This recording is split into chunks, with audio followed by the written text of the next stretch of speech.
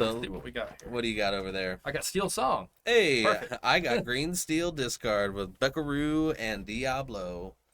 I knew we were going to see it, and I'm interested to see how Steel Song does against it, because it has the ability to, again, I'm assuming it's playing a whole new world. Yes. So if it's playing a whole new world, then it has the ability to recharge at any moment. So discard is way less threatening. So this is a super interesting list in the sense that we're going to see 4 Golden Harp.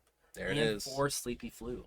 Ooh, He's and doing oh both. yeah, there you go. So he's that's really leaning into it. And just Yeah. real quick side note, that's going to be a crazy combination. Just adding in that new card from Shimmering Skies, the Allen Rooster. Yes. That whenever you play a Yes. song, you gain a lore. Yep. Oh, the Steel Song And is it going can to be be stacked so with good. blue. Yeah, I mean, 100%.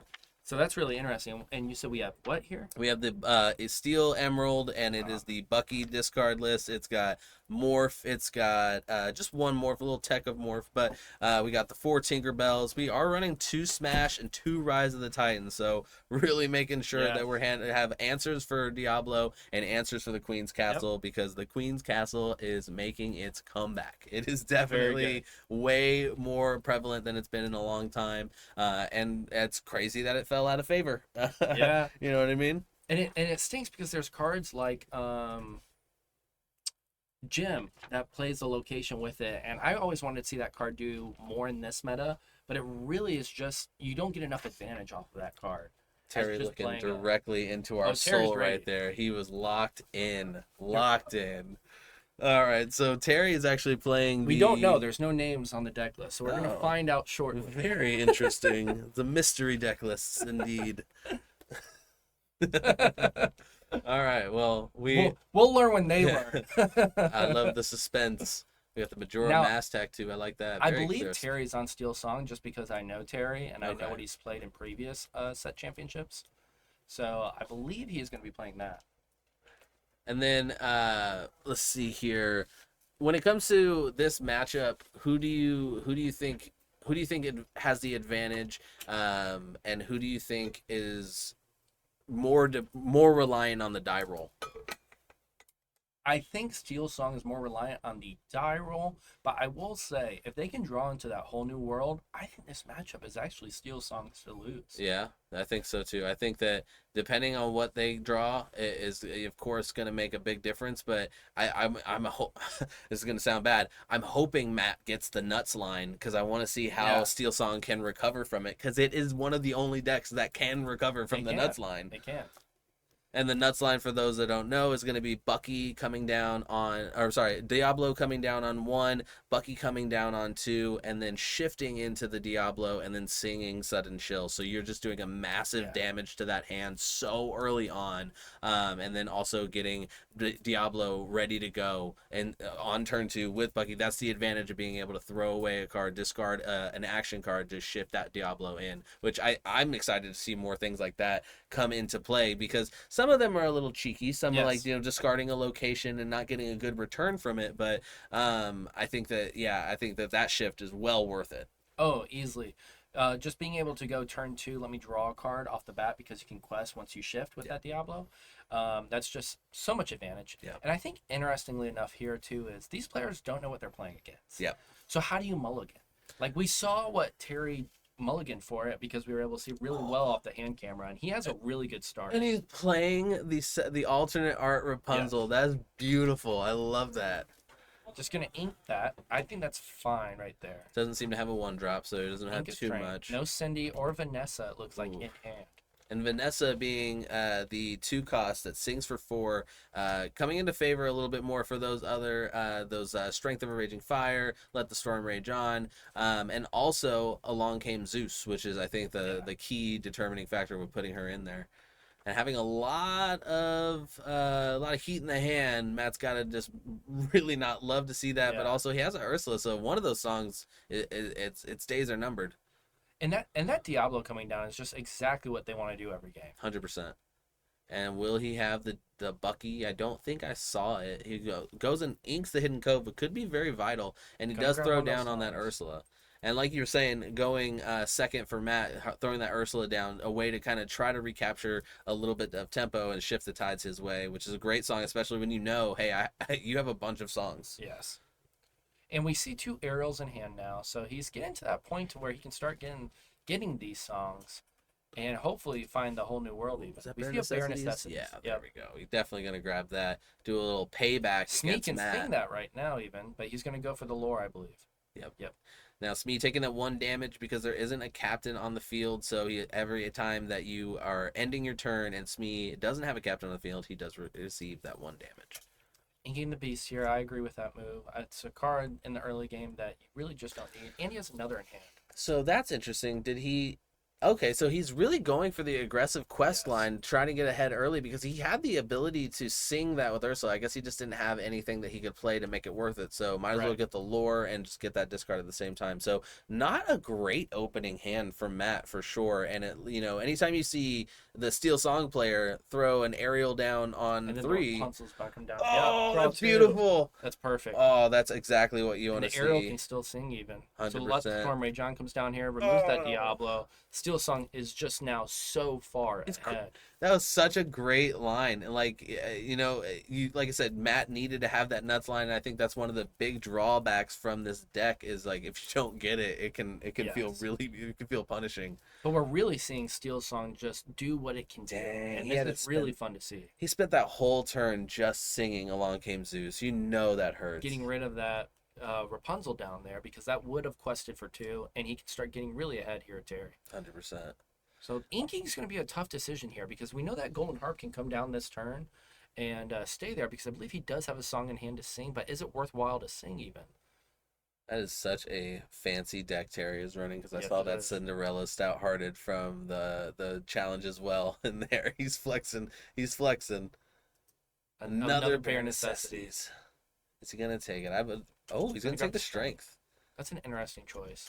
Maybe he remembers from last time the options for removal of the hand were very limited, so he doesn't want to risk it. But I think I would have taken the Bare Necessities. I think so too, just to push that advantage right now while my opponent really isn't doing much of anything.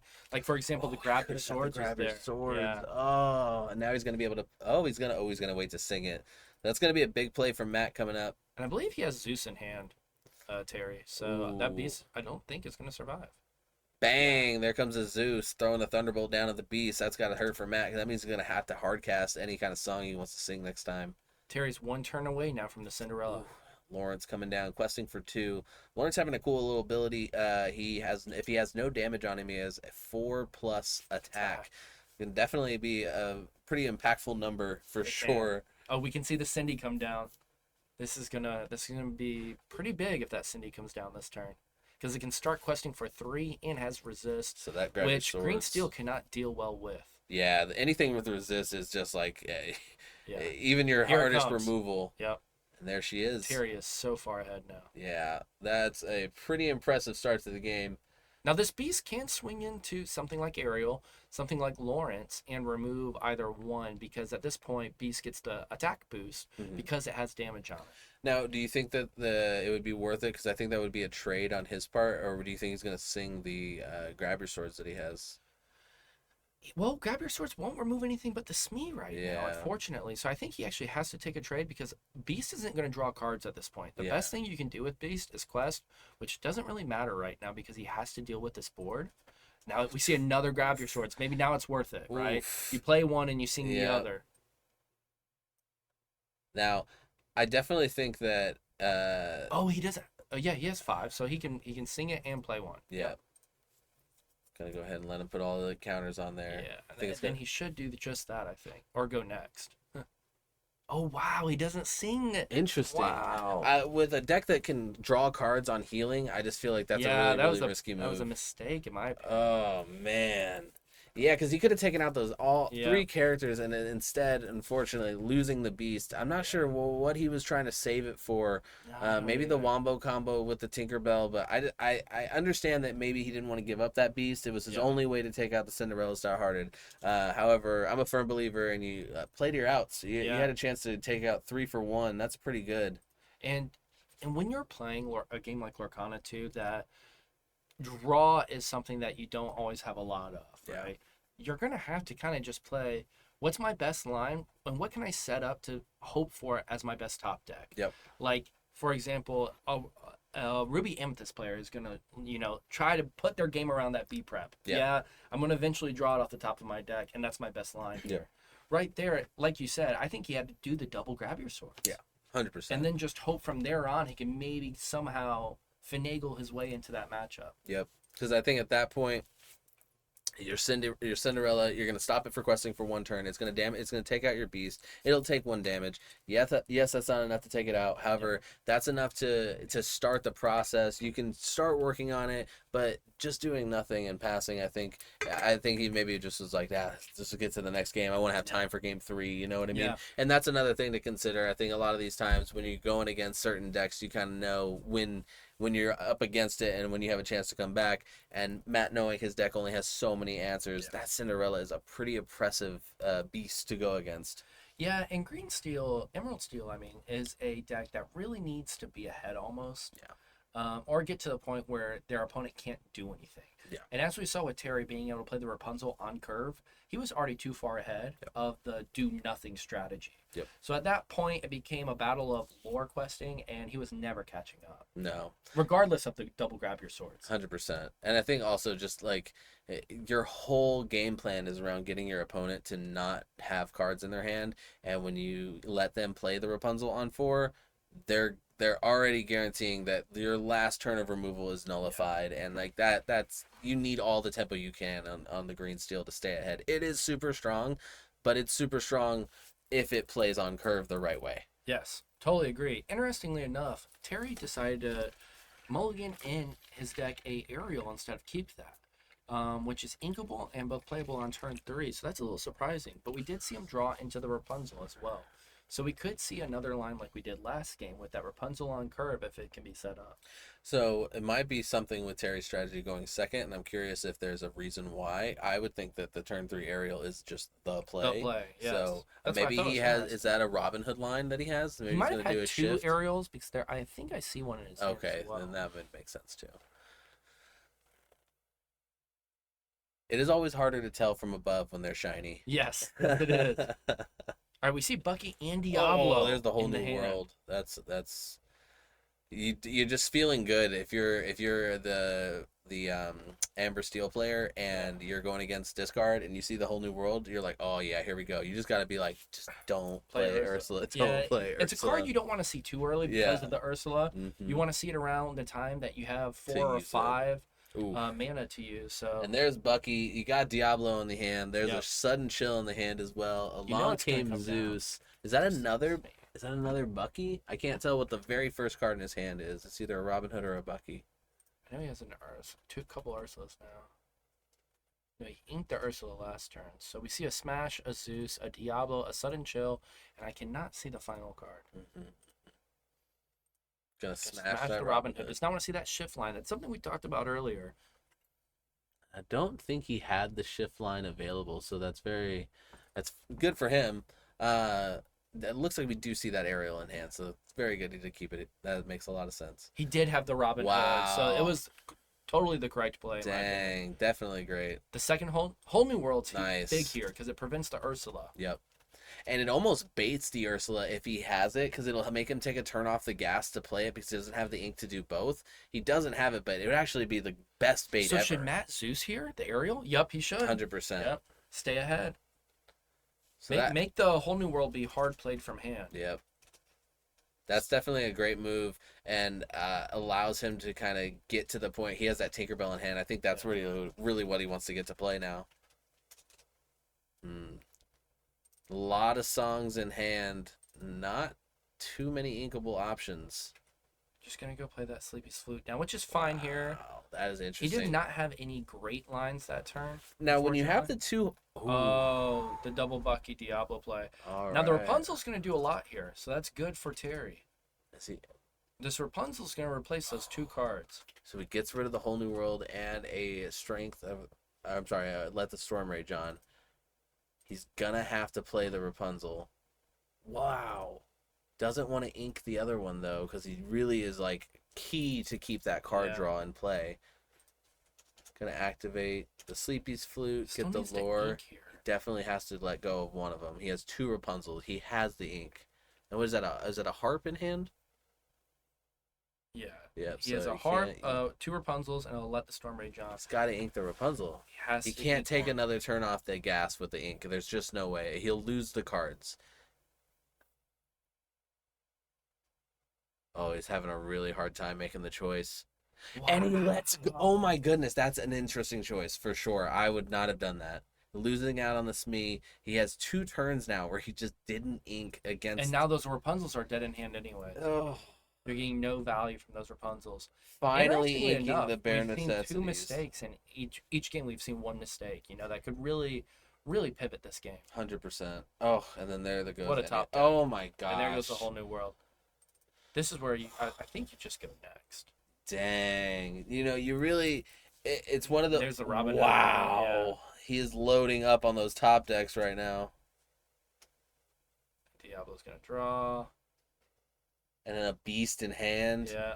Oh my goodness. Gonna sing, Let the Storm Rage On, get rid of that Rapunzel, just go next. Yep. Wow. What a strong play from Matt right there. I mean, commanding victory on the second round. And I think that it was just a little bit in turn to Terry making that misplay. I don't think that he should have waited. 2 things I'll say. I think Matt won the game when he smashed the Robin Hood. Yeah. It could not be shifted. That was such a huge play. For sure. Huge play.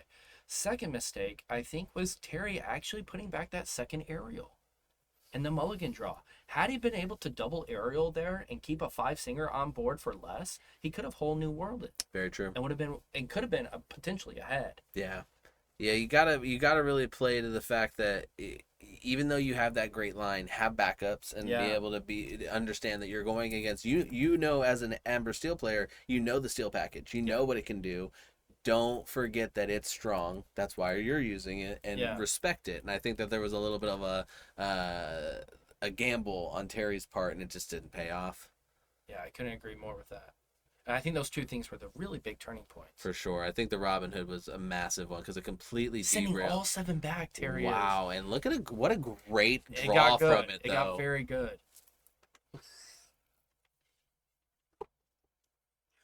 Yeah, I definitely think that the sending all 7 back, it's an interesting play because yes, you have the chance to do it, and yes, it could fix the problem, but you just let your opponent know that you didn't curate anything from your first one. Yeah. You're just taking a chance on the second one. It's like a little mini whole new world.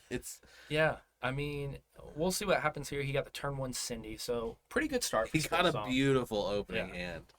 So he obviously knew what else was available and knew that there was a chance he could get it. But man, usually it doesn't work out that well. I'm a little surprised to see that the Cindy can get down. I guess the Robin Hood's going to come down next turn because I believe he does have the shift line in hand even. Interesting. So he's probably waiting to make sure that, it's not a turn. Let the Cinderella be the threat so that maybe they boom or something, smash something besides the Robin Hood. True. So right before the shift line, I think that makes sense.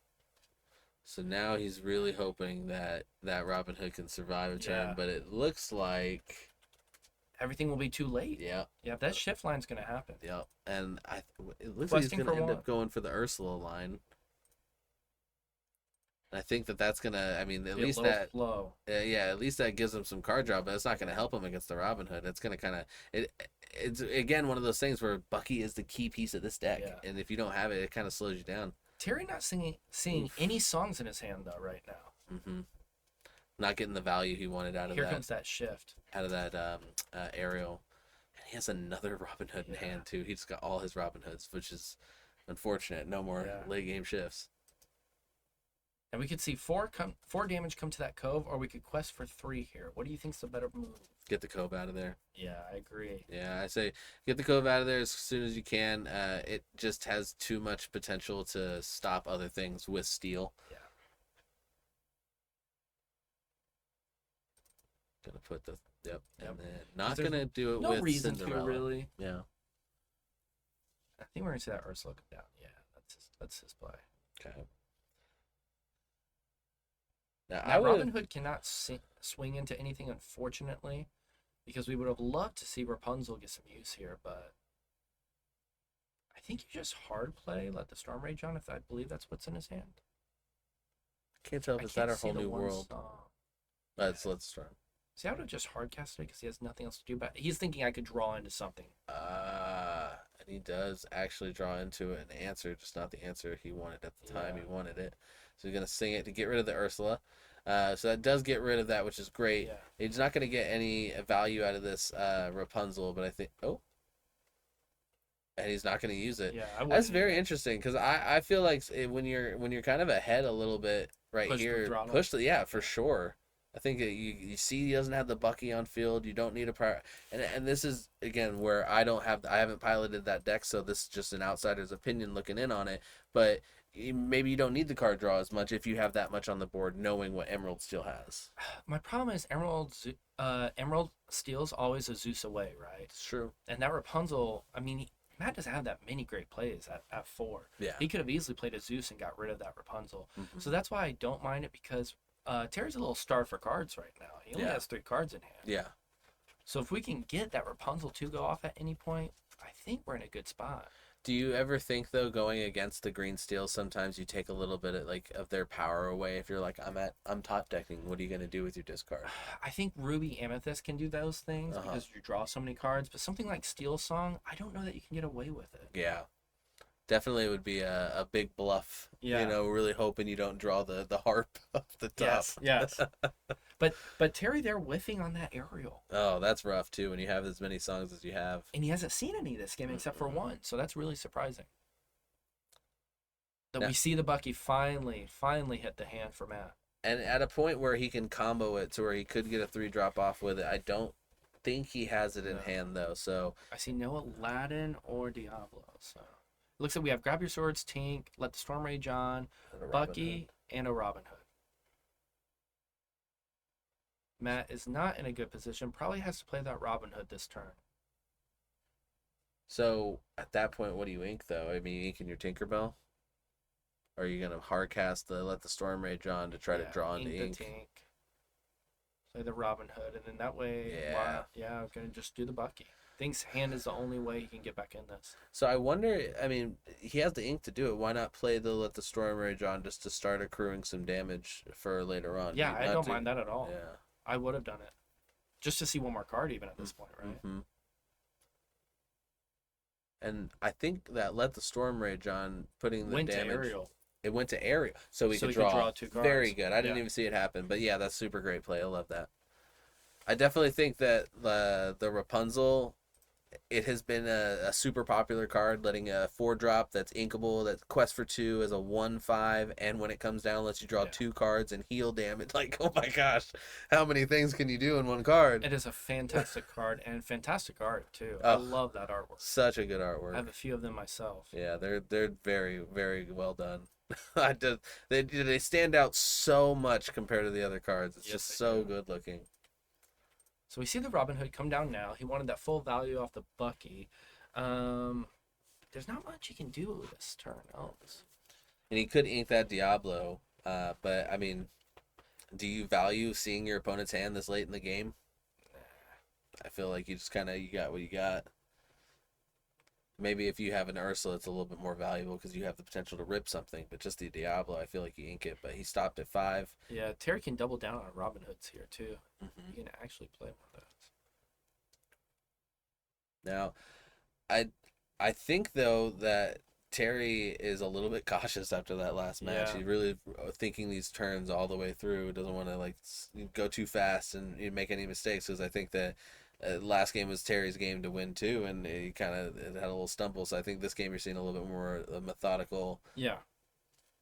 That tiny Cinderella being a lot more prevalent now with 5 ink, where you can start to shift the big Cinderella into her, not really willing to give her up. Got a great hand.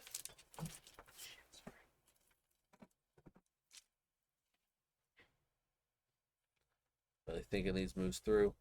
Yeah, I think we're just going to see that second Robin Hood. Yep, I think that's totally right. I don't think there's any reason to push harder than that right now.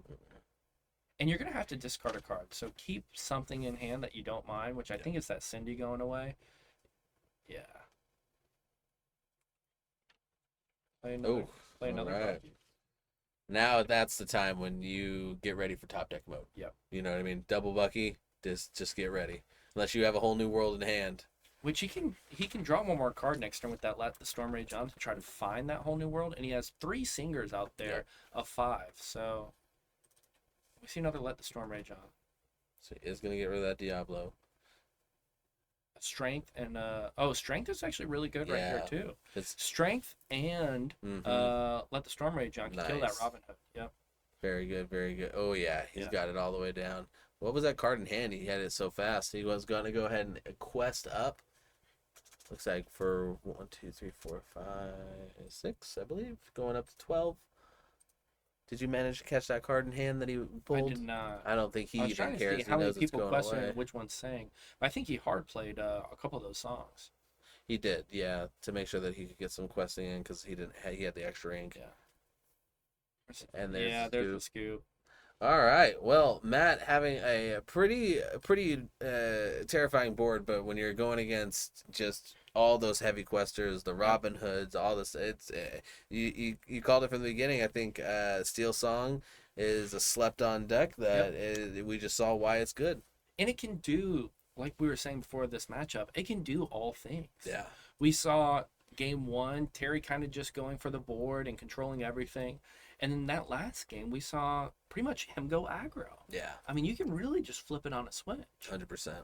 100%. I think that when it comes to versatility, the top dogs, Ruby Amethyst, Steel Song, they started out as the top 2, and they kind of like when it comes to just being consistent and versatile, they have it. They're so good with that. But I mean, it's always interesting to see how these decks that are so good kind of fall out of favor, and then people are like, "Oh yeah, remember how that was great?" Like, yeah, it's still great. Yeah, for sure. And that was a really good opening round to this tournament, just to get you a little slice of the meta as we're leaving this set 4 format. Yeah. So with Bucky being gone here in about 2 weeks. Oh, I'm just kidding. And not going forever. He's just changing. But yeah, no, I think that Bucky, is one of the. It's interesting being who would have thought that the squirrel was going to be the first card that Ravensburger was like, okay, we are bad.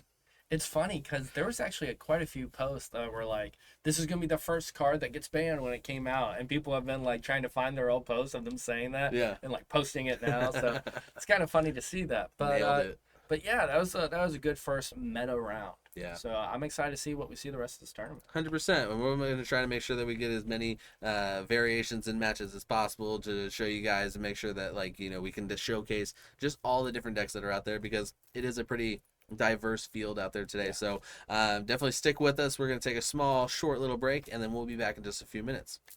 All right, welcome back. I am back again with Garrett. We are getting ready for our round 2 at the set champ here at Versus Games in Oviedo, Florida. Oviedo, Florida, if you are anywhere near the area, definitely make sure you come down here to Versus Games. Check out their local play. They have league day on Sundays starting around 12 o'clock, and it's a great vibe here. It's in a mall, so you have tons to do. The whole family can come down, do some shopping, hang out, play some games. Lots of lunch options. Oh, for sure. Yeah, they got a really good food court, that's for sure. So definitely come check it out. And then so for today on this round 2, it looks like we're going to be going into a Ruby Amethyst versus a Ruby Sapphire match, which are 2 very, very, very strong decks, both having that Ruby package, which is just very daunting to know you have to go against. As soon as you see 7-8 ink, you're like, oh no, there's a lot that can happen. And with Ruby Sapphire, they can get up to 7-8 ink very fast. And it's funny, we've seen Ruby Sapphire kind of fall out of favor in the format as it's gone on, whereas at Chicago is very, very prevalent. Mm-hmm. We didn't see it as prevalent at Fort Worth at the Lorcana Challenge. So it's interesting to see it here and playing against a very meta deck in Ruby Amethyst. Yeah, I think a reason why it might be falling out of favor a little bit is it has probably one of the most punishing times against green steel, and with that being so strong, it's hard to go against it, because if they start to discard that hand in the early game, your ramp slows down, your ability to do what you actually need to do in that deck is kind of deflated early on, and I think that because of that, some of those players are pivoting to either go into Steel Sapphire or into Ruby Amethyst to have more of a consistent line against that matchup. Yeah, I think Ruby Amethyst is actually really favored in this matchup. And I think it's also a reason why we saw Ruby Sapphire take kind of a back seat as far as the Ruby decks go. Yeah. Because I mean, you get the Queen's Castle, you get so many things that you can do with Ruby Amethyst that really just allow you to really push tempo in this matchup. Yeah. From the Flynn Rider on. Oof. Making the choice if he wants to keep that big Sisu or not. I would send that packet. 100%. I would not want to see that in my opening hand. I can't tell which ones he's mulliganing, which one. There we go. Okay, so he is getting rid of it. I was getting worried he was keeping that 3, and I was like, oh no. But no, that makes a lot of sense. That Sisu is a great card, but it's definitely one of those cards because it's uninkable. You don't want to have an uninkable in your hand in the beginning of this one at all. Especially like I'm a big fan of shuffling too. Oh yeah. Oh yeah. Hope there's no legendaries. Oh man, enchanted, right? Every time I see that, my soul cringes. Oh, he's so bendy with it. I definitely I know they're trading cards to play with, and they're playing cards too. But like the collector in me thinks of Pokemon cards and what I've done to them over the years. Like, oh man. But I think that both of these players, I know for a fact, are very seasoned card players, know their way around more than just this game. Yeah, and we've seen Lorcana grab so many players from other card games, myself included. It's a game that it has such a wide fan base. You know what I mean? Like it used to be like if you like Pokemon, it was almost like taboo to like Pokemon. But like with Disney, it's a lot more okay to like quote unquote to like Disney. So a lot more people are giving it a chance. Yeah, and it's just like myself coming from Pokemon and One Piece, I really just find Lorcana to be a lot of fun, and I love the atmosphere that's similar to Pokemon in that like this game's for anyone. Yeah, definitely a family-friendly game. And Patrick, being a Pokemon player himself, has been into a few different top 8 situations in Worlds, I believe, right? Yes, I believe he topped 8 at Worlds. So good to see another strong Pokemon player join this game. And we see the Bog and Broom come out. So this is the exact list, I believe, of the championship winner in Fort Worth for the Ruby Amethyst player, Patrick. And it's such a strong list that it doesn't surprise me that people are adopting it. I do think that it's always interesting when you see a list do well for somebody and then someone else pilots it and it has a struggle with it because it shows you that there's a lot of nuance to the deck. However, I think that the core of this deck has been the same for such a long time now that I think people are kind of understanding how the lines work in the Ruby Amethyst a little bit easier. Yeah, and I think it's interesting too that this is the matchup actually where you're going to miss some of the things they took out of this list to have a better green steel matchup. Yeah. Like you're going to miss Be King Undisputed in this matchup. You're going to miss the one of Lady Tremaine that some people like to play. Like this is the matchup where those cards are really good and why they found themselves into the deck in the first place. 100%. I think that the Ruby Sapphire player I think has a lot. I think both players honestly have a lot more tools at their disposal that they're just not using because it doesn't help them in the Emerald Steel matchup. And I think that it's interesting to see the massive changes that like Fishbone Quill. Yep. You know, people taking Fishbone Quill out entirely of certain Sapphire lists where it's like that's such a key card to that color. Yeah, and I see in the chat, Jackson, another insane One Piece player who got second at North American Nats, is also now moving over to Lorcana to play that game as well. Oh, fantastic. And shouting out the stream there. Yeah, Mark does a really good job on these streams and versus games. Oof, putting down that Fishbone Quill and a Vitalis Sphere for the Ruby Sapphire for John Lee. Patrick not having that Flynn Rider, which I'm sure he would have loved to have seen because I know he has the Queen's Castle. He has everything he needed. He was one piece shy. Yeah. So I think would you have tried to pop the broom to... At this point, I would, because what's the broom giving me outside of one extra lore? Yeah. Now, if he's trying to just aggro red-blue down, which I don't think is the move right now. Yeah. Especially seeing that Friends, right? 100%. Now, he has the Be Prepared in hand. He has everything that he needs in hand, and so... going against the Ruby Sapphire, luckily you don't have to worry about losing anything. They can't get rid of any of those things, so... Gonna go ahead and ink the Madame Snake, play the castle, I like such that. a great. I like that play. Yeah, I think Castle or Rabbit, right? On turn 4, both of them fantastic. I like Rabbit on turn 4 if the board's been developed, but with the state of the board that John's in right now, it's very tempting. However, John could play a Maui, and I think that the only reason that he felt comfortable playing that castle is because we saw John ink a Maui a turn before, thinking, he definitely doesn't have 2. Yep. Oof, And we're seeing that item board though. Yeah, we're really seeing Ruby Sapphire do what it really wants to do here.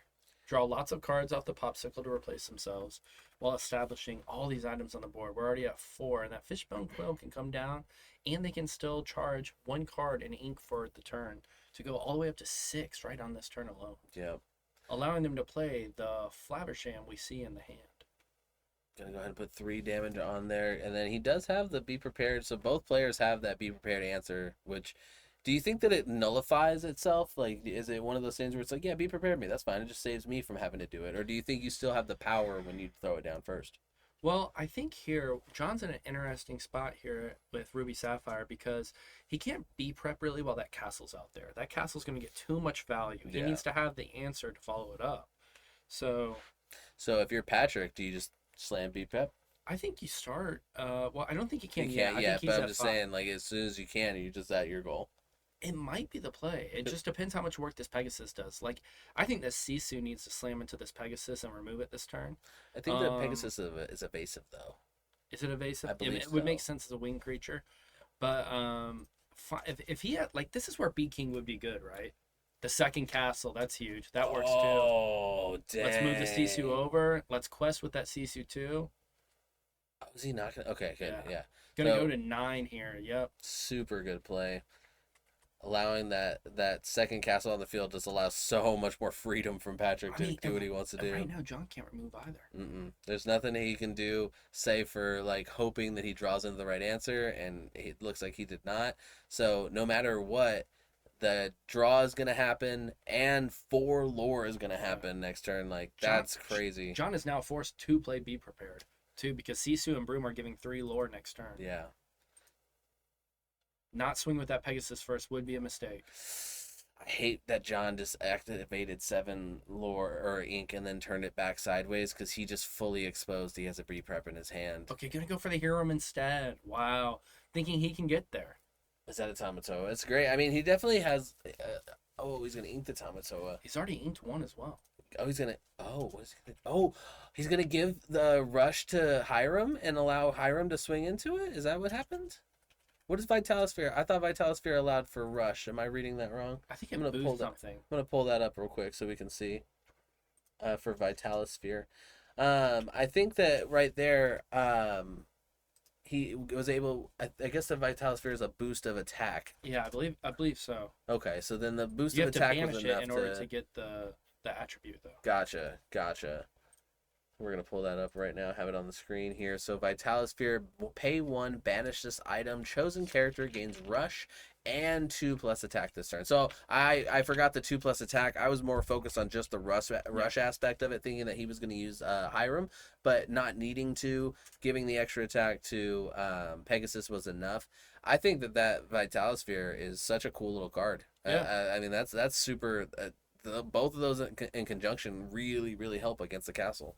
And super important, too, is that apparently in the chat they're saying we were looking at Vitalisphere when this happened, but he did not draw off the castle. Now, there's a ton of missed triggers happening in Lorcana, and I think that a lot of people got used to playing on Pixelborn and triggers happening for them automatically. And I think that in Fort Worth especially, I could not tell you how many missed Bucky or Diablo triggers I heard about, and people losing because of it. And I think that it is definitely important to pay attention to your triggers. I would put a counter on your deck and make sure you keep track of that. It's 2 Sisus on board is great for him. It's something we see a lot in other card games with simulators as well. And there's the frenemy. Now we know he has the B prep in hand though, so this could also be a little overextending. Do you think he's baiting the B prep? Because in a way, if he B preps this board, you still have the castle. It's still gaining you lore. You're already at 14. You just have a little bit more to push. and it stops any potential further card draw. It's almost like, unfortunately, I don't think he's baiting it. I just think he's kind of going for it because what else does he have? yeah, But I would have hung on to one Flynn or a Sisu at least, because at this point, John's only way to stay in this game is to be prep. And as the Ruby Amethyst player, you have to be aware of that has to come down regardless. yeah. Because I mean, yeah. We did get the Maui and a Brawl, so he does have a lot of answers. So now he actually just got some different options outside of the B prep. Yeah. Gonna go ahead and ink the Brawl, putting him at 9 ink. Yep, there we go. And then Maui's gonna come down. Oh, still playing the B prep. Okay, interesting.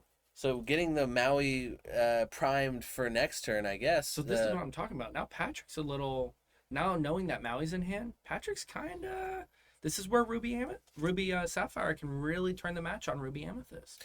I'll be surprised. I mean, we're kind of past that threshold right now, where we're like over 15 lore is a tough one. If he gets to 18, it's very, very scary. It's going to come down to goats though at this point. Mm-hmm. It could very well come down to a goat battle, because when you look at how much ink John has in the inkwell, he could play a Maui and a Medusa in the same turn. It looks like next turn.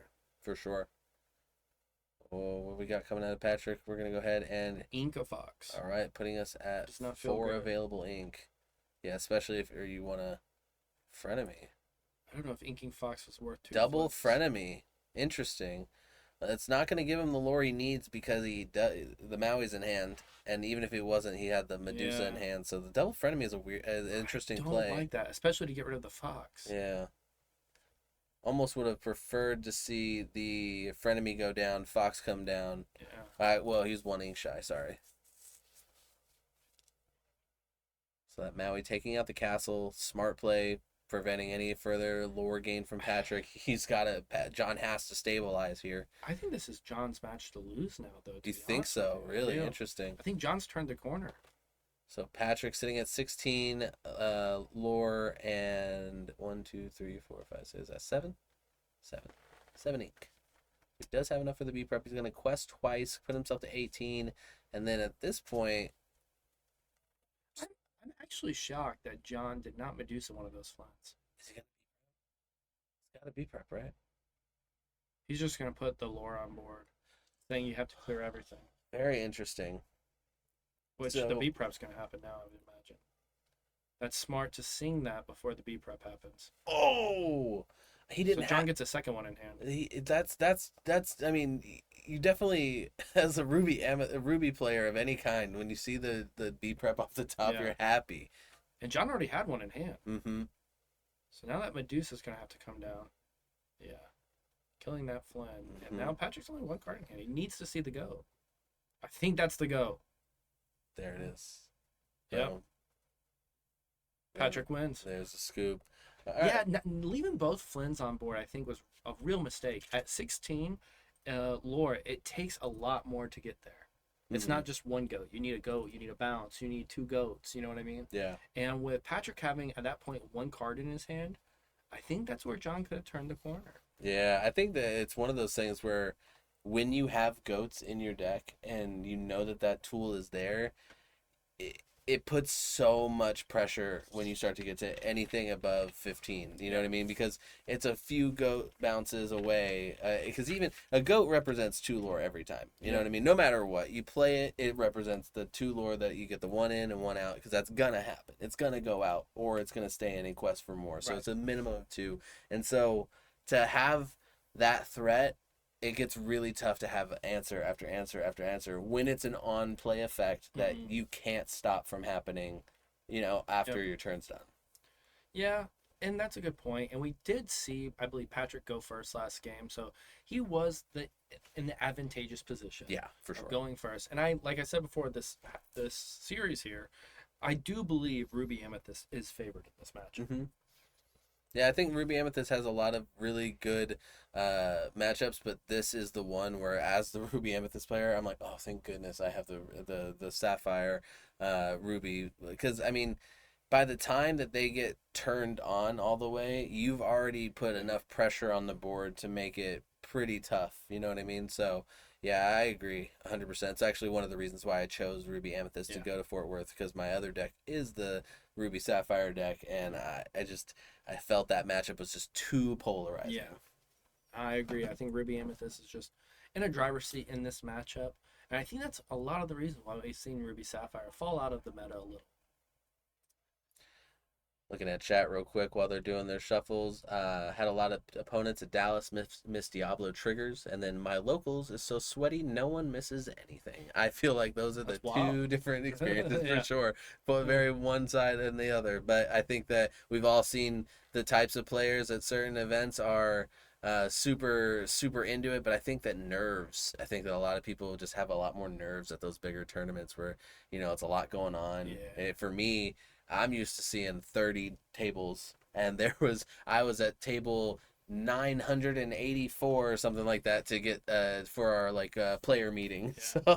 So many. And also in those tournaments, you gotta think you're playing 9 to 10 rounds. That wears on you. Definitely. That definitely wears on you. And the prize being so much higher, some of those cards being upwards of $15,000 and more. That's a lot of money. That's a lot to worry about. I mean, 20 years ago, it was a down payment on a house.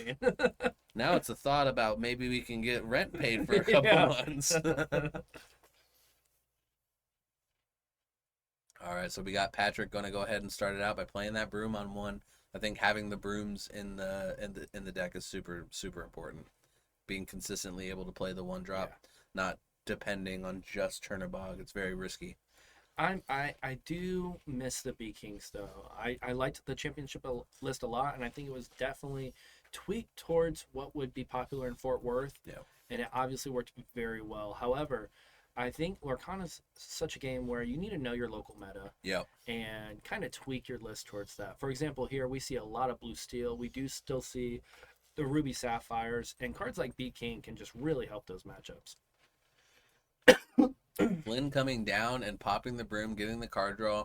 Are we big fans of popping the broom fast, or do we use that as bait? I think it depends on the matchup. Yeah. I think in this matchup, since he has the friends already, I don't think he needed to pop the broom. I think he could have just used it to just kind of do what he did last game and go aggro here on some lore and maybe even get that Pegasus to swing into it. Yeah. But it's hard to ever say drawing a card is wrong. 100%. I guess it always depends on what you draw. And playing that Maleficent, a lot of people will be able to sing Friends next turn. A lot of people putting her back in, which I think is definitely I don't love her. She is not my favorite card. I don't love the deck with her in it. However, I see the necessity of her as a card. And so I think she has to be there. See, I like that card a lot because when I don't have Rabbit, I can turn it into Rabbit, like a mini Rabbit. Yeah. And bounce it, draw, yeah. play it again, draw. And I think, any way you can get that draw game going into your late game, you're just setting yourself up so well as the Ruby Amethyst player. Agreed. A necessary evil. Yeah. There's something about the card. I feel like it just... And singing Friends is huge too. Like, it's probably your best card to sing Friends. It is definitely a great one for sure, especially in that deck list, definitely. Like, I think we're going to see it happen this turn. Grandma Tala coming down. And we're going to go ahead and pass it out now. They have 6 ink on John's side, so definitely get into the critical turn. And you could see quite a difference from 3 ink on Patrick's side to 6 on John's. Yeah, sing that Friends. Like we said, the best singer for Friends is that Maleficent right there. And then what's interesting, too, is Patrick actually has a Madamim Fox in hand, which would put the power level at 4 on the board, being the highest, which would activate that Flint. So he could bounce this Maleficent back to hand. Oh, he's going to decide not to do that. He does not want to turn on the Flint. Yeah, it's pretty interesting considering... Because B-Prep could come down next turn, too. Very true. But at this point... Oh, well, he did have an option for still having that 4, so that does make sense. We'll take that. Patrick. I like the play. That's definitely the better move there. Yeah, because now he has gains the extra lore, and if the B prep comes down, you still get something. You get a little bonus.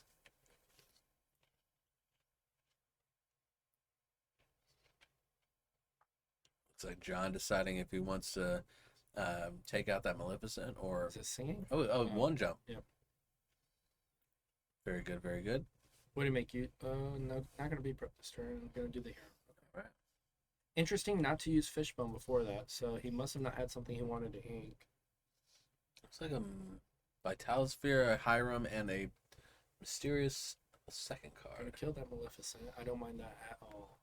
And we're going to see Flynn actually get it to pop off here. Yep, Flynn gets 3 lore Nice. for our Ruby Amethyst player here. So Patrick is now at 6 lore. Even if you can get Flynn to pop off once, it feels good. It feels very good, yes. Now, Patrick does have that big Sisu in hand. Some board states, that big Sisu is devastating. Against this board state, It is. it's a very expensive brawl. Yeah, he's just going to play Bro. Take out the one that matters, getting rid of that Hiram, stopping that card draw. To be honest, I might sing Friends here with Go. Force the double attack, or force the trade, I mean, from one of the other characters, probably the Pegasus, if I had to guess. But Because at this point, I just want to be ahead, I think. He doesn't have Hiram right now. He has 1 card in hand, so what are his outs? It's a B prep. So how do I, play around that to the best of my ability? Definitely in the tank here. There's definitely a couple ways he could go. 100%. Does he, say that Flynn Rider's the most important, or does he just play a rabbit? He might have a rabbit. He does. Oh, he does. That's, I mean, I I'm think playing rabbit that. might. Yeah. Oh, he brawled, so he can't play the rabbit. He only has 1 ink left. Because he's figuring out what he wants to ink. And any reason why you would want to save that goat and not use him? I guess just to get Flynn off, right? That'd be your only reason and not turn him sideways. So he's just going to go and quest for it to go to 7. I don't think that's wrong. Oh. Bounce it. That's great. Go to 8. However, Flynn is turned off. I think that's a smart choice because it allows you to kind of control the lore gain a little bit. However, knowing that you have the rabbit in wait, I'd almost want to save that snake to bounce the rabbit, especially because next turn you'd be able to do, let's see, 1 for both. Yeah, I think that choosing who to bounce is a super. It's part of what taking or getting the reps in on that deck is what you're trying to figure out. For sure. You know what I mean? When and why and how the bouncing happens is gonna make or break the game. And it's tough to say it was a wrong move when he could have been playing around the B prep. Yeah. Knowing that if I bounce this goat now and then play it again, that's an additional 2 lore. So by saving the go, I'm getting an extra lore out of it all in exchange. And if it quests once, so on. So it's hard to say it's wrong, but it's a decision point for sure. Definitely, 100%. I think one of the things that I love seeing from these competitions and being able to commentate them is to see what lines players take, and especially when they're playing a deck that I have and use, I can kind of figure out new ways to play it that maybe I wouldn't play it. Like, I like Rabbit here because we know we, as the Ruby Amethyst player, will be playing that Be Prepared in our hand next turn. Mm-hmm. This board has gotten too wide, and we can't let it accrue any more value. I think we're waiting. If I'm honest, it feels like Patrick's waiting for the real threat. So I feel like right now, you're questing for 4 total. You don't have, like, big threats on the board, and B prep it's a big card, you know what I mean? I'd almost want to see, because at that ink level, Tamatoa is waiting in the mists. So I'm curious to see what he does here. I think you gotta just deal with Hiram anyways. So since you don't have the brawl, I don't want to see my opponent like top deck a item card and just be able to keep drawing cards. I don't want them to have the opportunity to get to that Tamatoa. Like, I think this is right. I think you just kind of quest out. If he wants to swing into this, maybe that opens up new lines. Yeah, I don't mind that. Okay. Because he played the rabbit this turn. He only had 2 mana up left. 2 ink. That's interesting. So I think that like you said, he's going to top deck that item, be able to draw more. Yep. I think that he's hedging his bets that didn't happen and just kind of unfortunately did. And that's why I think this Be Prepared is going to have to come down next turn. You're going to draw a card off that Be Prepared. Yeah, I mean, and we're getting way too wide now. It's getting out of hand. That Be Prep has to come down now. And I don't think John minds. I think he'd rather get it out now. While, like you said, there is not a Tamatoa out there or something. Do you think that he turned those 2 sideways to bait that attack because now the board's less, insane? Now he can think about the Be Prep. Yeah, a little bit more choice. Less of a threat as it was. But like I said, we need to see that Hiram leave the board. If that Hiram stays, it's going to just accrue too much value. Yeah. Eat the to Maui, putting him at roughly 10 ink, it looks like. Yeah, he's got enough to make some big plays. Gonna go ahead and sing Friends with the Rabbit, getting a lot of card draw, sitting at close to, I mean, I want to say probably like 7 to 8 cards in hand.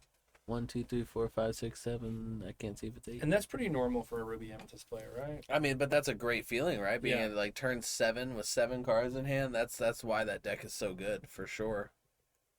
I think he's deciding what to do. I think he's gonna be prep. All right. Because he has 2 in hand at this point. Yep. I think he can get away with it. Make some decisions on what to ink. Gonna take out that frenemy, put him in the inkwell, and be prep. Yep. I don't mind that at all. No, I think that's for sure a great play, especially when you have a second one, right? You gotta start using them. All right, gonna go ahead and pass it over with, looks like Chernobygs. He's got still has that big Snake, Sisu, be prep. I should have a goat that we know about. Ooh, Tamatoa coming down with the popsicle. Popsicle coming down to draw the card, and then another popsicle coming out the top. That's a pretty good one. So see, I actually don't like the Tamatoa play there. I would have got my Lucky Dime down first, because I also know that, you know, Red Ruby Amethyst has no way of dealing with the Lucky Dime. Yeah. Like, see, he got nothing out of Tamatoa. Yeah. Where if he played the Lucky Dime first, he would have at least been able to Lucky Dime for 3 lore, and that would have just been something at least. 100%. Sometimes you gotta, the hardest part about the Ruby Sapphire deck, playing it and piling in it, is knowing when to take that turn off to play the dime, to set yourself up, especially against, when you're going against steel, it's a little bit more threatening because they can get rid of it with certain things, but when you're going against Ruby Amethyst, yeah, the sooner that dime gets online, the better, for sure. Yeah. And I do think that was a small mistake there on John's part. Yeah. Trying to, I guess after the B prep come down, feeling like, oh, well, he just doesn't have another one. I'm good. He can't Medusa this away, but that you never assume they don't have it. Yeah. One jump. Gotta throw it I will down. say John is very much in this game, though. Oh, yeah. Definitely not out of it by any stretch of the imagination. He just has, he had possibly cleaner, smoother lines he could have taken, for sure. But tons of ink in that inkwell right now. Trying to organize it as best he can. You see 2 goats in hand, too, and I love that. Oof. Yeah, it looks like he'll be able to play both of them if he wanted to. He most certainly could. But he could also play a rabbit, which I believe he has. I think he's debating the double goat move. I might keep a goat just to bounce in the future and play the rabbit right now. I see a fox, Sisu, goat, and rabbit. I believe is what's in there. He's going to pop the draw. I think what he wants is something to bounce better. He does have the fox, but I think he's looking for the snake, it seems like. Just going to go bounce the goat right now. Yeah. I don't mind that. I think it's good. I think you lose a little bit of that shock factor from the rush from the Madam Mim, but I mean, when you're this far ahead. Yep. Yeah, and that way he keeps 2 goats in hand, right? Yeah. And he can play at any point. Yeah. And if he knows if he can get to 18 lore, he's won the game. If he can get to 16, really, he's won the game. 100%.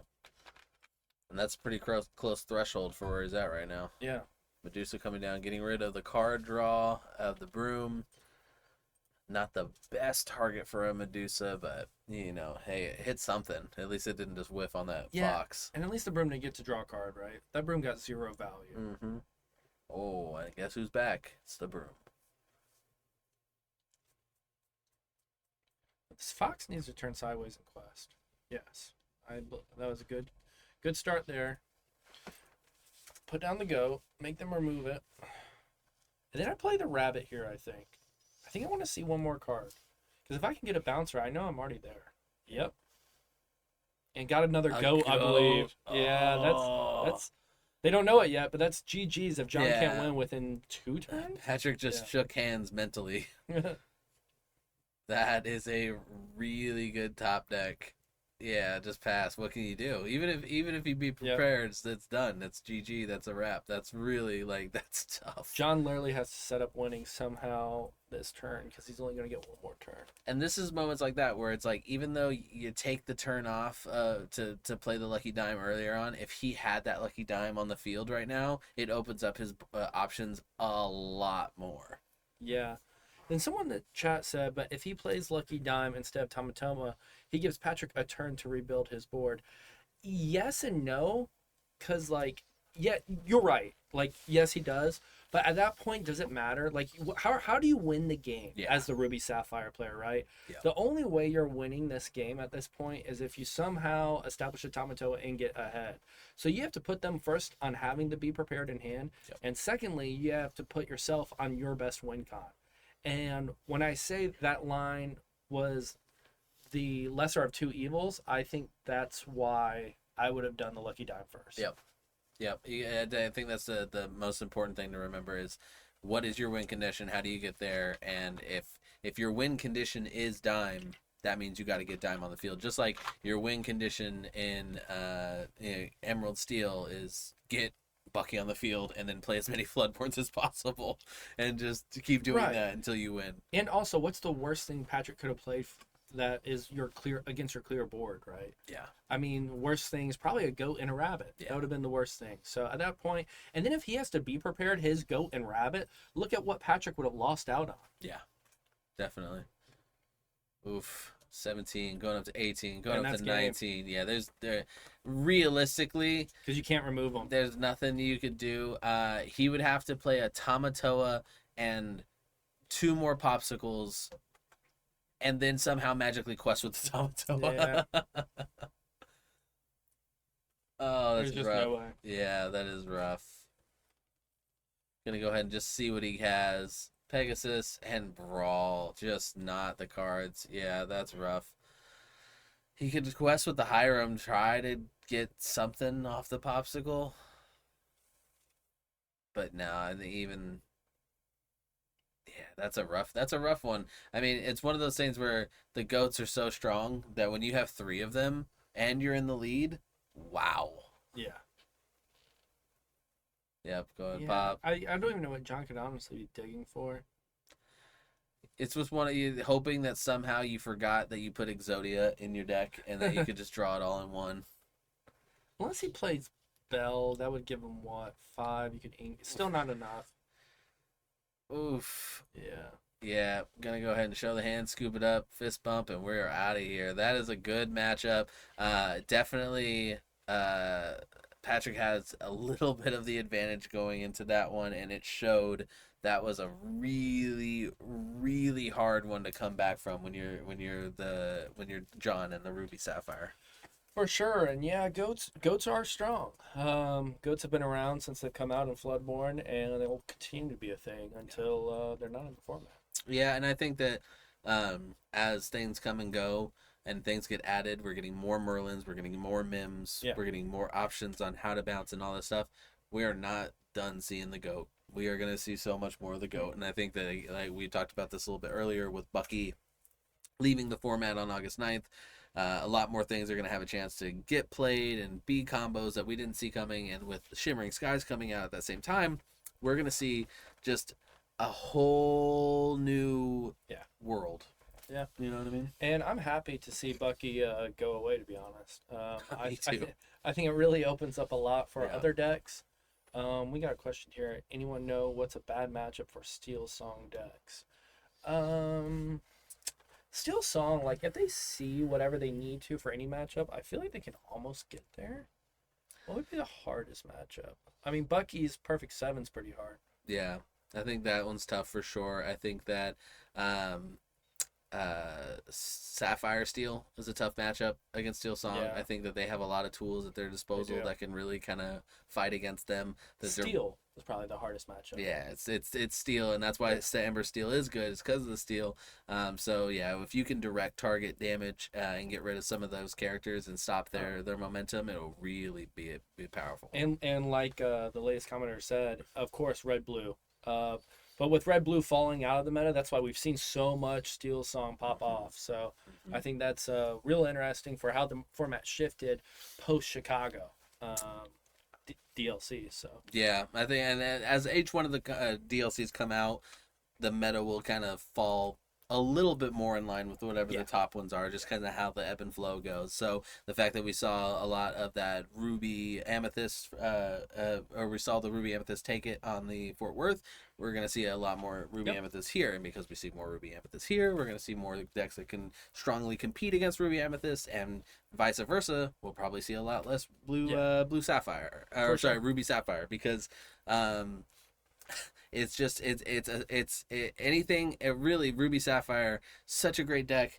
But if you can get them in the first 4 turns and have an advantage on them in the first 4 turns, that's their weak spot, and it's a very strong Achilles heel. Yeah, and it's just one of those things where like Ruby Sapphire was really popular at the jump because it supposedly could do well into Bucky. Yeah.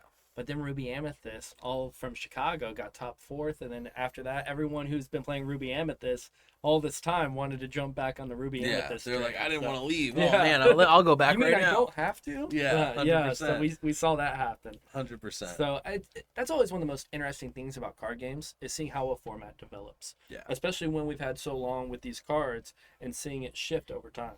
Yeah, and surprising that we see certain cards fall out of favor. That just seems like Arthur. You know what I mean? Being able to quest, bounce a character, gain 2 lore, all this stuff. I'm so surprised we don't see him as much, but it's because we have more and more, I think, removal options for those kinds of cards, where even though if you play it, it forces that removal out of your opponent. I think that there's still a ton of combinations of ink that people can use and be super duper effective. No, I mean, that's a great point, and we've seen those cards shift even in this meta, like Prince John's coming into the green steel deck, where people are taking out the Jafar. It's like, it's interesting to see certain things shift around for sure, and that's one of the joys, I think, of playing card games. Yeah. And seeing a format like this get developed over time. Yeah, 100%. And I think that keeps it healthy, keeps it growing. If it was just every time a set came out, it's just like, well, it's Ruby Amethyst, and that's what we're going to play because it's just those 2 colors are great together. Yeah. Like, it's good that there is a healthy mix of different decks. And of course, the theming of the certain decks of certain, like, oh, well, these are all pirates, or these are all Mickey cards, or stuff like that. That allows, I think that those kinds of decks, please, if you make those decks and you use those decks, keep using those decks. Don't stop using them to be on the meta, or use the one that's the most powerful, or whatever it is, because those decks keep the game fun, and it keeps it exciting and interesting. And I think that the more people playing the off meta or rogue decks, I think are going to be the ones that show different sides of the game that we just wouldn't see. You know what I mean? Well, you just never know when you'll stumble onto something too. Yeah. I mean, that becomes truly off meta to competitive. Yeah. We've seen at all these challenges, there's always been one deck that's just popped up that wasn't really played before, you know, and someone stumbled onto that, found those cards, found the right list, found the right 60 to make that happen. Yeah. And that only happens by play testing and playing some different things. Yep. And definitely making it a little bit harder with Pixelborn being gone, so you have to actually get out there and play the game, and that's what's super important, is to find a place that you feel comfortable that you can go play. And, like Versus Games. That's a great what? That's where we're at. That's such a crazy coincidence. But just since you brought it up, if you happen to want to come down and you're in the Orlando area, Oviedo, Florida, you can come on down on Sundays and do the league day. Get yourself a pack, get yourself some promos, earn some pins. If you have not come down because you're afraid of, if everyone's gonna be, very scary and intimidating, they're not. It's very open and welcoming crowd. If you don't have any cards, and I'm sure you're gonna find people that'll be more than willing to let you borrow a starter deck, figure out how to play, teach you the game. So definitely come on down. We'd love to have you. But right now, we're going to take a small little break, and then we'll be back as we get ready for round number 3 of the set championship. See you guys soon. All right, welcome back, and thank you very much for joining us yet again at the Set 4 Championship here at Versus Games. All right, Garrett, round 3 coming up. Yes, sir. What are we thinking? How are we feeling on those first 2 games? I like that we got to see so much meta so far. Mm-hmm. Very much of what this format is what we've seen.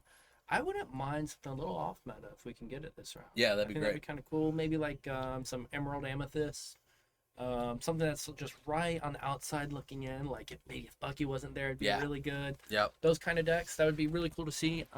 Wouldn't mind seeing a lemon lime like we saw in Fort Worth. That's what I was just thinking. Yeah, lemon lime would be pretty cool to see. And speak on the chat earlier, thoughts on Ruby Steel shaking up the Ruby Amethyst meta. We talked a little bit about it as we were walking away, and I think that one of the things that we were talking about was the fact that it seems to be the lack of card draw is what slows down the Ruby Steel. I mean, kind of almost being solely dependent on the whole new world and playing the whole new world, which can be problematic to play in against certain decks. You definitely don't want to refuel a Ruby Sapphire deck and let them go all the way again. So it can be strong, but I do think it needs a little bit more help on the card draw side of things. And I also think in a Bucky-less meta, cards like a whole new world are as good as they were. Mm-hmm. Like we saw people start to not play a whole new world at the beginning of the format for a reason, even, you know? Yeah. And then they were like, oh, my best way around Bucky is to actually just give myself a new 7. 100%. So I think it just depends on however the meta ever shifts. Yeah. But you need a clear draw engine, or you just need to be aggro. Yeah. There's no in between. I mean, right now in this game, without bigger card pools, I think by the time you get to like set 7 or set 8, and every color might have some draw cards and a draw engine, we can do whatever. I think color combinations could be whatever they possibly could be. But right now, if you can't provide a draw engine, you have to be like, how do I aggressively just go and win this game real quick? Yep. Like a Mufasa deck almost, but they still even have Rapunzel. Like you have to find a way to kind of get those draw cards out. And I think that like it only takes one card. I mean, Hiram is the draw engine for Sapphire. You know what I mean? Totally. Like he is the main ingredient. So they just need to have a little bit more versatility in the colors when it comes to that. But I think that you're right. I think as we start out, I think these first 6 sets are specifically designed to establish certain things that each ink seems to like to do. And then as we get past this, we might see those inks start to kind of like cross into each other and blend a little bit. Because, I mean, we were talking about this too. Unlike Pokemon, where you can just play any color combinations, anything you want to do, you can put any 60 cards you want in a deck. Yeah. We're limited to 2 colors here. Yeah. You know? And as long as that's the case, and I think it's very healthy and very good that it is the case, you know, it makes deck building really interesting. Definitely. And, but with that said, I think there are still some colors just dying for some draw cards. 100%. You know, and they need that engine. And I think once we do get there, you can really just start to play around with things. Yeah. And it's going to open up deck building a lot. Like, I consider Lorcana very much a deck building game. Yeah. Like, that is very much a skill expression part of the game. Yeah. You know, I come from One Piece. Deck expression is not really much of a thing in One Piece. Like, almost everyone has the same 60 that's playing that deck, that leader, yada, yada, maybe 1 to 3 cards off tops. Got it. So the skill expression really is like who can like take advantage at the right moment and find their advantages. Gotcha. In Lorcana, it's like I can find my advantage when I sit down because my 60 is just the right 60 for that day. Yeah. And we've seen it happen 100%. with these DLCs. 100%. What cards you draw into, what matches you go against, you know, opponents you go against. If you play one, if I would have played, I was on the fence about playing Emerald Steel constantly on the fence, and then finally decide I'm gonna go Ruby Amethyst. And if I would have stuck with Ruby Emerald Steel, you know, assuming I had all the same matchups with my deck being the only difference, I would have lost most of my matchups, I think, because I was going against stuff that really favored going into Green Steel and was specifically designed to battle Green Steel. And I think let's rolling the dice and hoping for the best, but it's also being able to kind of judge the meta of your area. It's harder on these challenges when the pool is so much greater and people are coming in from all over. You definitely go for more of what the overall meta is, but then you just hope you run into it. Well, yeah, and it's an interesting point too with deck choice and, you know, what cards to run, because, for example, right now Brawl is a 4 of in Ruby Amethyst. A lot of that has to do with Green Steel. Yeah. I need to take out that Diablo. I need to have the answers. I can get rid of the Ursula that can double scene. Yep. There's a lot of reason to play 4 Brawl right now. Yeah. That can change at any moment, you know? For sure. That's one of those cards that can just switch. Yeah. So we can take a look here at what we got, though. Looks like we got a Green Steel on this side of things. And another Ruby Amethyst. So we have Drac. Is it Drac? Drake? Drac? Drac. Drake. Drac.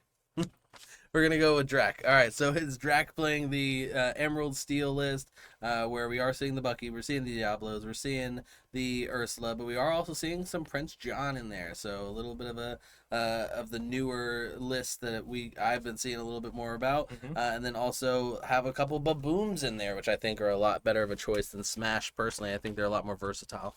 Yeah, I like baboon a lot right now. Just because it gives you that perfect response in the mirror match. Yeah.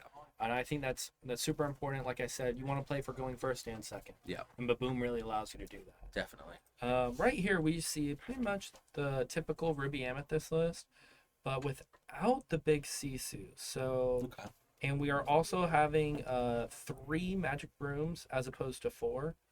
And another interesting choice here is the 2 Yzmas. Yeah. So that's where you can shuffle a card into your opponent's deck, any character on board, and that player gets to draw 2 cards. Yeah. So you can use it for yourself, get rid of a broom and draw 2 cards. Yep. Or however you want to do it. Or a goat if you need one lore. Like it's also that let me get this goat off the board and win now card too. Yep. Can always be that. And drawing 2 cards is always good. Yeah, I think any card that draws cards, super important. Any card that has the ability to be versatile and draw you cards, draw your opponent cards, get rid of a threat, activate more triggers, whatever it is. I think that's also super, super, super important. What are the 3 cards right there? They're picking how to choose who goes first and second. It's a rock, paper, scissors thing. Interesting. Yeah. I've never seen that before. This also, is the fact that he's able to shuffle 3 cards that fast is impressive. I would stumble over 3 like that. All right, and boom. Boom. All right. Rock, paper, scissors, flip. Oh, and I don't know what that means. I don't know what beats what. I don't either. I just always tell him I'd rather just do dice. Yeah, I had one earlier this last weekend where he was like, "You want to do dice?" I was like, "Sure." And then he rolled 5 dice, and half of them were negatives, and I was just like, "Oh man, I didn't agree to do math." Yeah. All right, let's see. We got Drac, like Dracula, but cuter. Good for you, Drac. Also, I think it's interesting that we're seeing people move away from Beat King Undisputed. Like how we were talking earlier that, Brawl in the future could maybe not be a 4 of. We're already seeing cards like Beat King Undisputed being, disputed, actually. Yeah. Like, should I play this card? Should I not? It's an interesting one because it's Lady Tremaine on a playable song that can be sung by Medusa. It almost turns your Medusa into a twofer. You know what I mean? And the rabbit, of course, being able to sing it is huge. I think it's a pretty good card. I just think that there's so... I think a lot of Ruby Amethyst is focused on cutting down that the uninkable count. Because I think the uninkable count for a lot of these Ruby decks is getting aggressively high. Yeah. No, it definitely is. I still like the B-King. Maybe at a 2, not the 3 we used to see it played at. And I still really like Lady Tremaine. I think getting that body down and that effect... it's just super strong. I really think it's a good one-up right now in this meta. Yeah, I can definitely see that. I think Lady Tremaine is. I mean, the fact that it quests for 2 is great. I think the thing that stops it a little bit for me is that it could be taken out by Medusa. Yeah, that is the out. Interesting here too. We see Drac not play the Diablo and ult for the Robin Hood instead. Yeah, not. I think knowing your opponent's hand is super duper duper important, but he clearly has, I would assume, a Bucky and then a shift target for that Robin Hood. So wanting just to get it online, and that you gotta make that that play when you can. I think a lot of green steel players stay with the 1, 2, 3 staying on curve. I have, however, seen when you mix that up a little bit and you kind of like go off the curve by 1 or 2, it can still be super duper strong and also almost get into your opponent's head a little bit, making them think they're safer than they are. You can definitely navigate it. Yeah. Inking the Baboom here to probably play that Bucky down. Yeah, there it is. 1, 2, Buckaroo coming down, and I cannot stress this enough. I don't like Bucky. Yeah. Not many do. I tell you, whenever he comes down, I'm like, little squirrel, why? And it's funny because I haven't liked him since the moment I saw him when he came out. I always seemed to run into the squirrel. I think here Taurus should probably play that bog, use broom, quest with broom first, blow up the broom, and then blow up the bog next turn because we know it's coming here. Yeah. I think inking the Flynn is totally the right move. 100%. We're not trying to aggro down. Not questing with the broom first was a mistake there. I think he's not even going to use the trigger because of it. Yeah. That is unfortunate.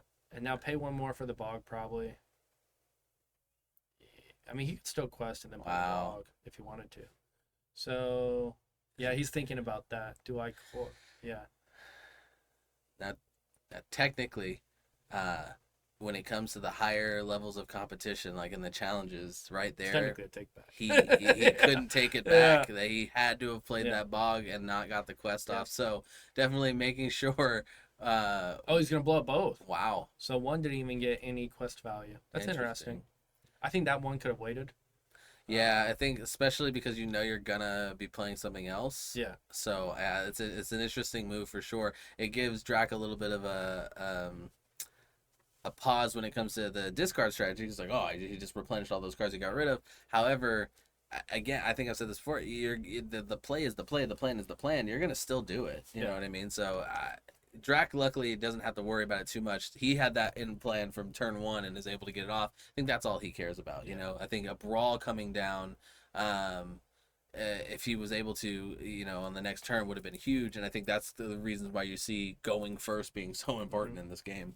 And interesting to note, there is still no Diablo in Drac's hand, so cards might be hard to come by, Diablo being one of the main card draws for the Emerald Steel deck. You definitely want to have him online as soon as possible. Whenever he is exerted and your opponent draws a card, you draw a card. So pretty great, especially against Ruby Amethyst, who does want to be drawing cards. If you can get that Diablo online fast enough, it stops them from being able to do what they want to do, because otherwise they're just doing it for you for free, and like that's so much value. I had a match to go like that where I ended up giving the guy probably like 5-6 cards because I just couldn't help it. I had to dig myself. And that can happen. Yeah. I mean, right here though, interesting ink decision. I think you can get away with inking a castle here because he has 2 in hand and playing down that Sisu, because you kind of want to have a threat on board that's big, and Sisu has 4 defense. If they want to waste a Zeus, that's a card out of hand plus an ink next turn. That's 2 cards you're getting out of your opponent's hand to get rid of that threat of the Sisu.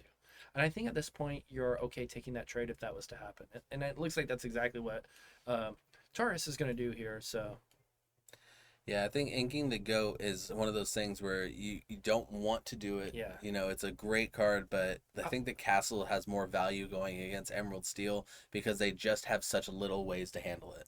Yeah, and I think the reason why he did that is he's okay with discarding a castle as well if a Floodborn comes down this turn. Yeah. And we do not see the Floodborn come down. Double castle. Yeah.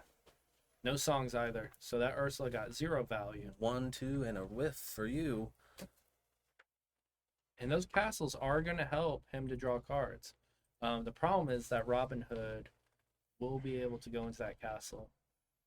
Yeah, you definitely don't want to play those right now until that Robin Hood's off the field for sure. But after a beat prep, those cards become increasingly strong. Definitely. And if he's able Diablo sees the hand, nothing there. If he's able to keep them for long enough to get to that beat prep stage and then have the castles, that's huge. That's TCU for you. Dang. Strength of a Raging Fire. That Diablo only coming down to give him that 1 extra strength that he needed. Strength of a Raging Fire being a song that when you play it, you deal 1 damage for every character you have in play to an opposing character. Questing Bucky here is interesting because if Tars had a bog, he could have bounced it and then played a fox, and the fox could have killed the Bucky. And he looks like he already did his draw, so he wasn't able to draw into that, which would have been just a beautiful top deck. And another reason why maybe getting rid of the broom so early on might not have been the best play. Yeah. We see the rabbit come down, which is always good. Yeah. Getting rid of one of those castles, setting up next turn, probably to play... Oh, we did draw the bog at the last second, too. Unfortunate. He's 1 card off. So Drac now sees another Bucky and a Let the Storm Rage On in his hand. If you don't have the next Floodborn in play, I think it's still the play to play the Bucky, put the damage, draw the card, see if you can draw into the Floodborn, because the threat of 2 Buckies is massive. It is, but at this point, what Taurus is 3 turns away from B prep. you can get cards out of his hand.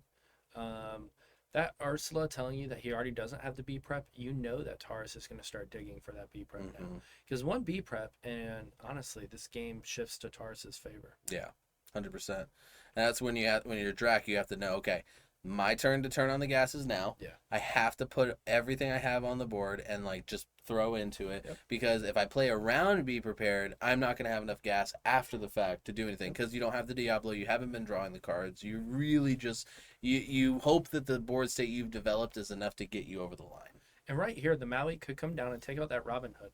However, is he better off playing these bogs and drawing cards? He can also play Snake, bounce this rabbit, and draw a card. So he really needs to value here what's the most important thing to do this turn. Yeah, it's a hard choice too. With one card in Drax's hand, I don't know that I care about the Robin Hood enough. I might just draw cards. Knowing that if I get to that B prep, I already win anyways. Yeah. So this is an interesting decision. I think the main reason I just gave him a card too. I think the main reason he might want to do it is just to stop any, because he, again, what we just talked about, him having to be on that gas, it at least slows him down a little bit, because that Robin Hood gives him the ability to draw, or sorry, to get the lure, but also just a quest in general too, even if he can't challenge anything. And I would have swung my rabbit into his Rested Diablo there. Take away a shift target as well, and there's no problem with just getting that off the board to begin with. Yeah, I agree with that. And if they swing into my rabbit, I don't care because I'm going to draw a card anyways. Yeah, I agree, yeah. So we see Sun and Chill being played. Sung here by that 2-drop Ursula. Yeah, I think Brawl's okay to get rid of here. Actually, you could have Brawled. No, Prince John has Ward. Yeah. Ward, what a mechanic. Yeah, and then that's the other interesting thing with the change to Bucky is getting rid of his Ward, I feel like would have been enough to solve the problem. But then they were like, no, we're going to get rid of the Ward. We're going to change the ink cost. We're going to take the ability down. Like, whoa. I think even making him a 3 cost and keeping the Ward might have been okay. Yeah. They definitely made sure there was no playing around that one. Now we have Drac deciding if he wants to skip or pass turns, and he does. Ready, set, draw, and Taurus here having a decent opportunity to make something happen here, but not. He still has to just kind of hold on until the Be Prepared. You know what I mean? Yep. And I don't think he has it in hand either. No, he does not.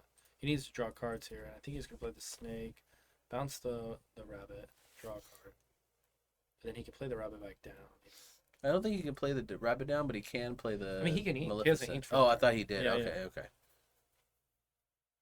Yeah, he's gonna do just that and play that rabbit back down. So at that point, do you just ink that Maleficent? No, I think he's trying to keep a card where he can immediately draw next turn because the bog couldn't do that. I think that's his thought there. Yeah.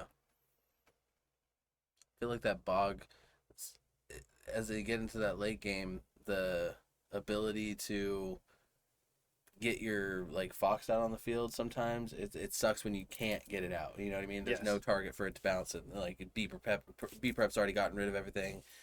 Oof, a beast coming down. Yeah, and the problem with bog though is that we're seeing Green Steel play more tinks, more swords. So that bog could potentially not even get any value. Yeah, very So that's why I'm okay with doing exactly how he did it. Yzma's actually a really good card right here because he could put Rabbit back and get 3 cards. Yep. Definitely a good play for sure, especially when you're digging for cards. You need that extra bit. And this Prince John's about to die. I wouldn't have turned it sideways there. Yeah, I mean, I think at that point, again, if you're Drac, you're just like, you're expecting it's turn 7. There's probably a Be Prepared coming. I'm going to go ahead and just get a little bit of the questing out of him while I can. Well, I can understand that logic. I think you got to put them on Gotta Have It still. Yeah. And, just allowing him to do that for free, play Rabbit, that's a little bit of a lot of free value, in my opinion. For sure. Brawl coming down. Probably going to bounce that Rabbit back. Probably going to play the Maleficent. I don't think he has a way to I thought he had a snake behind the Maleficent. No, it's the Yzma. That's what it is. Okay. Ooh. Will he, won't he? I don't really feel like there's much reason to keep that Brawl now. No, there's not. He needs to play that Maleficent. Is he just trying not to overextend, maybe? Fearful of the swords coming down? Okay, no, he's going to not draw? I've I've never seen that. Just saying it's going to get discarded anyways if he plays a Floodborn, I guess. That's interesting. But I would have put him on having to have the Floodborn. Because right now he doesn't. Yeah, he does not have a Floodborn in hand. What a really, really, like, there's gambles that you take, and I feel like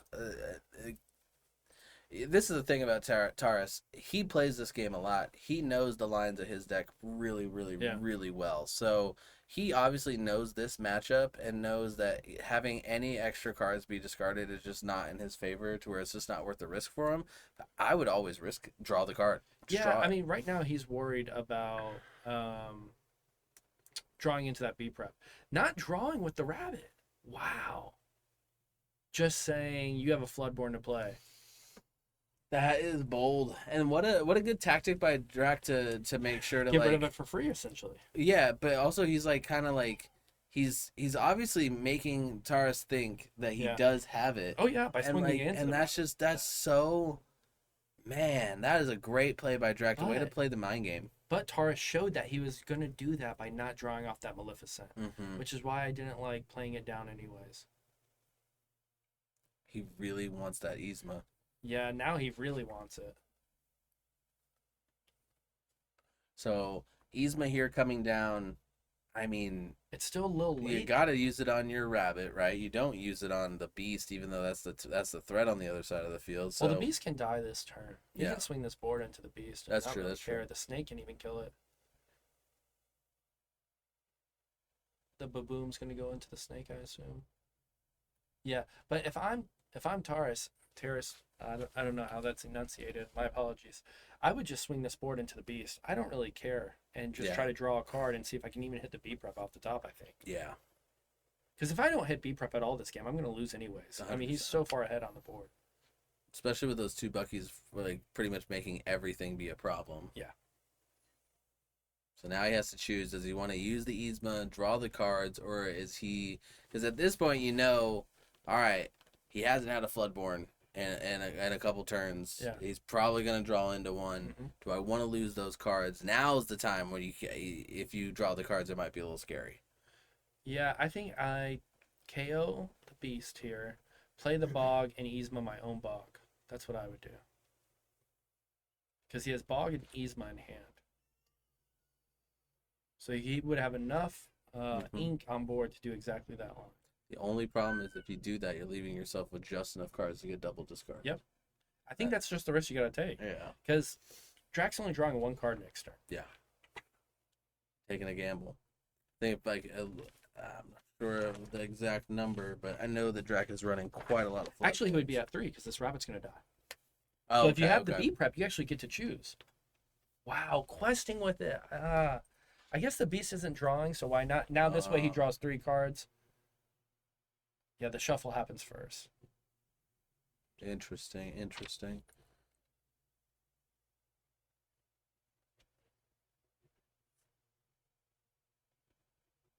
Yeah, his Floodborn count is actually not super high either. So we're looking at like less than a third of the deck being Floodborn. So I mean, it's not beat prep. It's not totally unheard of that he won't get it. And my only thing with the rabbit, I understand he got the bonus card out of it, but you did lose your draw engine if you got a bouncer, and which actually just happened to Taurus. That he could have just abused over and over.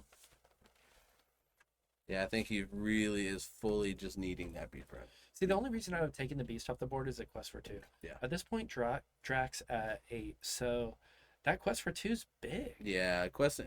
And yeah, because the whole board right now, he's at what 6. He'll be at 14. That's put the 2-turn clock. Yeah. And he did find a Floodborn, and it's the one to find. A good old Diablo. We're gonna go ahead and get quest for 2. Quest for 2. Go to 10. He can turn this whole board sideways and go to 14 if he wanted to, but he shouldn't. Gonna play that Diablo. Yeah, I mean, I'll be honest. Maybe I'm greedy. I'm turning the whole board sideways. Yeah, even the Buckies? Even the Buckies, they've done their job. I feel like I've gotten the value that I need to get out of them, and I think that I know that if he draws to be prepared, I lose. Yeah. But if he doesn't draw to be prepared, I win, and I like those odds a little bit.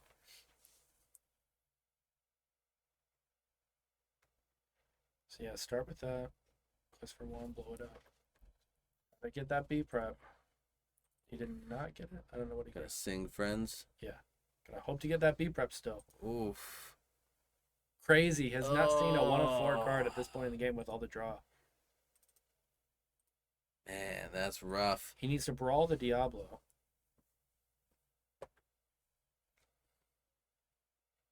Now, because Drac has no cards in hand. Mm-hmm. Like, that's a must. Mm-hmm. So he brawls the Diablo. He's going to be able to bounce something with the Fox to take out the Beast, which is probably the play there. I mean, if he bounces the Yzma, he can kind of get his drawback going again a little bit. So I feel like that's probably the right play there. He hasn't quested with it yet, though, which makes me think he's going for the Maleficent.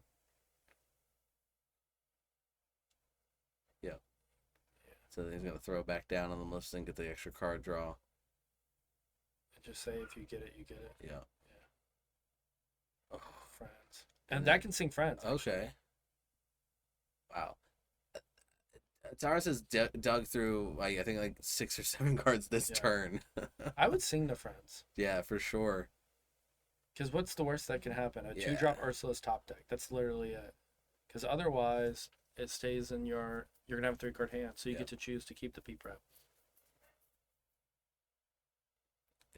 100% you sing it there. You have 2? No, he has the Fox. Okay. Yeah, he has no cards in hand. Yeah, you sing it. Because B-Prep's still your win condition. Sisu, and it's not the right red card. Oh my gosh. If you're Taurus, you got to be just hating your deck a little bit right now. That turn. Like, that's wild. This is where the early pass on the Maleficent, though, and the Rabbit is actually coming back to bite him a little. Yeah. While you can understand the decision making, it's, how much do I risk that? It looked like that was another Ursula. It could be a... It was an Aladdin, I believe. Oh, was it? Yeah. Those dang foily cards or something. So his hand could be leaving.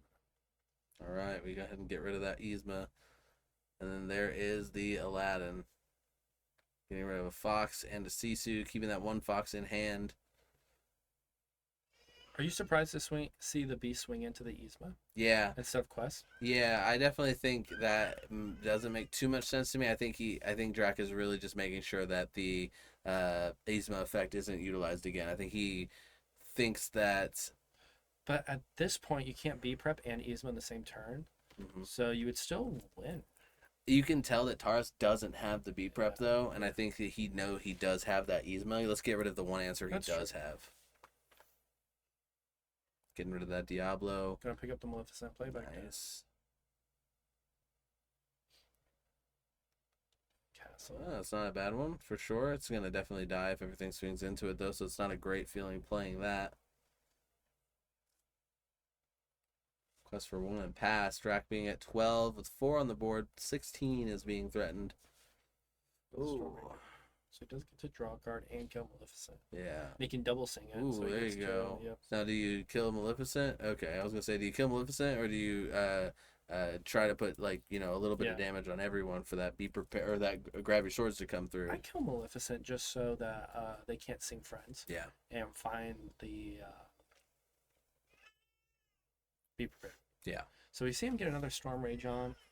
I believe another Bucky, but he won't care about that Bucky. Mm-hmm. Finish off the snake. Oh, another beast. I think he has all his ink, so he still plays it, so that snooks the hand. Oof. Bucky doing Bucky things. Still has to top deck anyways to beat preps, or it's GG's anyways. So you're going to quest with the squirrels, going up to 14, and now it is all up to what this next card is for Taurus. The odds are ever in his favor. Nope. But he did not draw it. Man, that is unfortunate. That sucked. Gonna take a Bucky out. Gonna play a Mim. Gonna take a Bucky out. Gonna play a Mim. Gonna take a Ursula out. Does he have enough to play the Mim again? Yeah, he can do double Mim. Because 1 Mim was on board, and then he gets to do 2. Yeah. Oof. 1 more ink. So he's giving himself a turn, right? Yep. To get the beat prep. But now Drac's hand is of 3, so... Got the John, the Bucky, and the Ursula. That's a tough one to look at right there. No Bloodborne, so he might actually play this Ursula a little preemptively to see if that one card is the B prep. But I would hold. He's just gonna play them all down. Yeah. Put game on board. See what he draws. And no B prep. His deck hates him. Yeah, that's official. That's pretty unfortunate for real. Just so many possibilities of cards to draw and did not hit the one you need. This is where strategy comes into the game, though. There's 25 minutes left in this round. Taurus needs to scoop here. Yeah, 100%. Because he needs to save time, and he's like, you can't win the game now. Yeah. I think he's just trying to play to his outs, but his deck is just showing him. He's like, hey, man, you're not getting these. Be prepared. Just move on. There it is. There's a scoop. All right. That one going to Drac. Very hard-earned win right there. I think that a couple cards wrong would have made a big difference. Not drawing one of those flood boards when he needed it would have been huge. Or, any time drawing Be Prepared would have been great for Taurus.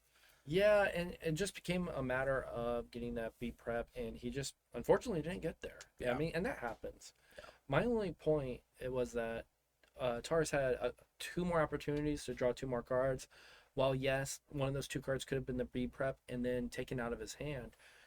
Drac was just top decking at that point. I think you have to risk it for sure because you need a cycle regardless. Yeah, I think not drawing was a very risky play for sure.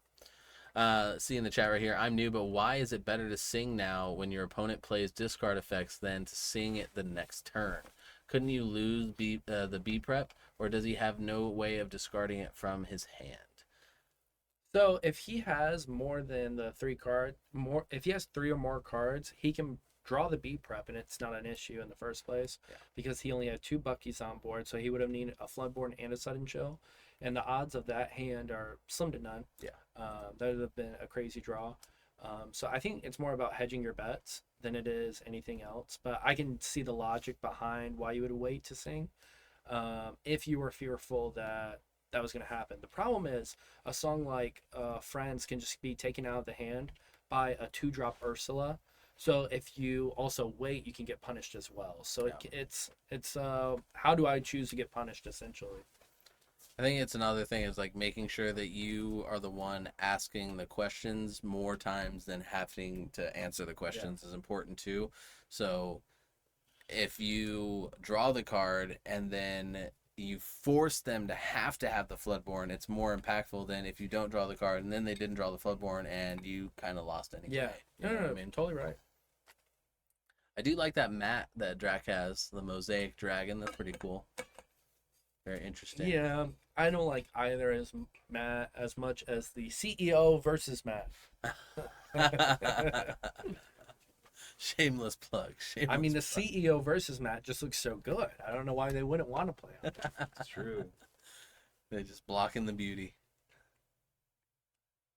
If anyone needs coaching in cards games, please DM me. I'm number 2 player in Orlando, soon to be number 1 once the website updates. Big Garrett fan. You got some fans. Yeah, there we go. Only way to be true number 1 is to beat everyone here at Versus Games. That is how we find out today who is the true number 1 in the Orlando area. All right, looking like Taurus is going to start us out by inking a Sisu and passing over to Drac. Drac going to ink that Baboom and throw down on a baby Rabon Hood.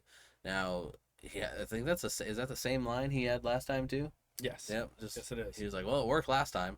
But this time, Taurus is going first, so he will have the opportunity to brawl that Robin Hood, which is vital, honestly, and hopefully he has the brawl. Let's see. All right, now we have, as Taurus gets into second turn, just skipping and passing on turn 2, which is kind of coming as like is becoming the new norm when it comes to Ruby Amethyst playing the green steel, and then Chernobog coming in, probably going to go ahead and ink that to play the Maleficent or something along those lines. I think he has to brawl that Robin Hood. I don't think he has it though. No, he has brawl. Oh, he does? I didn't see it. I think he has to make that decision. I'm having a hard time seeing the cards. Yeah, no, if he has the brawl, then I think the brawl's for sure the play. Oh, man, he's just going to let the Robin Hood if he has it.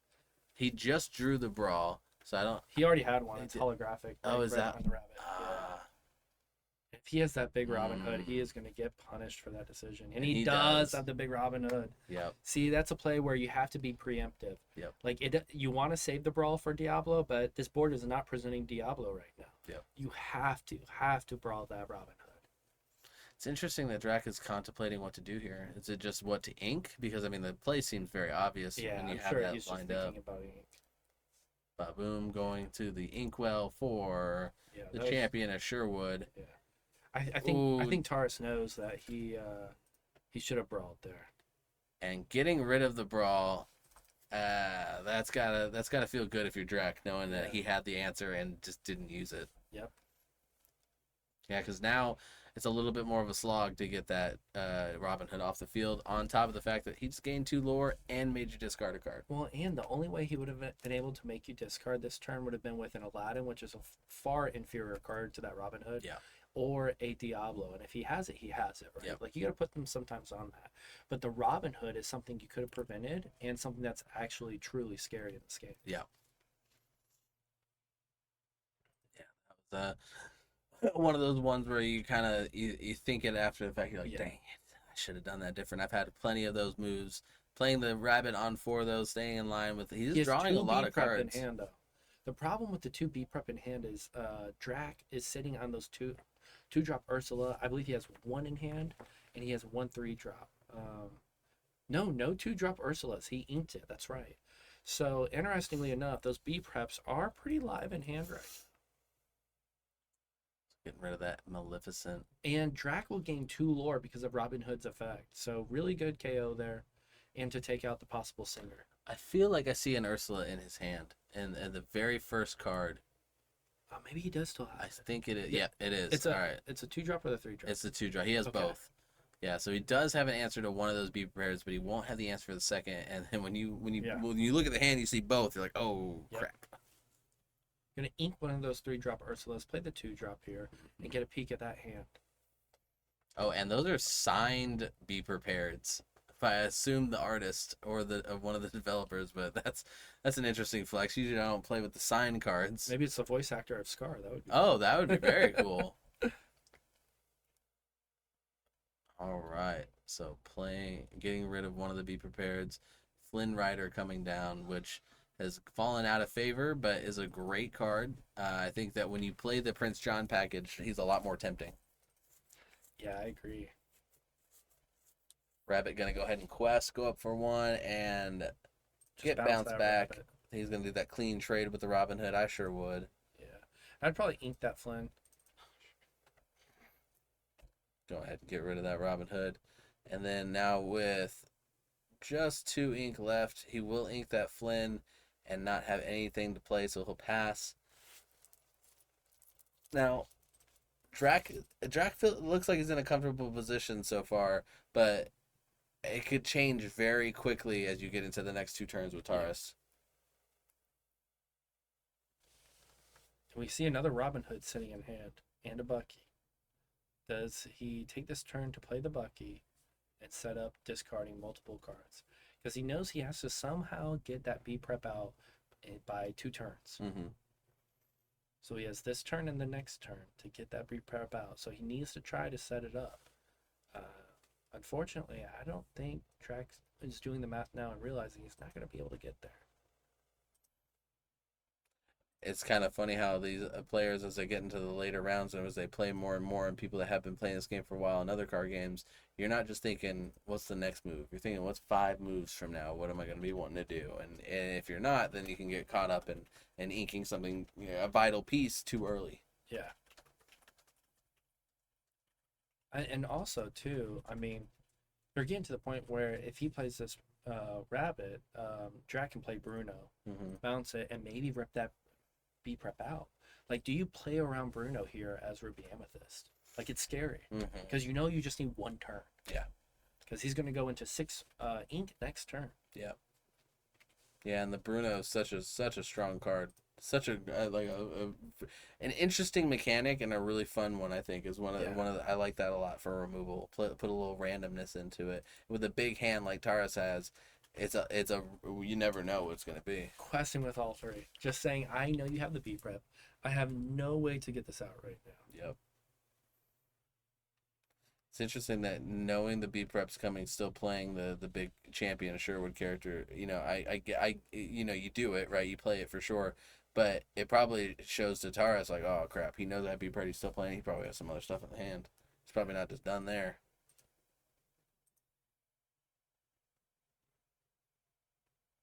Just turn things sideways. Yeah, get the lead, get as much of a lead while you can. And I think playing around the Bruno was the right move. Yeah. Because that could potentially got rid of his 1B prep. Yep. And Drac also knows that 1B prep is going at this moment. So this will be the second B prep out of the game. He's getting them ready. He's saying, I know you have B prep, and I know you got to use it. Yeah. There you go. Definitely think that it's never great when the B prep, you have to use it on 7 and you just you're like, you know it's coming, I know it's coming. You like there to be a little like surprise, like wow factor to it. And that was just kind of like, hey, you know, I'm doing this and that sucks. And now Drax already back on the board. He was ready for it. He's prepared. He had stuff in his hands. Like double rabbit's really good here. Mm-hmm. Try to find your third B prep. If you can get to the third one, you really have this game sealed once he loads up again. Does not have a character to benefit off that Bucky. See, the problem here, though, is there's only going to be, after this game finishes, let's say it takes another 5 more minutes at this rate, if we're lucky, if Taurus is lucky, this game won't finish most likely. No, and I think that's the thing.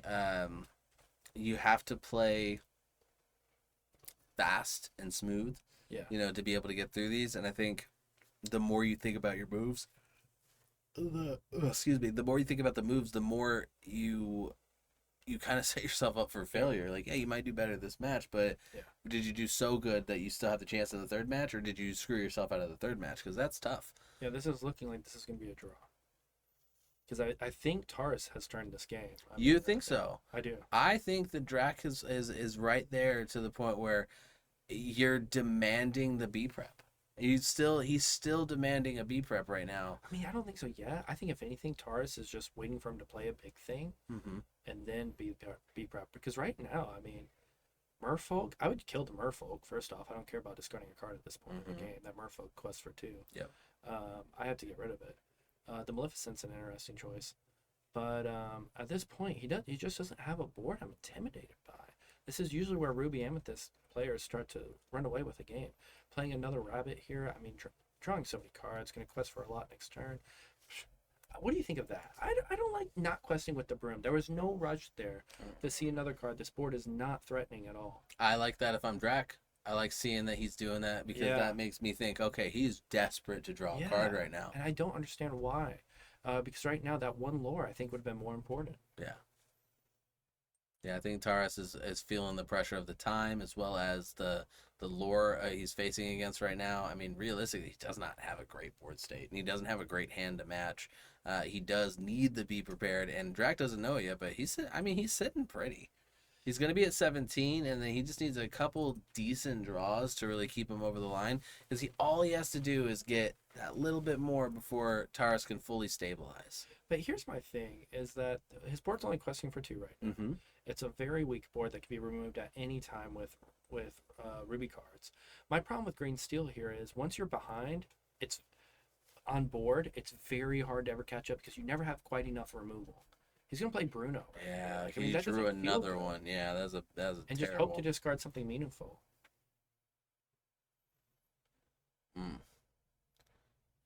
Hopefully he gets the Medusa. Oof! All right, that's not bad. Getting rid of I would have shuffled my hand a little, but yeah, usually I see him doing a little bit more. He's like, take what you want to take. Not questing with the Bucky. Only going to 16. Because he knew not to grab the snake, because why grab the snake? Yeah. Yeah, that's pretty interesting. Kind of made it a little easier on him, for sure. So just drawing cards. Look at that. Taurus just needs to start turning things sideways. 3 rabbits. That's a board you don't mind be preparing on your own self. No, but he really doesn't need to be prepared. No, I know. A The fact that Drac was never able to play another threat, it just made it to where this game is what you see now. It's just let me quest out, let me draw as many cards as I can. Yeah. And then that way, if the Robin Hood does come down, I have my Medusa. I have my cards to remove it. Playing the Maui there, I don't know about, just to draw another card. Because that Maui could be a useful card in the future. At this point, where you're just like, I'm so ahead on board. Yep. I'm never be prepping this board. Yeah. Yeah, I think that Prince John is just not enough. Not at all. That's rough. Yeah, Terrace is going to be able to come back a little bit more with this next turn, putting him at 14, putting that 2-turn clock on there as long as he puts anything with a questing power on the board. Yep. Got 14. And he can play Castle, I believe, which he has in his hand. Oh, he had a Castle at one point. Must have had it discarded. Or inked it. Playing another Rabbit, yep. So game is on board. There's the Castle. Yeah. You definitely want to play that for sure. Yeah. Oh, yeah. That is a pretty good board state. So he has game on board. I don't think there's anything Drac could draw. Yeah, this is game 3 now. Yeah, that's going to give them enough time for a lightning round. 1, 2, 3, 4. Plus the 2 from the castle. Yeah. And just like that, game 2 going to Terrace, being able to bring it back from that 15. Just a little bit more questing power is all he needed to put it over the board.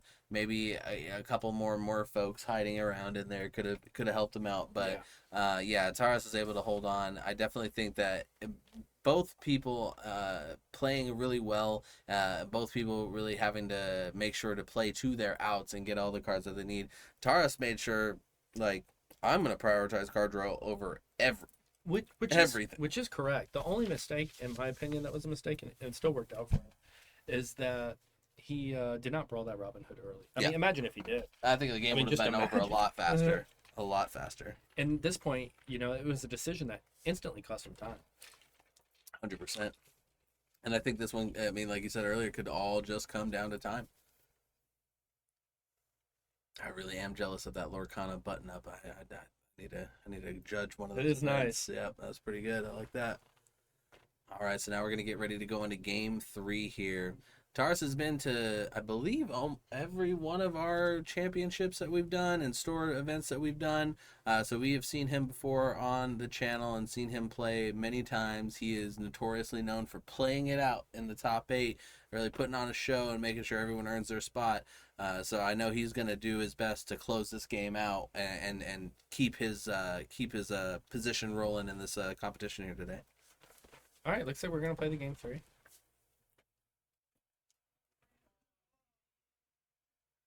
Both players getting their mulligans ready. I'd be doing this a little faster. They're just casually grabbing their cards.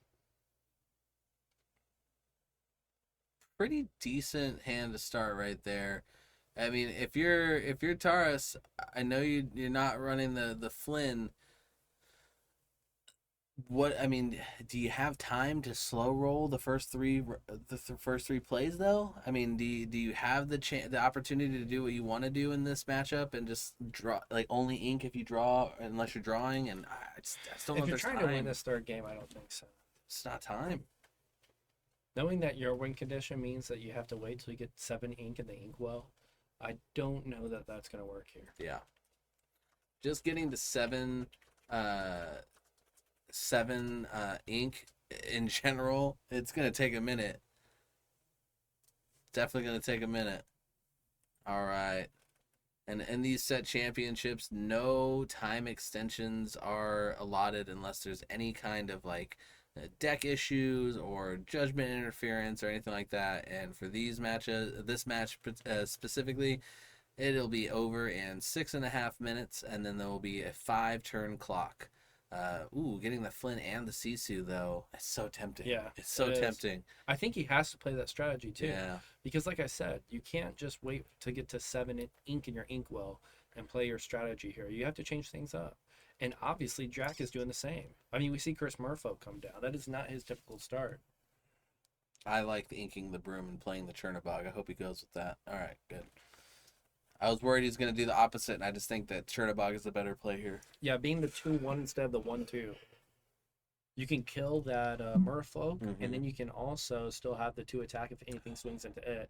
Wow, Drac being very, very aggressive here. Oh, that is a crazy opener. And he specifically drew for this, knowing that he only had this much time in the game, because this is not his game plan. No. And he does have the Robin Hood shift, I believe, for the 3rd game in a row. Dang.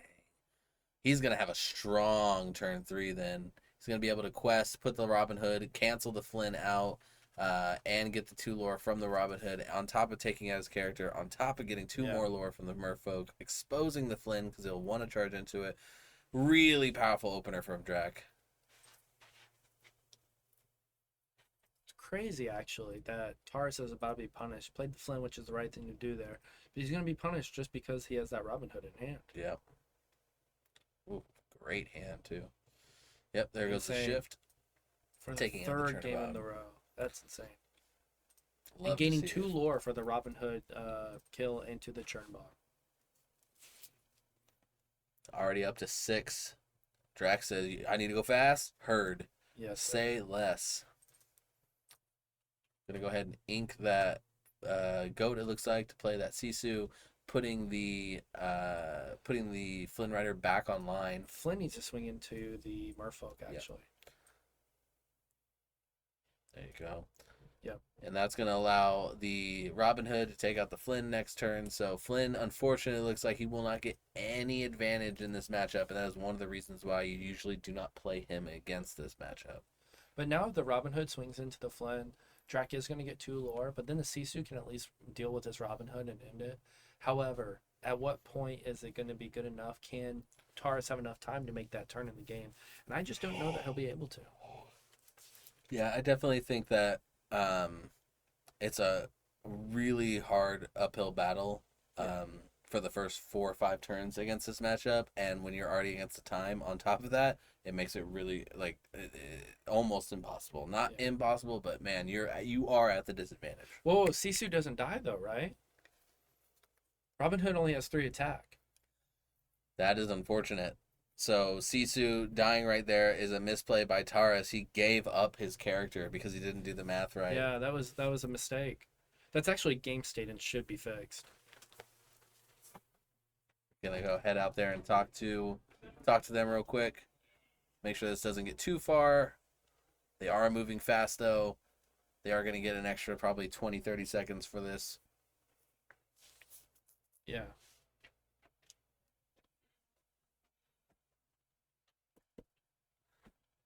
All right. Mark Daly getting his cardio in, running over there and getting that fixed up. Sisu now having the 3 damage. Yeah, that's just game state. Like, it has to be fixed. Yeah.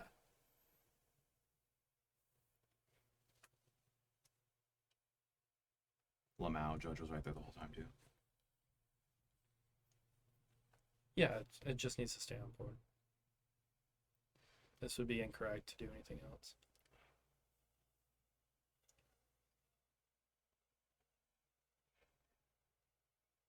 Yeah, it literally changes nothing.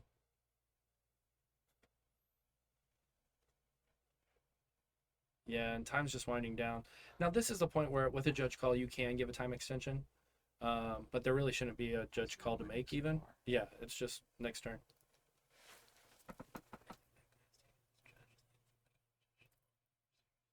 So we're going to see here, the Sisu's now standing upright. I guess that means Drac passed. And we're just going to bounce the rabbit. Draw a card. I don't know that drawing cards gives you much at this point. You might ink a bog here, play a bog. And you have the Maui in hand, so you can actually remove a threat. But I just don't see how Taurus catches up. That Sisu being alive still really matters too, because it's gain 2 lore. And now, like, he kind of has to respond to that. Drac has to do something to actively remove this Sisu. The Baboom's going to do it. I don't know that Bucky really matters at this point, but why not? Yeah. If you can limit any chance, any answers, you know what I mean? That's ink, if anything. Getting rid of the Maui there, I think, is wrong. Yeah, because what if you run into no ink? You don't have the ability to ink next turn to do something. If anything were come up, it just pushes your be prepared further back. On top of the fact that you could have used the Maui if any of those turned sideways. Luckily, none of them did, so he doesn't get punished for it. But no, I thought everything would. Turn sideways. And there's the lack of ink right there. He's gonna have to play that. Quest for 1, blow it up. Draws a card. Another B prep. You're gonna have to play down that rabbit. Hope for ink. There And you got go. the ink. Not what he wants to see, but at least he's able to keep the ball rolling. yep. And just quest for 3 here. I think that's right. He might actually get to the B prep. I believe overtime is 5 minutes, right? 5 turns. 5 turns. Are we going to be giving any extension for that? So they are not going to be getting any extension for that judge call. So it is going to go into 5 turns in just a moment here. So it really is going to be even if he gets the B prep off right now, unless he gets it off and goes fast and gets to turn 0, then. But he has the B prep in hand. If he draws ink, he can, and he doesn't turn this board sideways. He's actually chilling. Drac needs to turn the board sideways. Okay. There's still 1 B prep in hand, too. Mm-hmm. Draw ink, my friend.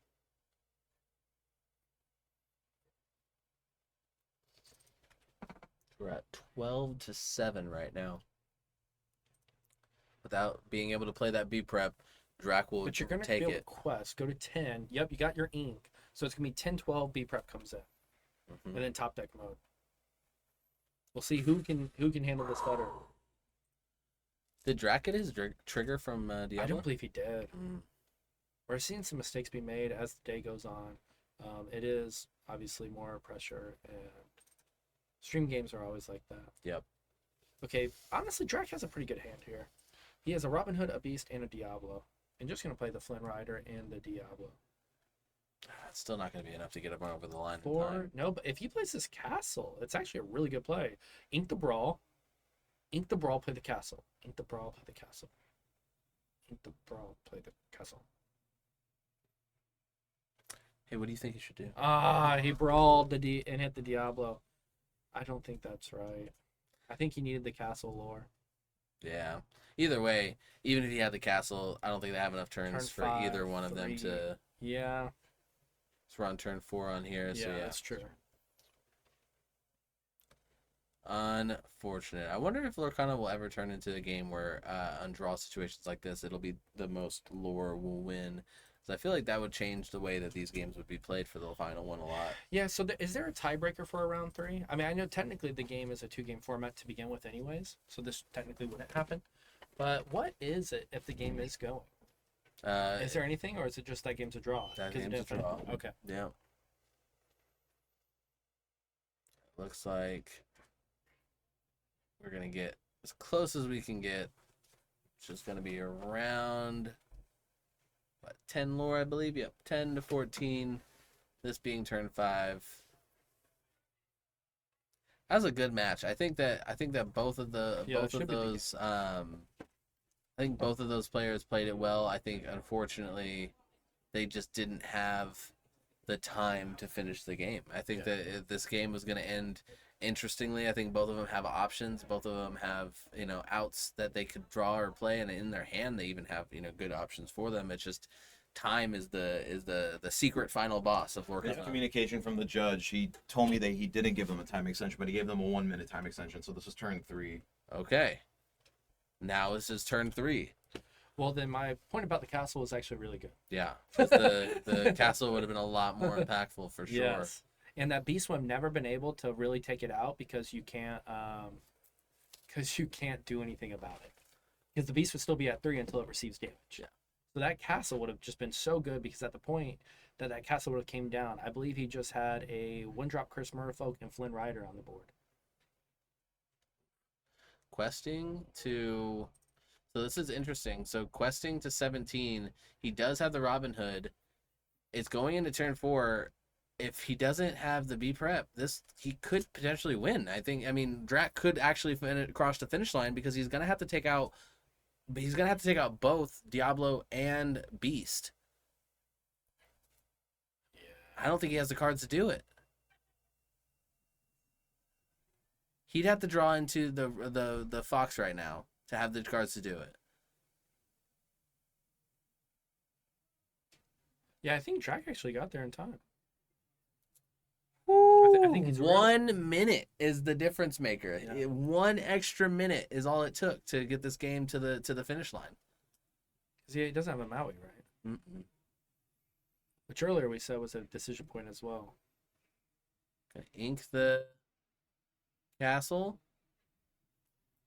He has a friends. Oh, yeah, I guess he's Looks going to nice, use man. 3 to try to draw into the beast to stop the win.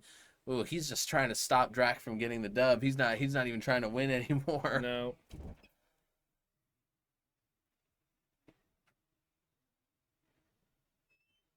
All right, let's see what he does. You know, I'm okay with this green steel deck exiting the format a little. Yeah, I think it's all right. Because you've seen like some non-optimal hands just do really well. Like yeah. this game, he just had Robin Hood shift, and that was enough. That's it. I mean, we didn't really see Bucky do too much. Checking the discard to see what his odds are for grabbing when he needs to grab. He's going to go ahead and just play it out.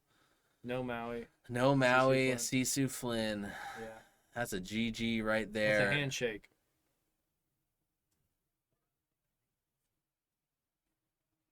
Possibly. Yeah, there it is. There it is. My favorite play in all of card games. Yeah, the handshake. That's a good one. Good final card. I definitely think that it's pretty wild that just that 1 extra minute of playtime is all they needed, because it gets, your turn 0 starting at a certain point. What matters, who gets to, all that stuff. But also, to your point, that castle changes what options are on the field. Now you can draw more. Now you get more extra lore. Now you put more pressure on it. And I think that getting rid of the cards that he got rid of, when he got rid of them, getting rid of a Maui when, first of all, it's your ink. Yeah. And I know your other option was your card draw, and I totally respect that. However, you're a little bit far behind at that point. You really need ink more than anything else, and you saw it bite him in the butt immediately, drawing the non-ink. And luckily he did get there, but... Yeah, and you can see the argument for the brawl into the Diablo. It's definitely not a wrong play. It's just sometimes there might be a better play that accelerates you to your win con. Yeah. But we're going to probably wrap up there because the next round's about to start. That one went to time. It was nice to have that battle go so long. All the time. Yeah. So we'll definitely be right back in just a minute here. We're going to get ready for our round 4. So stay with us, and we'll be back in just a moment. All right, we got round 4 starting up here for you guys. It's going to be Ruby Amethyst versus Ruby Sapphire, a matchup we've seen before. Brady being on Ruby Amethyst and Curtis being on Ruby Sapphire. And in the previous matchup, Ruby Amethyst took this. So we're going to see if Curtis here can change the tides with this matchup. What do you think? I think that I think Curtis has a hard time. And I think this is a tough matchup. I said it earlier. I'll say it again. I think that Ruby Sapphire can be dramatically punished in the first 4 turns, and if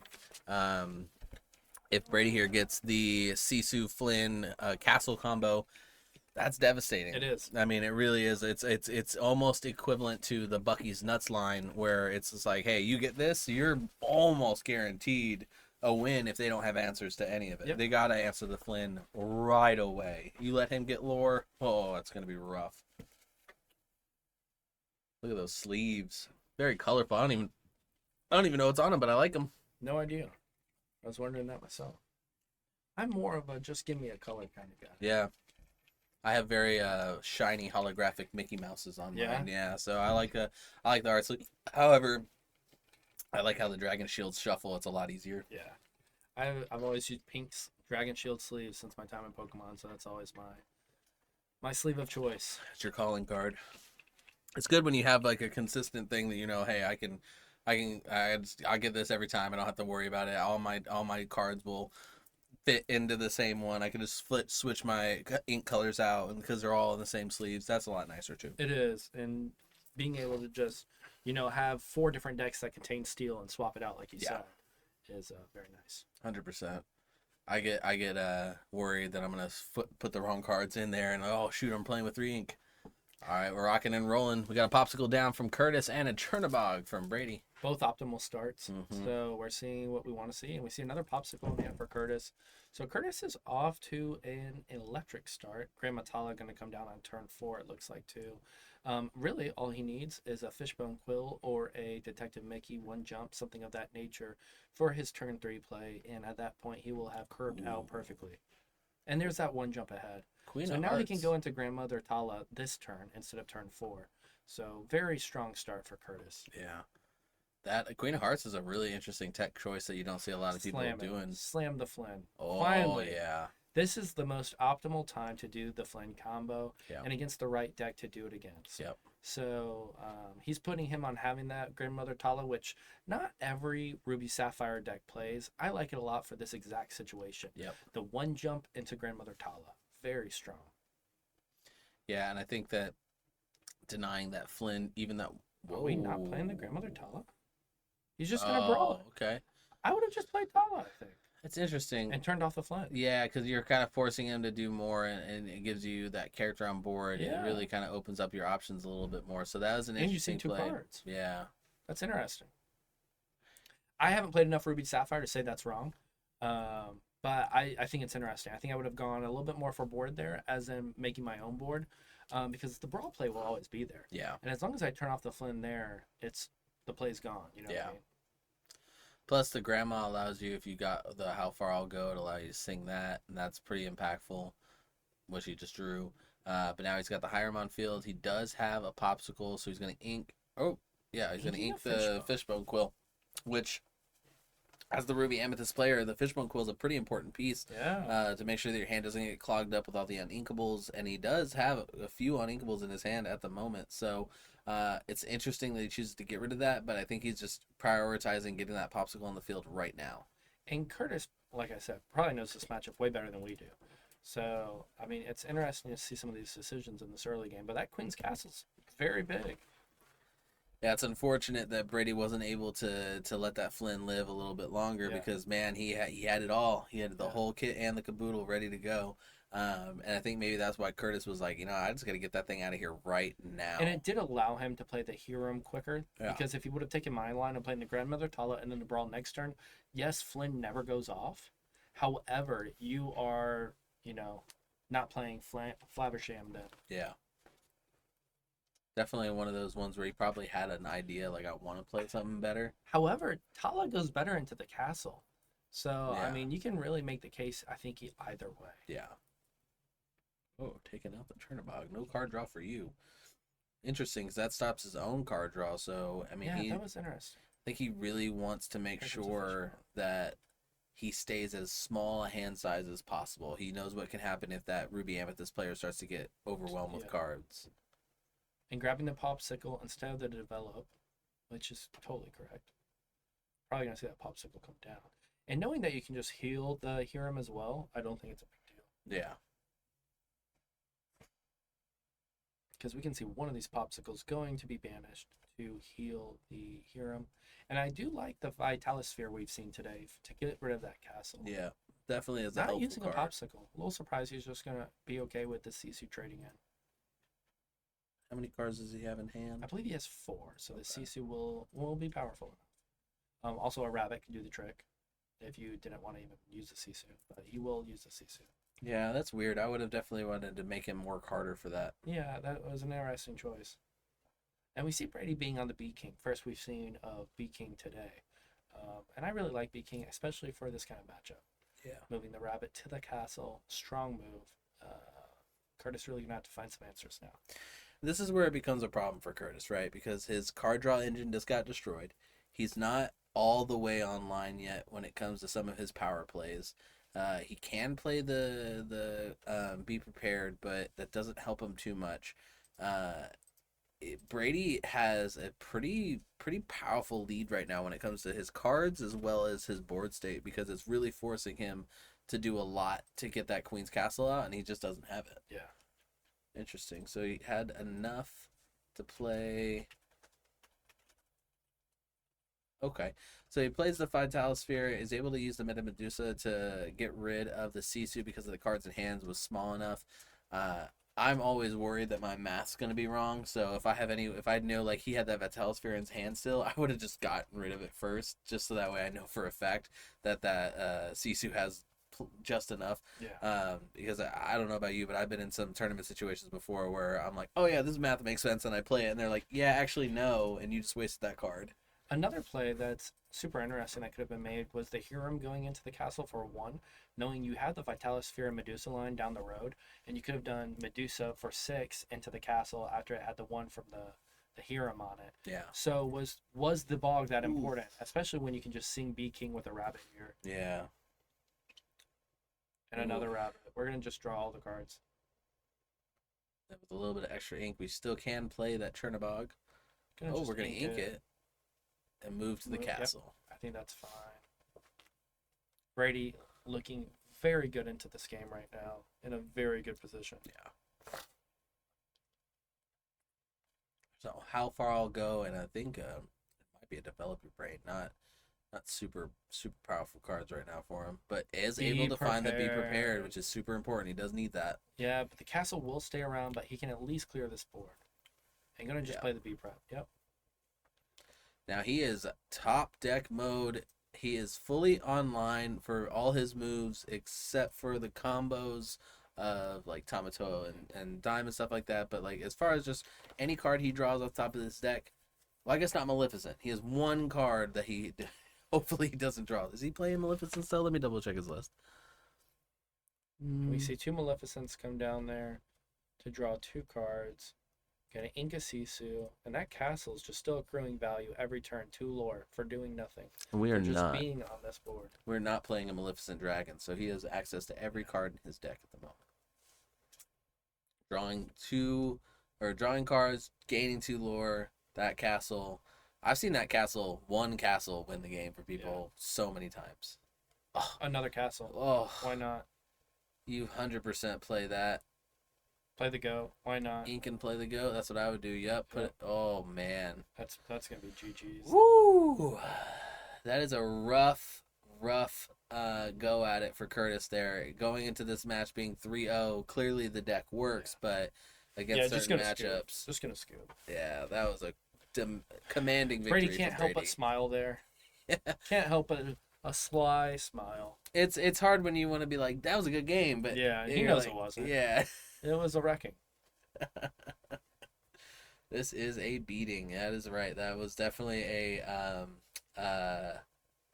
big, strong reason why Ruby Amethyst sticks around throughout the entirety of the format, and other colors tend to kind of fade away because the Ruby Amethyst has consistency. It has cards that draw and then draw and then draw and then replace themselves, draw and then do stuff and draw. And like just being able to filter your deck that much makes it really hard, especially because the other thing that a lot of Ruby Amethyst players have going for them that the other ink colors seem to be straying away from a little bit is you have more kind of 1-ofs, 2-ofs, 3-ofs in the other ink colors, whereas in Ruby Amethyst, almost every card in this list is a 4-of. We have 2 2-ofs, 1 1-of, and 1 3-of in the Ruby Amethyst list. So very, very consistent across the board, especially on top of all those card draws and filtering that you can do. Yeah, most definitely. And like we've said before, this is why we've seen Ruby Sapphire start to take a backseat later in this format. Yeah. But as Curtis has shown to 3-0 record so far, you can navigate it. 100%.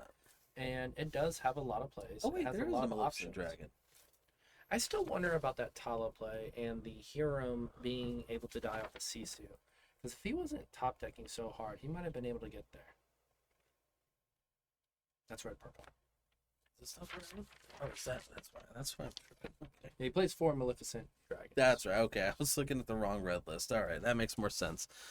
All right, that's So I was wondering, I was like, man, he's not playing Maleficent Dragon. No, that deck needs to play 4. That's pretty good. Inkable being now. Thank you, Beehive, for the follow. All right, so is that a full mulligan that Brady did, or I missed what he did? I missed the mulligan. I was congratulating Beehive for a good decision in following versus games. All right.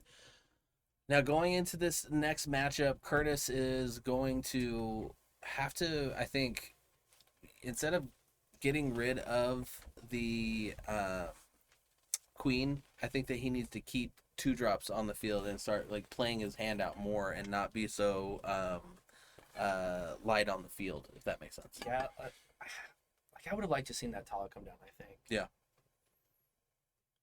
board presence. Yeah, and you just might need it to go into the castles, just to do things. But like I said, I can understand the Hiram play. Yeah. Like using Hiram a turn earlier is really good. Yeah. I think that anytime that you can put a character on the field for any reason that draws a card is great, but when you can do it and then quest and draw a card, play the card, draw a card, it has 6 defense. I mean, Hiram, how is that card? It's just so far and beyond all the other cards that do what it does. You know what I mean? It's such a good card. And I think that until other colors kind of match that heat that provides, that I think that that's gonna just be a staple for a long time. Now, unlike Bucky though, there's a balancing to that card in that it can be brawled, it can be removed by almost any red card. Yeah, I mean, they all get rid of it, so a little more balanced. Definitely, it's a tough card, but not a game breaking card by any stretch. Getting rid of that Grandma Tala again to play a. I don't develop your brain. I don't mind it this time because he has a quill out on curve. Mm-hmm. So he's going to be able to get to the higher end stuff super fast. Yep. As opposed to the last game where we did not see the quill hit till late. Deciding to ink the quill the last game, his first one that he saw. Yeah, I think that looking at Brady's hand, having the B prep, the castle, he has like all the pieces that he needs to lay it down. So he'll be interested. I think the red blue really struggles against those locations. I think that it does not have the adequate like answers. Ooh, both players rocking the Be Prepared. And this is why I said before our day started here today that I think Ruby Amethyst is the best deck. Yeah. I think across the board it just goes so well into everything, where I'm not reliant on the perfect 7 or the high roll that the Bucky decks can be. That it's just so powerful. Seeing the Medusa come down here, I like that. Yes, we only removed a Maleficent, but now he can't sing Friends this turn if he has it. Yep.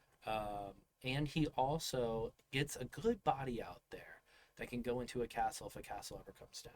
Yep. Brady is able to flip his cards at an alarming rate through his hand. I think he's played card games before. That is so fast. I couldn't do that if you paid me. That's impressive. I love it. I think that's the thing I notice when I play against other people is how they shuffle and how they play with their cards. Yes, I'm also like Brady in the sense that I look like I am suffering out there with anxiety, and I'm just ruffling all my cards. Whew, like lightning. But it's just a bad habit, honestly. I think that's great. I think my fiance, when she plays, if she ever plays against somebody that does that, she usually just gives up. Yeah. Because it stresses her out. It's funny. In the Eastern countries, it's like frowned upon. And is it really? They make you play on these things like a card hand holder. Oh, like in One Piece and stuff. I would love that. Yeah, so that players aren't distracting people from their mannerisms with their hand. I love that because then as a casters we get to see a clear cut. Like that too. It actually is a double-edged sword there for that it's awesome. But if you're a player like me, not being able to play with your hand, you'd be like, just exploding. Let's see here. So I think that Curtis here is looking pretty. I mean, that's not a very intimidating board right now from Brady. So I think heading that Medusa, being able to play that on turn, 4? That was pretty big. Yeah. We're going to just see a snake bounce. And that's turning into be one of, I think, Ruby Amethyst's go-to turn 5s. Yep. You know what I mean? A very strong, it's strong mini play. Yeah. It's like they're battling to see who can flip them faster. That's how you know it's a true game. That's what I'm saying. All right, so we got an ink for Maui and then a pass. So definitely setting up that Be Prepared. Does not have it yet, or else they could have played it next turn. But, I mean, it's not really a board state you'd want to be prepared at this point. No, you can definitely wait. Brady can wait for a bunch of threats, and Curtis really just doesn't need to because that Medusa's still getting value, still inking, and honestly at this point, Curtis is just looking to get into the hero, get more lore, and just start setting up that endgame. Yeah. Curtis is just having a time. Look at him. What a vibe, this guy. You got a whole bunch of ink on Curtis's side and a whole bunch of cards on Brady's side. Yes, but Curtis has the Sisu in hand. This Sisu could go very wide. Oh, Peter Pan and Maleficent trading into the Tremaine, so it doesn't matter anyways. But the Sisu's still a very good body. I wouldn't mind it coming down here.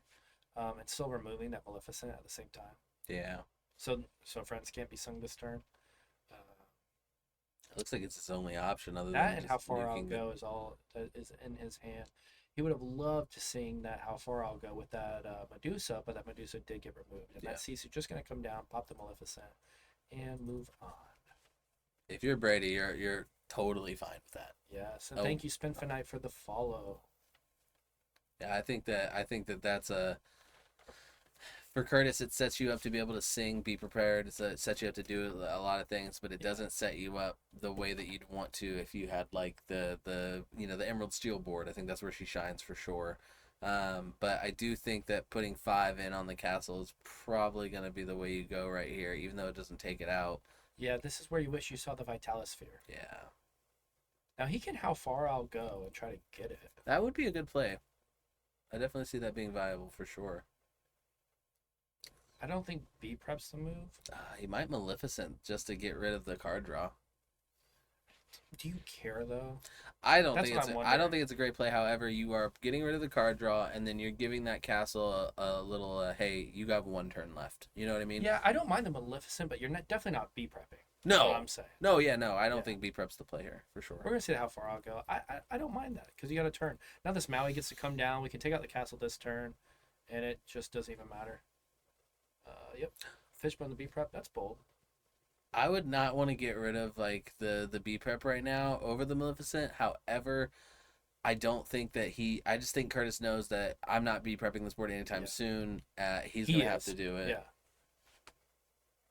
And Brady's gonna play it down. There's no shot. Oh, yeah. Curtis is ready. Yeah. He had him scooped and over to the side. B prep with Maleficent. So I could think Curtis does nothing this turn. You think so? I'm a big fan of you play it if you have it versus not play it. However, the Maleficent dragon has such a you really don't want to lose her value in any way, shape, or form when it's this board. I would have played it for this reason. Yeah. And it would have instantly got rid of it. Yeah. But as we see the B King in Brady's hand, that would have been used to B remove King, our dragon. and you have the Be Prepared. It's a rough hand from Brady. Lady Tremaine, good draw there. He needs another body because he needs to start trading into this castle. Oh, did he just put that card at the bottom of his deck? Yes, he did instead of his Inkwell. That's unfortunate. Yeah. Is that a May trigger? No, it has to do it. We're gonna go fix that real quick. How far go? The card at the bottom of his deck should be an Inkwell. So doing a quick Mark runs over there so fast. Yeah, he Mark's left a here sprinter. 2 seconds ago. He was already in the camera. We're missing out by not having him represent us in the Olympics right now. We need to have a GoPro on Mark for these little times when he runs over there. GoPro cam for Mark would be great. That'd be awesome. All right, so we got that whole thing figured out right there. Now I think you play the dragon. Yeah. You're gonna see B King come down. Mm-hmm. Thank God I hired you guys. Oh my God. All right, so now that Maleficent dragon, Curtis is feeling good about it, saying, "I'm gonna take out that castle, no problem." And then if you're Brady, you're just like, "Yeah, whatever." Oh, interesting. The Maleficent, because he has the value of the castle, I think it's fine. Man, all right. Yeah, Mark should be in the Olympics right now representing us. I really believe it. That was such a quick dash. Oof. Is that another 1 jump ahead? He's getting rocked with those 1 jumps. Is that another 1 jump ahead? He just develop your brain. No, but I'm talking about the ones he was putting back. Oh, was it? I didn't see it. I could have sworn it was 2 1 jump aheads that he put back. I see a 1 jump there. I mean, oh no, that's how far I'll go right there. Okay. He just put off the hand with the Hiram. You see 2 be inked and pass. What happens now? Those Queen's Castles, man, they really cause so many problems. Going to 12 lore now for Brady.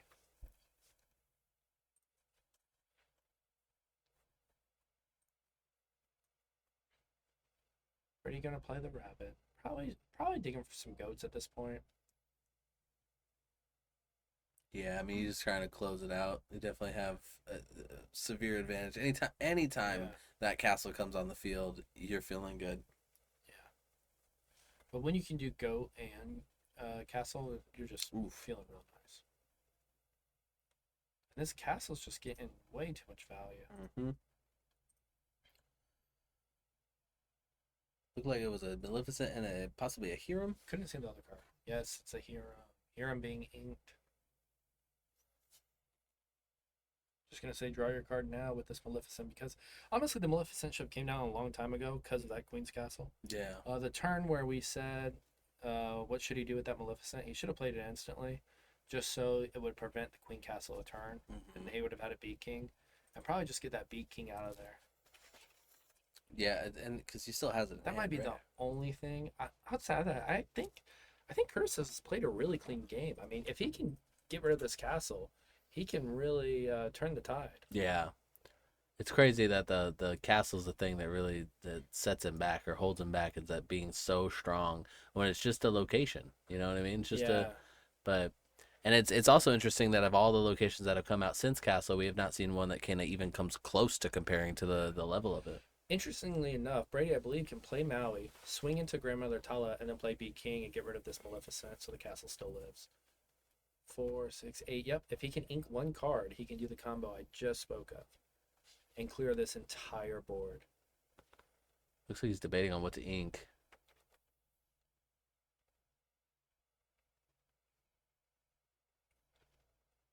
I ink the frenemy. Yep, gonna do just exactly what I said. We're gonna see that Beat King be played now. Get rid of that Maleficent. Nice. And anything to keep the castle alive. Yep, has a lot of play to keep the castle alive, but man, he's doing it. Oh, and that hand from Curtis is not cooperating. Curtis has to play the Lucky Dime, I think, this turn. Storm Dragon for free, get more mana. All that ink. Yeah, we're gonna have to see Dom come down. It won't matter. No. That's unfortunate. So he's going to be able to play the Lucky Dime, which is an item card that allows you to tap it for 2 and then gain lore equal to that of a character. Great for cards like Tamatoa and the Ariel. The second castle's about to come down too. Bounce the Maui, that's just smart. And now let's play our second castle. Now let's put said rabbit at a castle. Brady should be at 16 lore now because at the start of this turn he got 2 from the castle. So game is on board. Oh, the top deck of the Herc. So Curtis right there was like, I'm going to take out this castle. And Brady was like, I think you meant you wanted to take out this castle. Brady being very kind. Yeah. When you're that far ahead, you might as well be nice. nice. Yes. Oh, that's unfortunate. That's definitely a really tough position when you're going against. When you see double castle, triple castle, it's like, even if you have steel, you're like, I don't have 3 Rise of the Titans. Yeah. You know what I mean? Like, that's tough. Brady played that really, really well. And this rabbit can actually get rid of Hercules. This fox, excuse me. I definitely think that these games today are making me like Ruby Amethyst even more. Yeah. I'm playing it tomorrow at my set champ, so I'm hoping it goes well. Where's that at? It's going to be in Gainesville. Okay. Yeah, good luck to you. Thank you very much. I appreciate it. All right, so now Curtis saying, well, we got 24 minutes. You know, you want to just play it all the way to the end? No problem. And I like the Hercules in this deck to try to remove castles. Yeah. It's an interesting tech card. I think it's the less fun Maui because it's not inkable, but it's a good card for sure. And Brady with game on board, so we will see what Curtis can do. Is he trying to rub a new card into that? He's got better be a second Hercules. Vital Sphere actually helps a lot. Not enough. Well, Brady, nothing but smiles, nothing but teeth. We're very happy to see it. 100%. Ruby Amethyst wins. It's pretty interesting how Ruby Amethyst is kind of showing out today. You know what I mean? It's like it just won a challenge in Fort Worth or something. Yeah, and I'm not too surprised, to be honest. It's a very good choice, and it's Ruby. I mean, let's just say it like it is. Ruby Sapphire struggles that matchup. Yeah, it's a tough matchup. Yeah, it is what it is. I'm looking to see what's out there today that might be able to upset these Ruby Amethyst players. Yeah. For example, I don't know if Terry's still lurking around since round 1. Oh, we saw him win with Steel Song. I would love to see Steel Song into Ruby Amethyst. Oh, for sure. For sure. And hopefully that's a matchup we'll get, and maybe top cut. Yeah, no, definitely. Win these final rounds. The classic battle, you know what I mean? Like the OG. Yeah, exactly. So I'd like to see that. I'm interested to see, will this be one of the few events that doesn't have Emerald Steel make it to the top 4? Because the way it's been going, I think every single time I've seen an event this set, every single time it has at least one Emerald Steel in the top cut, because that deck is just so good. And I think that I wonder if we can see this today. Maybe we get a couple of those rogue decks come in and knock them out of there, just like we did with the Ember Steel. It's possible. We've seen Green Steel do well in Drac, who was playing it earlier. So the odds are that he will probably do well, probably top. He was 3-0 before this round. So we'll see. Regardless, we have little Bucky left, so I don't mind seeing a little Bucky. I want to see him fight it. I want to see him fight for it. Yeah. I want to see him get those tough hands that they got to really work for it on. Yes. And I think that Drac did a good job of showing out that example of hey, you don't have to always get the nuts line and you can still do good. But I do like to see the other ways that deck can flow, because in a couple weeks we're gonna have to see a whole lot of new flow from Emerald Steel. And Robin Hood Shift is still really good. Yeah. Robin Hood Shift is always going to be good, I think. Anything that allows you to take out stuff and gain lore, I think is super, which is surprising we don't see more of Super Goof. Yeah. You know what I mean? Yeah. Rush, gain 2 lore on just challenging. You don't even need to, I'm surprised, man. You could challenge and then heal the damage with the popsicle and challenge again or something. I think that once the little scroll goes away, we'll see some new cards, because there's so many great ones that came out this set. Yeah, there's some real interesting cards out there that gain passive lore. And by passive lore, I mean anything that doesn't have to quest to gain lore. There's cards like Shere Khan. If you challenge this turn, you get 1 lore, I believe it is, or something like that. There's a new card coming out in Shimmering Skies that is a character card that does the same effect as Sleepy's Flute. Yes, so the Rooster. We're seeing more and more passive lore, like the infamous Goat. And as that enters the game, I think it's going to impact the game more and more and speed up the game. Yeah. Which isn't... I don't have a problem with the game being sped up a little. No. We've seen a game go to time today.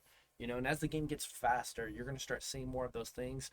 And we'll probably get more cards, as we've already seen throughout the sets, that take away lore from my opponent. Yeah. And that will probably get more drastic at some point. It'd be cool if you have a Merlin Goat, but instead of you gaining lore, your opponent loses the lore. That's interesting. And you can bounce it, and then to keep your opponent off the field. I think those kinds of cards would definitely make things a lot crazier and a lot harder to dictate. Okay, I have this card, I can quest for this, I can put this on the field. The math becomes a lot harder right there. And so, as the new cards get revealed, fingers crossed we get some cool stuff like that. I'd love to see that. I know we're getting some more Mims, and I know we're getting some more Merlins, so who knows what we can get. But that was a great round 4. We're going to get ready for round 5. So give us just a minute. Go ahead and grab a drink, grab a snack, and we'll see you in just a few minutes. All right. Hello and welcome back. Getting ready for round number 5 here at the Set Championships here at Versus Games. Now this round number 5, we're going to be playing players that are 3-1, which means if they lose another round, they will not be in contention to get into the top cut. So they have a lot on the line right now. They still want to get that a Set Championship promo card, this Ursula promo card that we have here. So putting everything that they can into this next match, we have, starting out with Ryan Franco playing a Ruby Amethyst. Another one of the classic Bounceroo packages with the Mims and the goats and all the fun stuff. And then who you got over there, Garrett? I got Patrick on green steel. So a matchup we've seen today, and we're probably going to see it a couple times today, to be honest. I mean, they are the two most popular decks in the format, so no surprises there. However, I actually enjoy watching this matchup. I think the Ruby Amethyst player can get there if they play perfect. They literally have to play perfect.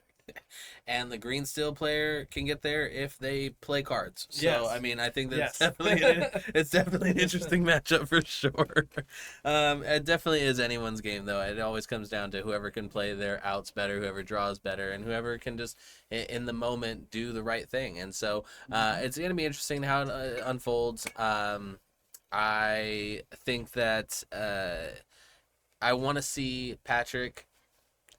I'm gonna say this about every green still I see today. I want to see them play without the Bucky and see what they can do without the Bucky, because I think that's when those matches really become interesting and a lot more entertaining to watch. And we saw Drac do it several times, actually. Yep. In that previous matchup. And we also saw that matchup go to time. So I'm interested in seeing how long this matchup takes this round.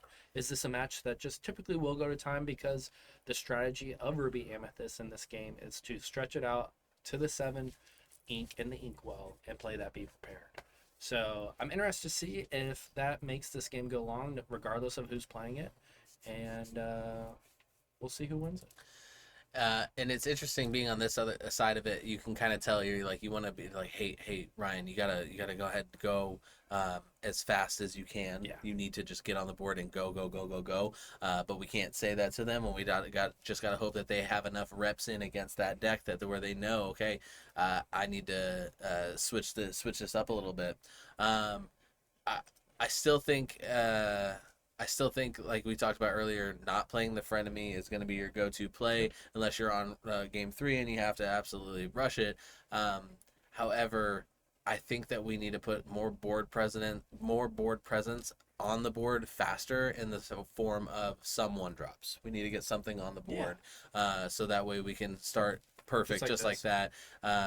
So that way Patrick doesn't feel like he can just run away with it. Yeah, you just have to play cards that draw cards. Yeah.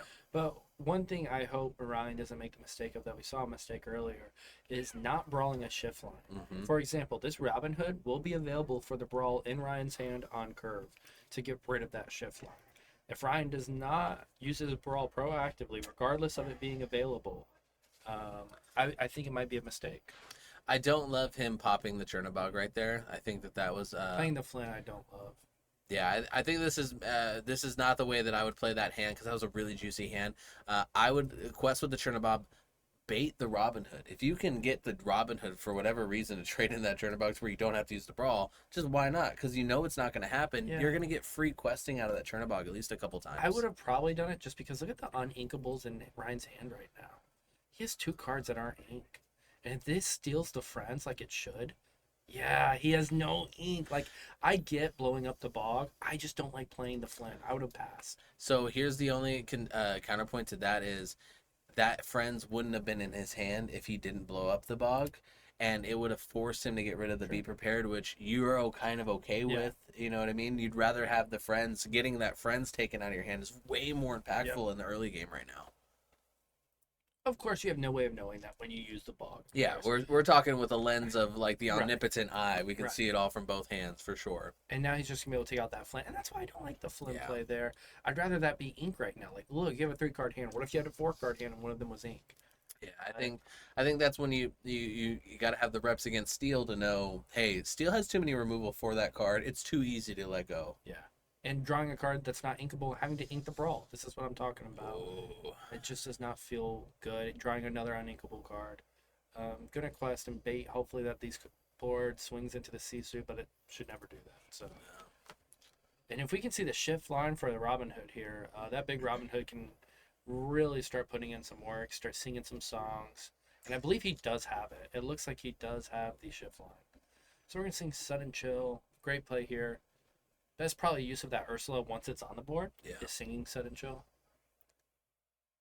I think that's the one thing the Emerald and Amethyst combo has is that threat of that it's Ursula, the set championship reward, that card shifting in. But not something we need to worry about right now. I don't know how many times I'm going to have to say today about these shift lines, because I think right now that he could have even shifted, but he's opting for Diablo to get the card draw faster, knowing that the B King's gone now, because he knows his hand.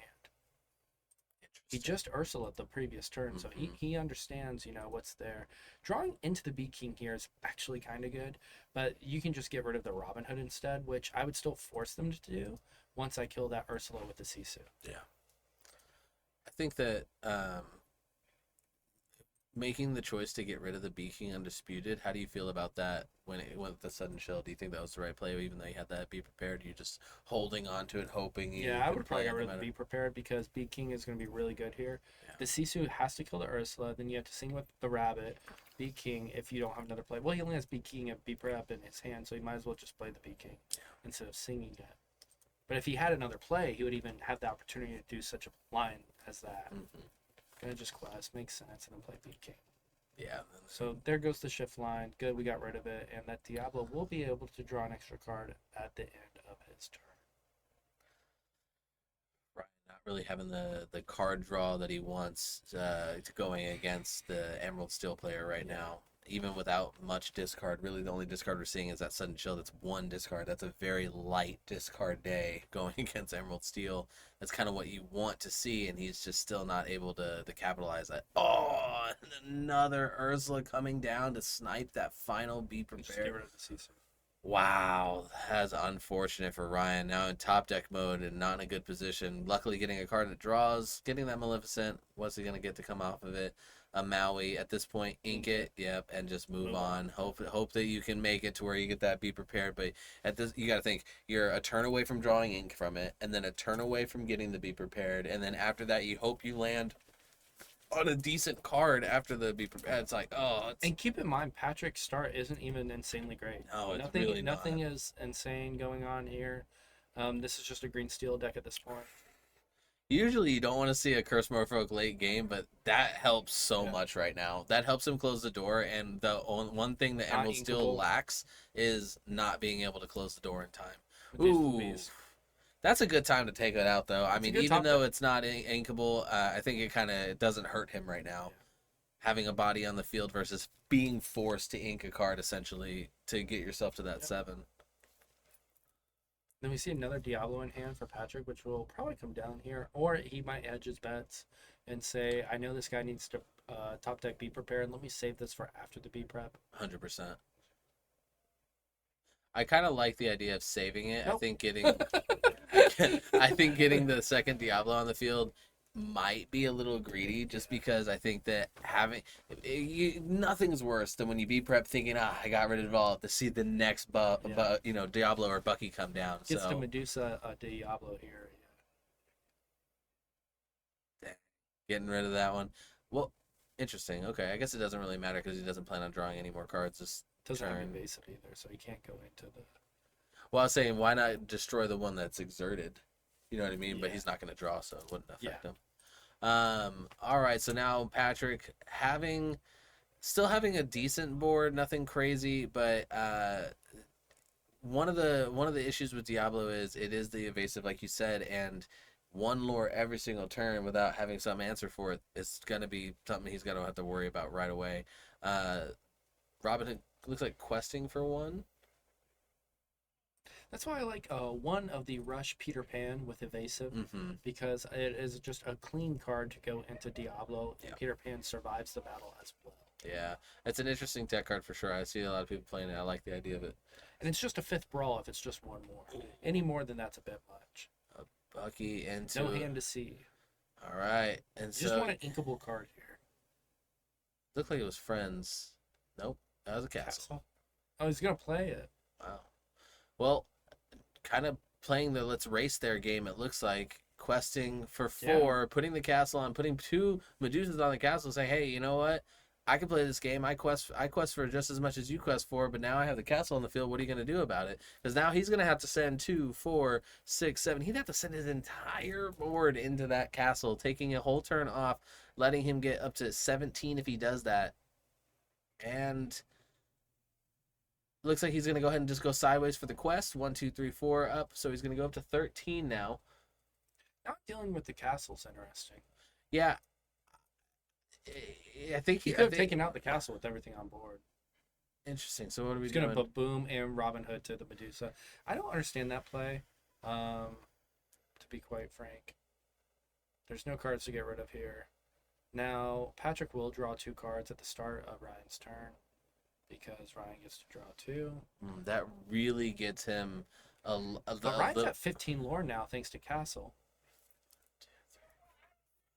And he's only going to be 2 off. So as long as that... He has Lady Tremaine in hand. If Lady Tremaine literally survives, he's fine. I'd turn everything sideways. Oh, he has go. Even better. Wow. So... Now turn everything sideways and you win. Yeah. Because you're at 19 with a go. 19 and go is as good as GG until there's bottom decking in this game. What a great way to play against Green Still. He was able to come back and like push it back, and that's I think why you love to see Ruby Amethyst go against him, because it's like Ryan is asking questions over and over and over and over and over and over again, and Patrick's having to be the one that answers. Yeah. And Emerald Steel isn't a good have answers deck; it's a good ask questions deck. And Patrick realizing this is like, I'm going to save time. Yep. Smart. Yep. GG to Ryan. That was a really well played round. Yep.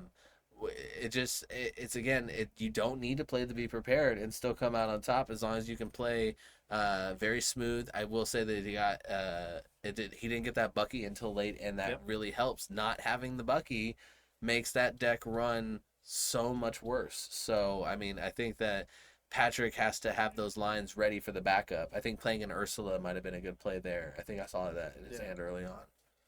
Yeah, and it's interesting too because Patrick, for not having the Bucky, did have a pretty good start. Yeah. But Ryan just able to get there. Congrats to Ryan. Well played game. Way to just rush it down and go aggro, We talked about that with Steel Song earlier, that, you need to kind of just adapt and can change at a moment's notice. Well, Ruby Amethyst is another deck that can literally do whatever it wants. Yeah. I think the only thing that would make the Ruby Amethyst deck a little bit more versatile is if it had a good aggressive 1-drop quester. You know what I mean? That they could play. I know there's the Maleficent, the Biding Her Time, and stuff like that, but I don't think that Ruby Amethyst wants to be playing a card that doesn't do multiple things for them, and I think that that's where it's just not enough. Having just a 2 lore isn't enough, but maybe if one comes down where it's like a Merfolk. Yeah, exactly. Something that gives just a little extra bit of juice to where it's like, all right, well, I can play that now. Yeah. And I think that would really help, close out games a lot faster. But it's interesting how the Emerald Steel, some players lean so heavily into the discard strategy, and how others, bring in some of those other great Emerald cards that we started seeing less and less and less of, that really help push it over the edge. Because you do sometimes, like in that situation, we just needed a little bit more questing power. Yeah. If everything quests for 1 in your deck, it's still going to take you a long time to get there. And Ryan choosing to put back 5, I did not see a great hand from Ryan.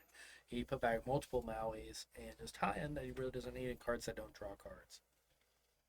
Hopefully this game though, we do not see Ryan play the Flynn, because it almost costed him. Yeah. And he really needed a card to ink there in the late game. And he was able to get there. But he could have played around that a little bit to kind of just be cautious there. Yeah. I think the Flynn in this matchup is just not great at all. And against Steel in general, not just just in general. I mean, you're a baboom away from just getting no value. Yep. It's interesting. I've never seen sleeve. So Patrick, obviously a big fan of broccoli. Has broccoli on his sleeve. That's pretty cool. I like Maybe that. It's a tree. I mean, broccoli. What is broccoli really? But True. Tiny little trees. Maybe he really likes the song Broccoli. Yeah. What's the song Broccoli? It was pretty big. That's a good one. Yeah. I haven't heard it. All right. So, Ryan and Patrick both trying to get this last win in here. If you're Ryan, I mean, you just kind of take it nice and slow, right? Really think your moves through. You don't really need to be rushing it. But if you're Patrick, do you try to switch it up a little bit? Do you try to just go more questing, realizing that you're just a little bit away? Or do you just stick to the game plan, hope you get better draw? I think you know your game plan. I think you know your lines. I think you're just hoping for a little bit better. We see the turn 1 Diablo come down here, the inking of the Robin Hood. I mean, that's a great start for this green steel player here in Patrick. And we're seeing that the hand's not really that great, honestly. Bunch of flints. He does have the brawl to respond, so that's nice. Oh, we draw the bog, so that really, really helps. Ink a flint here and play the bog is the move. Yep. Now, do we have the Bucky Nuts line set up? He does have the Bucky, yep. Discard. 2 Robin Hoods being... Oh, he does have the Nuts line. Let's go. He's able to pull it off. He didn't have the Bucky in time earlier, but now he has everything he could want and more right there. The only thing he needs is a sudden chill to really send it over the moon. So hear me out. I get rid of the B prep here. 100%. Yeah. 100%. Because You're you not need your getting there at this inkable. point. Yeah, you need your inkables and you need your answers. And the B prep is like a far time. He could have an Ursula hit, which he does. Yeah. Yeah. So it's a huge mistake if he doesn't get rid of that B prep. And he's debating it. He just needs to commit to it. It is the right play. He knows Yeah, it doesn't feel good, but you have to do it. Yeah. There it goes. That honestly is such a good one because it nullifies, if it's your only song in hand, it completely nullifies an Ursula, and that's a great feeling when they take a turn off to play the Ursula and then don't hit anything. Now he does have the brawl. He's probably gonna pop this churn bog. Yeah, I don't blame him. He draws it to another brawl, which is really good. He just needs to see ink at this point, and drawing the Tremaine for turn really hurt him. Making the mistake of playing the Flynn, that's never gonna activate or do anything.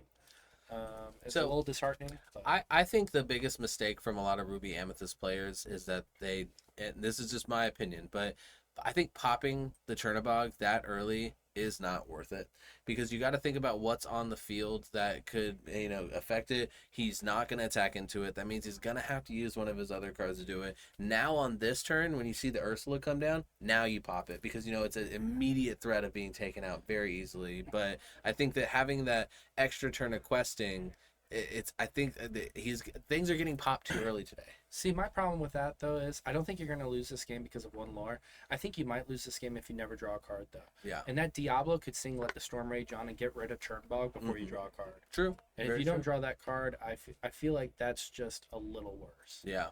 I totally get what you're saying, and I think it's matchup dependent. But here with the so many outs that Steel has with Boom, Let the Storm Rage on, and all these cards that they can have come down, I'd be a little afraid that I'd never get my value off that card. Yeah. Oof, that's and now we're rough. going to see friends go away. Like, that really stinks. Dang. So Ursula coming down, really punishing the luck of Ryan because he's able to get he was able to draw that off the top, which is great. You want to see it, and then bam, get it ripped away. If he double sung Storm, though, doesn't he have to put 2 damage counters on one of his? He does. So Did he put it to the bottom of his deck? Yes, he did. All right, So that means he double sung it. So we do need to get that 2 fixed damage real counters quick. need to either go on Ursula or Bucky. Yeah. Yep. So Bucky or Ursula, or either Ursula needs to take 2 damage because in order for it to go to the bottom of the deck, it has to be fully resolved.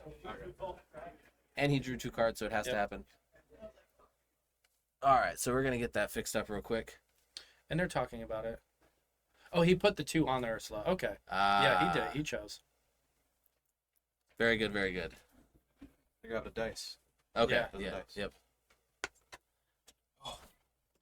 Just to be fair, he did not have the dice when we said that. Oh no, I know.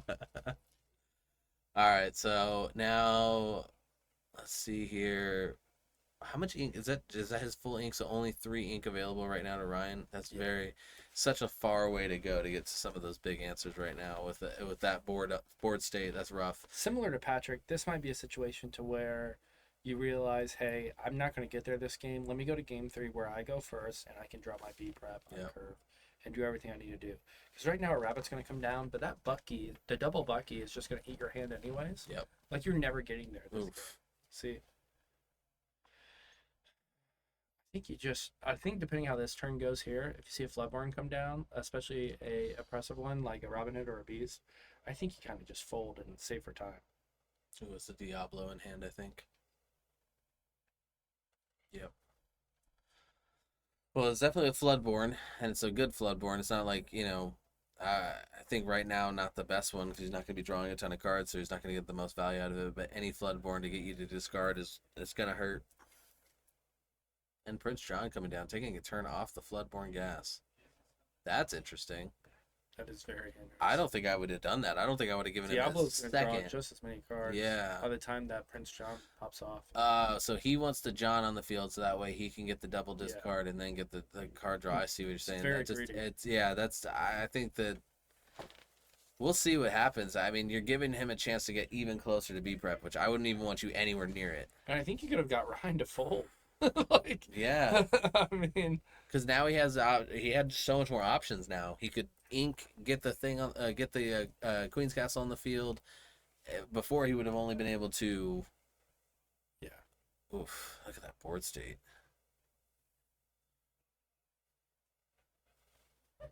All right, getting rid of a Maui and a Tremaine. Gonna get 2 draw triggers off of that.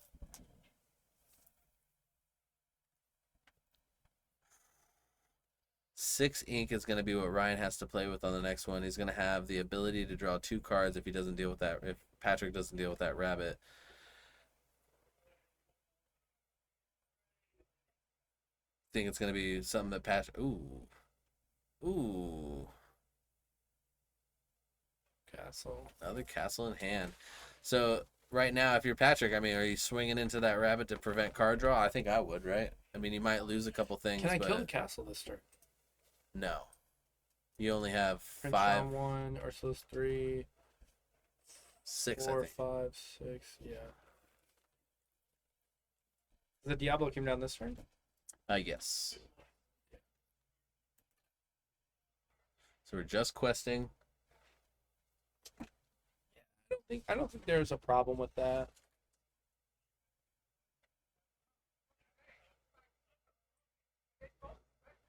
Right now we're at 6 lore for Patrick.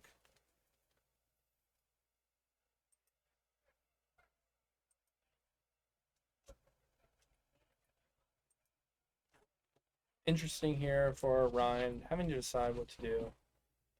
Gonna draw cards. Because Diablo is still straight up, he will not draw cards. So that was the best time for Ryan to draw cards.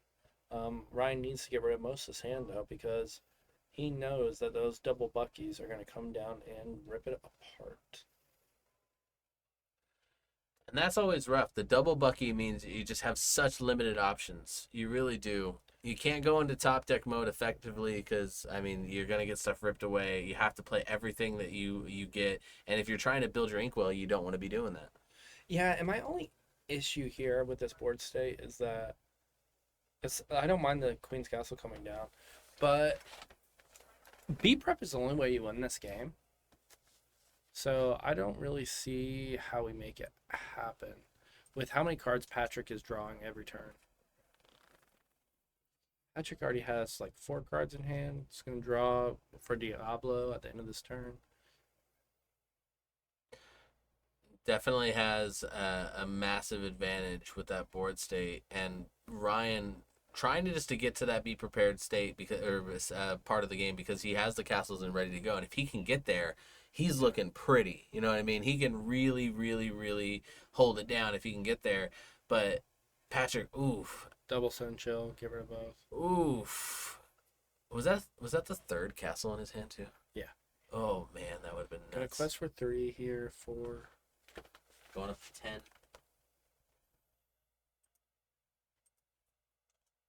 Oh, wait, I missed something. Going up to 14.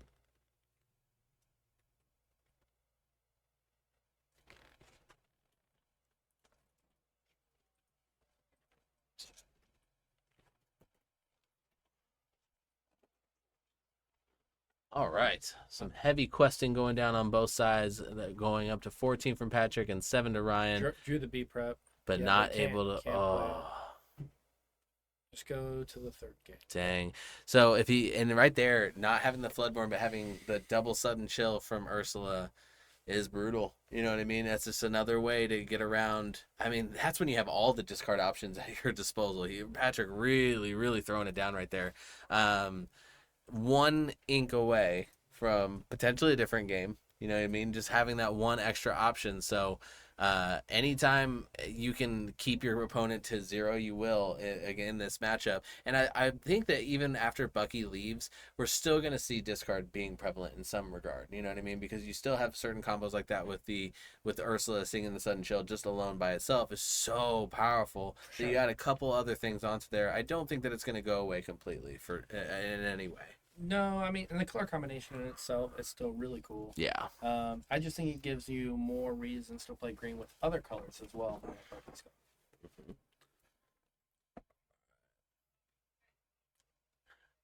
All right, so let's see. Green Steel with Bucky proves that not playing the non-optimal is still so strong with the nuts. Yeah, it is. It is definitely.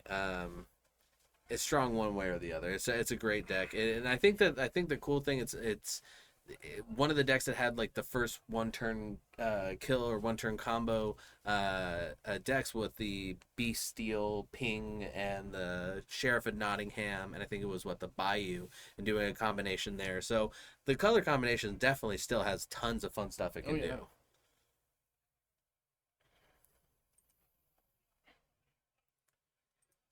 Now we got Ryan going first on this game 3. What do you think about the mulligan in this game? Do you like the Lorcana mulligan? Oh yeah. Yeah, I think it's fun because it allows to keep the game more what's the word I'm looking for? Decision focused, I guess. I don't know, that's not a great way of putting it, but like you what you decide to mulligan can change your entire game, and I think that like that alone is a lot hard. I don't think a lot of people give a credit to how hard the mulligan is. And I also think, well, I agree. I think it's the most skill expressive part of the game usually, and most of the time decided by the mulligan. Yeah. I also want to say though that I think the thing with the mulligan too that's interesting is you have to know in every matchup exactly what to mulligan for. Yep. And I also think with a game like this with very little draw cards, that you kind of need this mulligan system. Mm-hmm. Like saying, do you keep your hand or mulligan the whole hand? It's just a bit too much with uninkables, with not that much draw, like no cards that search, like all these things. So I think when you add all that up, this is the proper mulligan for this game. Yeah. And it'll be interesting though when the game evolves into things like, for like you said, searching the new Merlin that's coming out. I think that card is going to kind of change things up at least a little bit, because I mean the fact that you can just search for any card out of your deck at all and just put it in your hand is so strong. This is so strong. Very much a Pokemon trade. Yeah. So now we got Patrick going to go ahead and throw down the Bucky. So both players skipping on their first turn, and Patrick setting us off with the first character. Bucky, the little squirrel. I think I inked something and just play friends here. Just hard play friends. Yep. There you go. It's like you're in his head. Boom, pulling out a frenemy, which in this matchup means he just pulled out some ink. That's nice. Hopefully he's going to throw down his ink and has 2 castles in hand. That you'll love to see that in this matchup. Yeah, Diablo's probably coming down, though. I believe we see it in Patrick's hand. Sudden Chill going away. He really had the combo pretty much the whole time.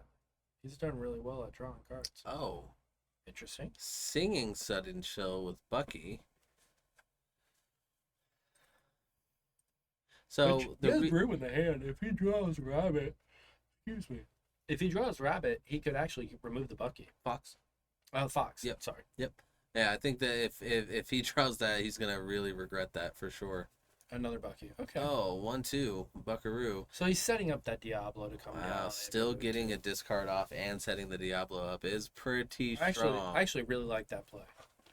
So he does. Is that the broom in hand? Yeah, he has the broom. Oh, he needed the fox. Yeah, if he drew the fox, he actually had a way to remove it. Dang. That's awesome. Just gonna play the castle. All Why right. not? Just get them both online as soon as you can. Yeah. Yep, there it is. Double discard from the Buckies. The Bucky, Diablo. Yeah, you gotta get rid of the You got to get rid of the Diablos. You can't. I would get rid of a castle there. I got rid of a brawl and a broom. Those are probably 2 cards I would have kept. think he's just gonna say, I'm gonna try to use these castles to get onto the board and make you do something, because at least it makes him take turns off while he builds up. But he needs to draw cards too. Yeah. Like I would have liked to seen the broom come down so you could actually eventually move that broom to a castle to possibly draw a card. Very true. And this brawl probably needs to be played to remove this Diablo so he doesn't draw cards. So you can eventually get ahead, you hope.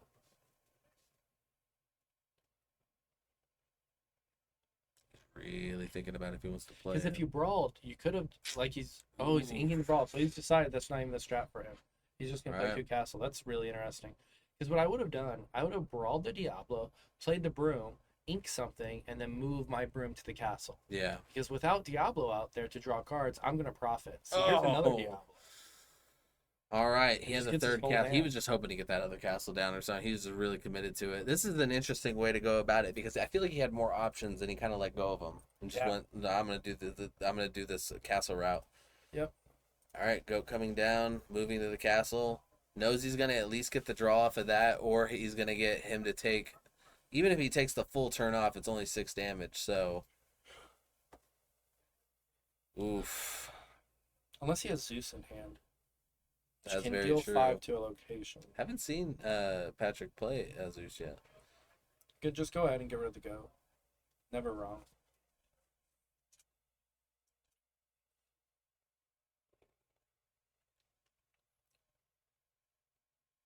All right. That is strong. That is strong. That's a board. Yep. So now he has 1, 2, 3, 4, 5, 6, 7 on board. So threatening as a 2-turn clock. And Ryan he needs 2 turns to get to his be prepared. It's not looking good. No. And Ryan can definitely lose one of these castles this turn. Gonna play friends, that's good. Can maybe draw something that's inkable. And he draws something inkable and can play the Maleficent too. Not that it matters to draw a card, but because that card's more than likely leaving. Is it friends too? It's a friends, unfortunately. That sucks. All right, he's gonna really hope somehow, some way that Patrick doesn't have a Floodborn. Yeah, Patrick's hand's so good. I know, there's just no shot. A Floodborn at this point or a Sudden Chill. Either one does the trick. I don't think I see one. No, okay, he's got an Aladdin. Okay, I was like, wait a minute, no way. And a Sudden Chill. Oh yeah. Look at how many cards he. Yeah. That's brutal. Such a strong hand.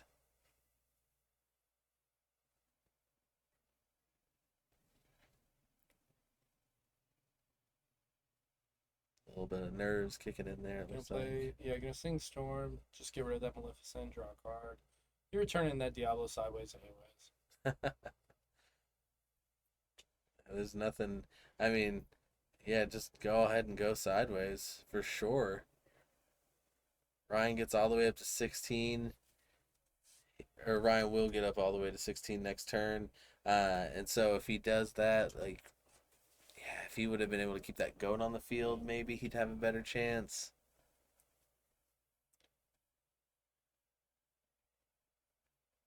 Aladdin, make him discard that friends.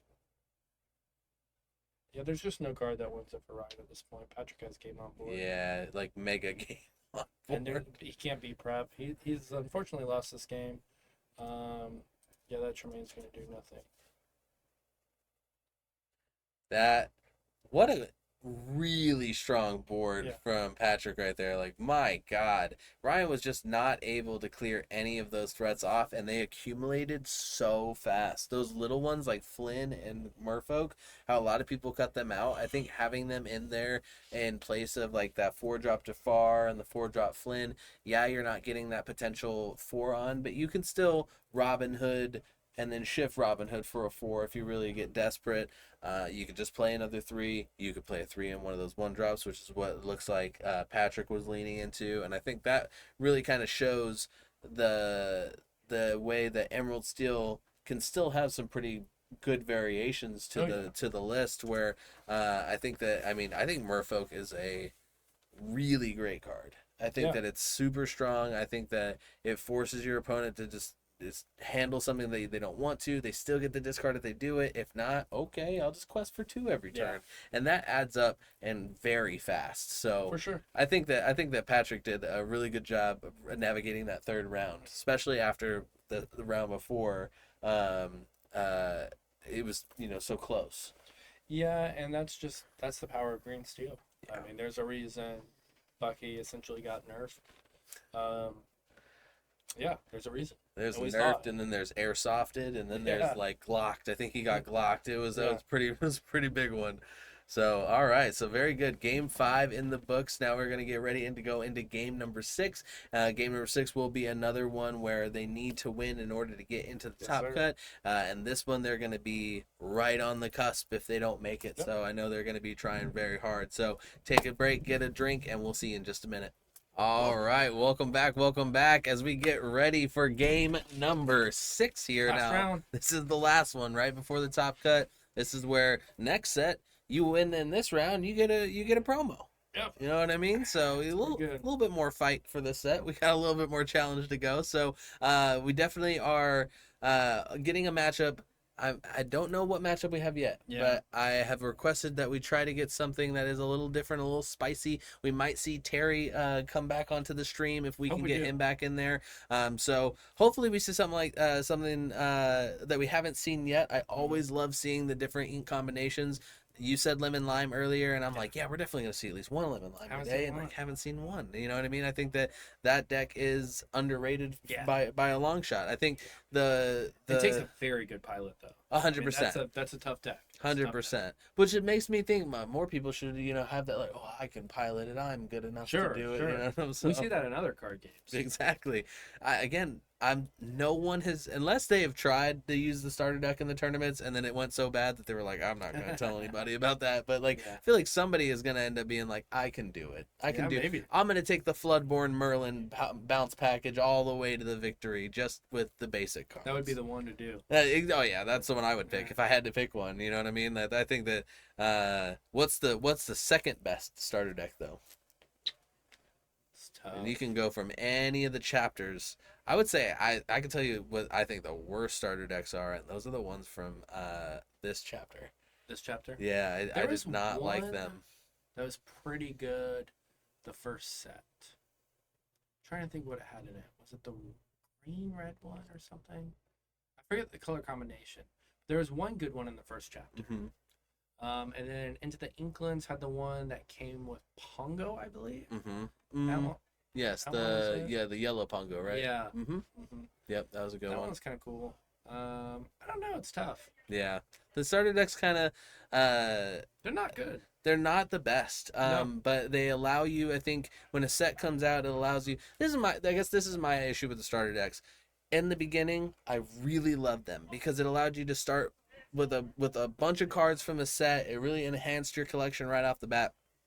And then as we got later and later into the sets, you're starting to see the starter decks have maybe 4 or 5 new cards from the new set and a lot of cards from the old set.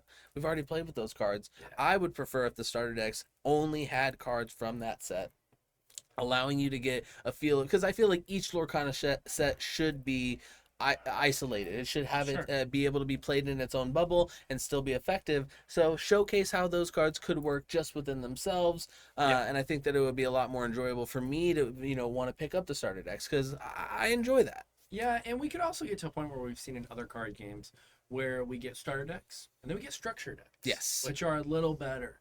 And I know, for example, and that's a thing in Yu-Gi-Oh! and One Piece, they've started releasing better starter decks where it's like, oh, this deck's actually kind of good on its own even. So, I mean, it's interesting. It's a good point.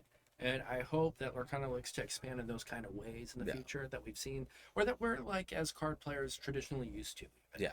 So. And I think that's the one thing with the Ursula's quest and the, very cool, I think that was probably one of the most interesting ways they could have allowed you to learn the game as well as play a different way, like a brand new way to play the game. I think the quest is one of the hardest ways to play Lorcana. Yes, it is. If you can beat Ursula on expert, watch. I don't want to play against that person. Yeah. That's crazy. I don't think I've gotten past normal mode. You know I what haven't I mean? tried the expert yet. Oh, I did it with my wife, so we played on the beginner one, Yeah, and that was fun. yeah. But I would need a friend who knows really what they're doing to try the expert mode. And you'd have to both have like, I personally think it would just have to be 4 decked out broom decks. You know what I mean? Like, or all the broom synergies could really go into play because, man, Aggro. yeah, you have to be mega aggro because, like, just the amount of cards that they can that they get to play. Like the Ursula, I'm like, man, thank God this isn't how the normal Lorcanas play. This would be so rough, just playing everything you get and not having to exert your ink. Oh my goodness, it's brutal. But I'm excited to see what new one they come out with on the next one because it should be another new way to play as well. Yeah, they've announced that it's this. Thank you, Mock, for the follow there too. By the way, we've also seen that they're coming out with this thing called Gateway, and that's going to be more like an intro to the game to get people like into the game. Where Ursula's Quest was like a side game. Thank you, Humble, for the follow too. Hey, And I think that's interesting because we want to get new players in the game. So I think that's always awesome to grow the game. Let's see what we got. Blue, looks something blue. Robin Hood, Queen, Ursula. So we got Steel Song. And then we got. Who is this? Ruby Amethyst? No, is this Ruby Steel. I think it's Amethyst Steel. Amethyst Steel. Amethyst Steel it is. Yes, it is. Oh, Okay, so we here got something different. A Right? little Good. spicy, a little spicy. You did good, Mark. All right. All right, so we have a new set of challengers coming into This the is an arena. Interesting Steel Song list too. It's playing 3 Grab Your Swords. That's very aggressive. Dang. Yeah, it's very like old school. Yeah, I like the Baloo. What do you think of Baloo coming out at Fort Worth, pretty much being a real card in the format now? I think Baloo is really great. I think Baloo is definitely one of those cards where Passive lore once again. and it's one of those ones that make Amethyst Amber such an interesting choice to try to go with because it's like, man, you add the Merlin package on top of Baloo, it's just like you're just threatening lore in every way you can. Yeah, you are. And this will be an interesting matchup to see. I'm actually kind of pretty excited for this. Yeah, this is gonna be a good one. This is what I wanted to see. So now we have a nice big change to what we've been seeing. We had seen the Steel Song earlier, but it's a very different list. Different. So definitely a completely different way of playing it. Carson is our Steel Song player, by the way. Perfect. All right, so that is Carson right there with rocking the nice curly mullet, and then we got Omar. Look at that pin on his hat. He's ready to go. He can write down anything. I bet you he'll write down, what he's questing for. Ooh, that's probably what that pin gets. That's probably what it's for. Bold of me to assume that. That's pretty wild. Ooh. I thought they were about to do the most intense game of rock paper scissors ever. I didn't know what they were about to do. All right, so some of the key notes from Omar's list here is he is running. I want to make sure I double check it. Yes, Elsa, Spirit of Winter, the classic OG mega card, the card that is the enchanted version, still the most expensive card in Lorcana that you can still go out and purchase right now. Still a good card too. It's a very good card. It's card that, the board. It's like, oh, weird you don't see it more. It's expensive. Yeah, and uninkable. Yeah. But in all the different I think in Blurple, I think is the only way. Blue Purple is the only one I see running it still consistently because it can ramp to that 8 pretty fast. But seeing it in here, I'm excited to see how it gets played. Running a lot of item control. So we have Benja coming down to be able to take out some of those sleepy flutes that we see on Carson's side. So that's going to be interesting. Usually those sleepy flutes tend to go unanswered. Yeah, we can see Carson's hand here and see that there are no sleepy flutes to begin with. And quite a few ink choices. I'd probably keep some of these just to ink even. Like I'd keep a Robin Hood just for ink at this point. We see the Queen in hand, so he can maybe mulligan his way into one of the best combos in the game, which is the Shift Queen. the Shift Queen into the whole new world, or I mean, Grab Your Swords. It's just never the board's never developed enough to make that worth. Yeah, but like just to be able to even just have the Queen on 2, a 5 on 2 is fantastic. And I love these sleeves too. By the way, that Carson's using. I have a set myself. Yeah, I have a set of the old puppy sleeves. And my only complaint with those is it didn't come with 99. Yeah, I think it's 65. Yeah, we're only 34 puppies shy. Yeah. I have a Dalmatian myself, so I just love the sleeves. I like Omar's knuckle tattoos. He has the X circle triangle square. Okay. PlayStation guy. Yeah. Yeah. I once made one of the worst deals in card games and traded my top 8 Pokemon Worlds card for a PSP. Yeah. That did not age well. I was going to say, but what do you mean the PSP has great life value? Everybody knows those are like the NESs of our time. At the time, I really wanted a PSP, and let me tell you, I had a lot of fun with it. However, that top 8 Worlds card is worth quite a bit. How old were you? I was 15. And that makes sense. That's why we always tell people you got to make sure you know your values of your trades. All right, so we got that Queen coming down. I think we were kind of hoping to see that big Queen shift line. We did not roll into it. Omar throwing down the Chernabog. Definitely I'm interested to see how much Chernabog we see stay on the field, and if he pops it right away, especially in this matchup. He needs to pop it. Because as we see, Vanessa can sing that Let the Storm Rage On there, and that will be enough to take out Chernabog and draw Carson a card. Yep. Let's see. All right, and it looks like the red dice that we're going to see on Omar's side are going to be his ink. So way of tracking, way of tracking your ink. My daughter actually does that, and a few people at our locals have started to do it as well. It's a way when you have like sleeves like Omar's that are all black, it's a lot easier to see the amount of ink. Otherwise, it just looks like he has one very big card right now. Yeah. And Omar forgetting to change that dice, but we know he's at 2 right now. And we're going to give him an A for effort. Yeah, I like it. It's a good I told him not to think about it as hard. I was like, if you can remember, do this. No, it's fine. Don't let it affect your game. Ooh, the 1-up Chernabog? That's a pretty nice card. Especially if you can run into the whole new world. You know what I mean? Like before it, right now, not as great. But if you can run into the whole new world before it, ooh, it feels good. Yeah, it's an interesting card though, and it does have some synergy with the blue bodyguard because you want the blue to end up in the discard pile. So there is some synergy there. Yeah, and I do like seeing the Cinderella already go. So he's already building towards that. I mean the Queen. No worries.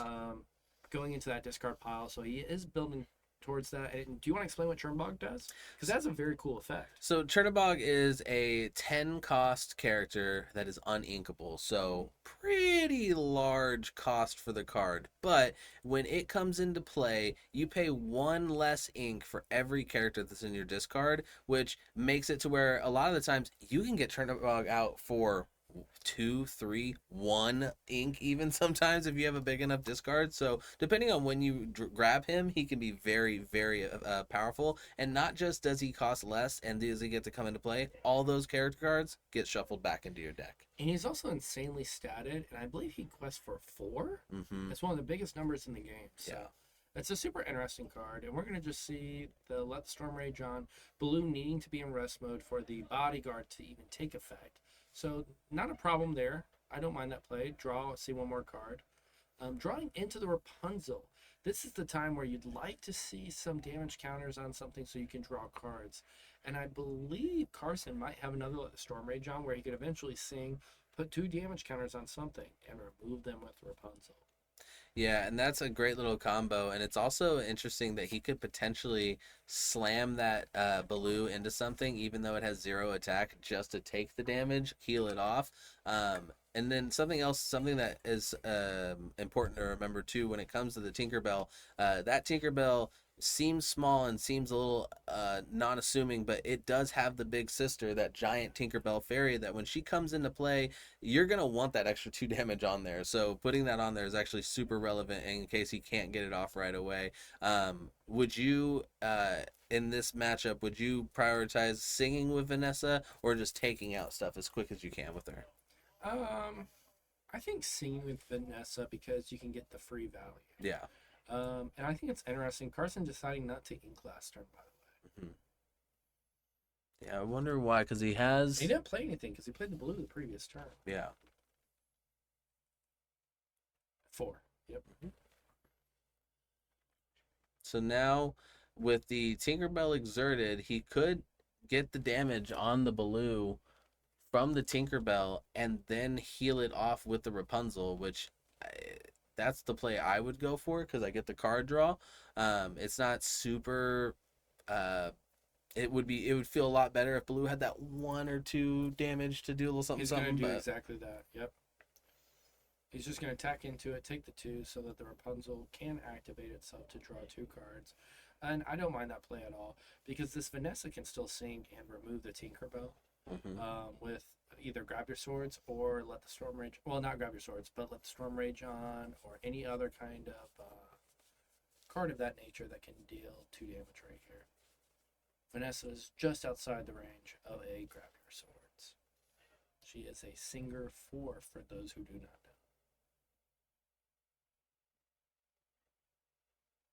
Which in this deck, it needed a nice 2-drop that could sing 4 and sing songs like Zeus. So Vanessa being a very good card this format. Yeah, I think the 4 singer is only going to become more and more relevant as more cards come into play. Shimmering Skies has already shown a few really interesting songs that are coming out.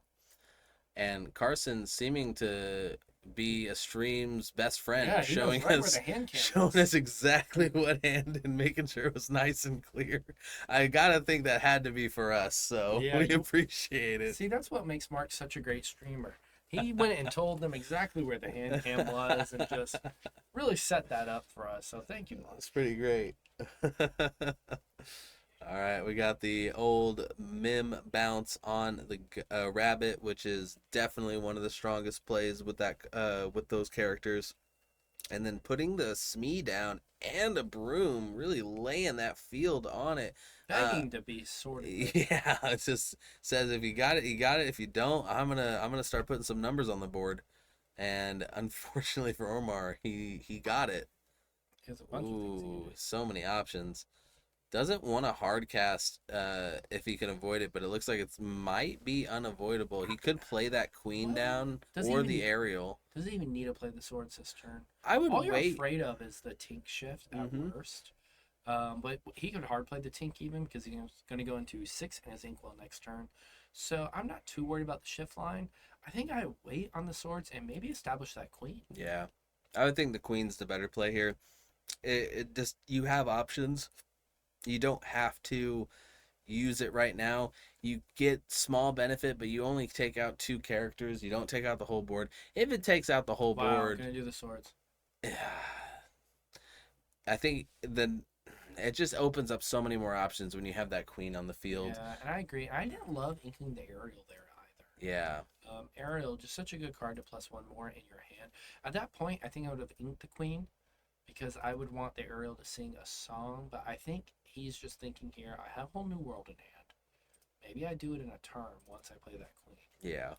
But also, Omar can't have that many cards in hand. He only has 4 cards in hand and he's at 5 mana, so we'll see what happens here. Yeah, I think that the ability for him to have options to sing those cards is pretty important in a Steel Song deck.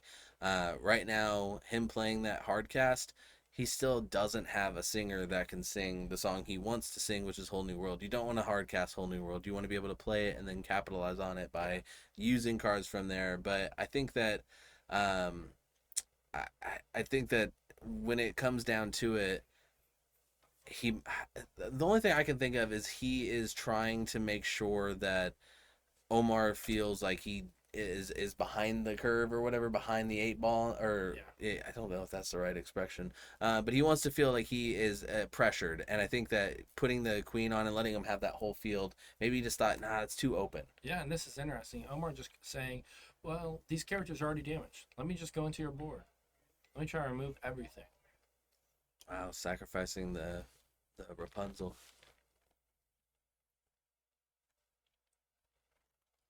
Now, Carson had just got 2 characters into his discard pile, which is important to know.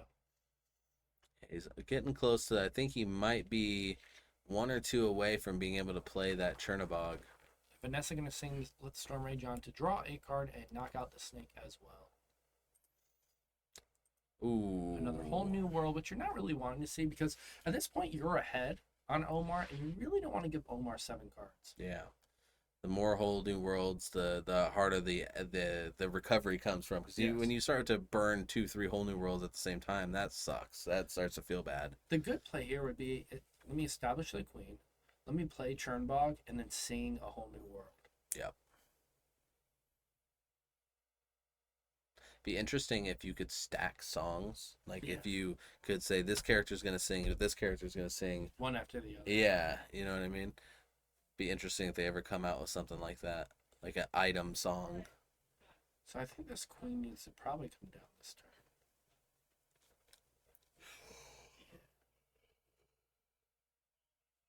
So the queen coming down, which definitely is the right play, allowing him to have something that can sing that whole new world now. And like you said, I think he just needs to lose 1 or 2 of these characters, and then he can play the Chernobog for. He could play the Chernobog. I think it would be just about 5 ink. He has, if I'm not mistaken, 4 in this card right now.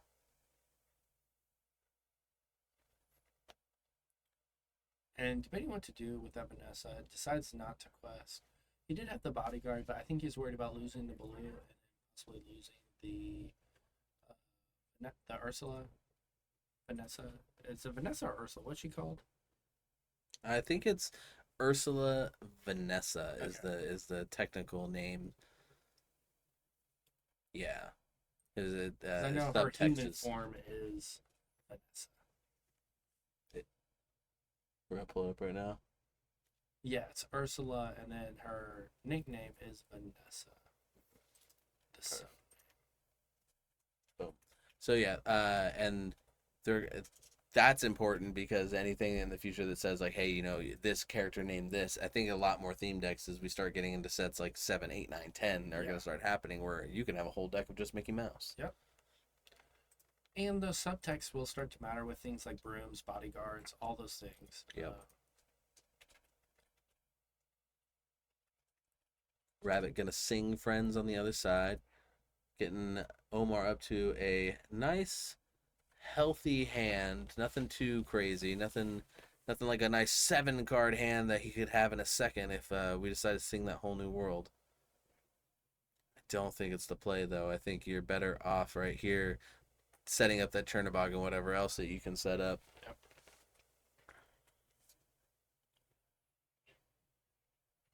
Set another Ursula in his hand. Not seeing any bare necessities this game. I think you can just play the Chernbog, honestly. Because Baloo's going to go sideways. It's going to create that bodyguard for you. Yes, the Smee can trade into it, but you're just going to be so far ahead. Did he just pass? I think he's looking for this guy. Okay. I was like, what? So, and then, I mean, you can activate the Queen's ability, too. Giving the blue the ability to challenge effectively into the rabbit, not take any damage. Yeah. So my only thing I don't like that's going on right here is that if you challenge the rabbit, it gets a card. That's not a big deal. However, I just think you really want to see that Chernbog come down and really just start putting pedal to the metal and getting it. Agreed. Sorry, excuse me. Oh my goodness. It's been a long day. Yeah. I think I had too many energy drinks is my issue. I think that having the ability to get the big bad on the field sooner rather than later, because there's really not much Omar has that can take him out effectively. It's going to be an issue. Gonna swing that blue, it looks like, into the rabbit.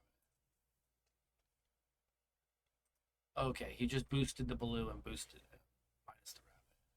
That's why he pointed at it. Not swinging into it, which I think is fine. Don't give him a card right now. What? And he played another Ursula as his card. Interesting. Okay. Just going wide right now, and Ursula not being susceptible to swords is really strong. Gonna have to Zeus and probably get rid of that queen. Honestly, do you think that Carson was baiting that in any way, shape, or form, trying to get his Chernobog ready, or do you think that that's just he just doesn't want to? Because I'm like, wow, the Chernobog seemed like such a strong play over the Vanessa or the Ursula that turn. Yeah, it's also been a long day for these players too. Yeah. So it's tough to say. Double Zeus. Like Omar doesn't have that many cards in hand now, and continues to ink. I think he knows he's going against something that's got the whole new world, and I think that he's okay with saying, "Hey, you gonna do it? It's gonna help me." And if not, play the Elsa. Wow. So Carson reading the Elsa, and then that's how long it's been since Elsa's been in play. Card is very good, and Carson's gonna get that free lore off the blue. So 2 lore off of blue when he is banished. Now that's gonna put Carson up to 13, and Chernobog is very live. Mm-hmm. What is that right there? What do you just draw? Lawrence. Okay, that's what I thought. So you're just gonna I would ink that. Put the Chernobog in next turn. Whole new world. Yeah. If he even needs to. This Chernobog's such a beefy card that his entire board might have to go into the Chernobog. And each exchange you're winning. Yeah. Yep. 100%. It'd be a 4 for 1. So I don't even know if I want to give them more cards. It depends. You definitely would want to do it after these rabbits are gone. Yeah. He doesn't get the opportunity to use those cards, hopefully. Mm-hmm. My only problem with this game, though, at this point is Carson has been ahead since around turn 2, turn 3. And this game is still going. Like, we've spent a lot of time on game 1. Mm-hmm. And unfortunately, you can run out of time. There is such a thing. I would have liked to seen Carson kind of make some of these decisions a little faster. Mm-hmm. That's if I'm being harsh, but it is a 3-game format. Playing the Lawrence, this is interesting. I don't know why we're against the Chernobog so hard. Does he not have the characters? He has to have 4 characters in his discard. There's no way he doesn't. So that is super duper interesting. Because Omar's not really doing much. Maybe he's trying to get rid of like some threats beforehand, because now that Lawrence can take out the Elsa, and that was the only real thing. Like his Chernobog had to like worry because it chunks his health. But I mean, like I just don't. I would have I'd just so much rather have the Chernobog on the field at 13 lore. You put way more pressure. Now Omar is almost like he almost has the he almost has the advantage. He's real close. Oof. Oh, and then that right there stops Lawrence from being able to challenge into the Elsa. Just don't understand the Lawrence play. Lawrence is now just officially a quester. However, once this Lawrence and Ursula quest this turn, he will be presenting 16 lore, plays the Chernobog. If you can't remove Chernobog, I win. Yeah. Chernobog's 3 or 4. 7, 8, 9. But so does Omar. Omar has game on board as well. Mm-hmm. I think Chernobog's 4. I could be wrong. We'll see here. 2, 5, 7, 9. So one way or another, something is going to have to go down on Omar's side. And it again, Chernobog 1 turn earlier, a lot more impactful than Chernobog right now. I just feel like that Lawrence play could end up being a play that bites him in the end, because he had every advantage going up into that turn. And he had like about 2 turns he could have played that Chernobog. So he's really been like holding off on it, and I'm very curious to why. And waited a bit to play the Queen even. Like this was a game of waiting, and I don't know that it needed to be. Yeah, a little bit more gas would have been all he needed, I think. Oh, but he's got to realize that this time is just ticking away. I think Omar is aware of the time. Yeah, Carson's looking now, it looks like, to the clock. Omar not as concerned about time playing purple steel. Very aggro, Smees, things of that nature. You know, this Elsa quest for 3, like he can get there pretty fast. Mm-hmm.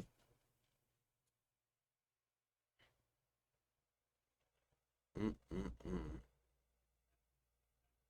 So he's gonna go ahead and quest with the Lawrence, and then use the Ursula to take out the Smee. They'll trade. So Carson's at 15 now. And that's going to put Omar at being, what, 257? He's going to be at 18. Well, there's plenty of characters in hand. I don't know what we'd even be looking for. Sorry, finally going to see Quest that for Chernobog 3. come down. So it only quests for 3. Rock and roll. He wanted that Chernobog more than anything else. And it might have cost him. Let's see, how much did he have to pay for it? Looks like just 3. He had 7 characters in his discard. He could have had that bad boy out so much earlier. So that Chernobog missed a big the old 9/9 though. It missed the Wrath of Elsa, so it gets to do what it wants to do next turn. But yeah, 10 cost, 9/9 quest for 3. Shuffling those cards back into the into the deck now, getting a cut, and we'll see what he's able to do with that. It might. Is it enough? I mean, he does have lethal on the board now, technically. Yes, but this Lawrence will be removed for no cost at all, really, because it has 0 attack at the moment. Yep. I think it only has 1 damage at the moment, though, so it'll have to be taken out by at least one of the bigger questers, which is decent. Or you could just put 2 rabbits into it. Very it's true. The same thing as doing the tank at that point. Yeah.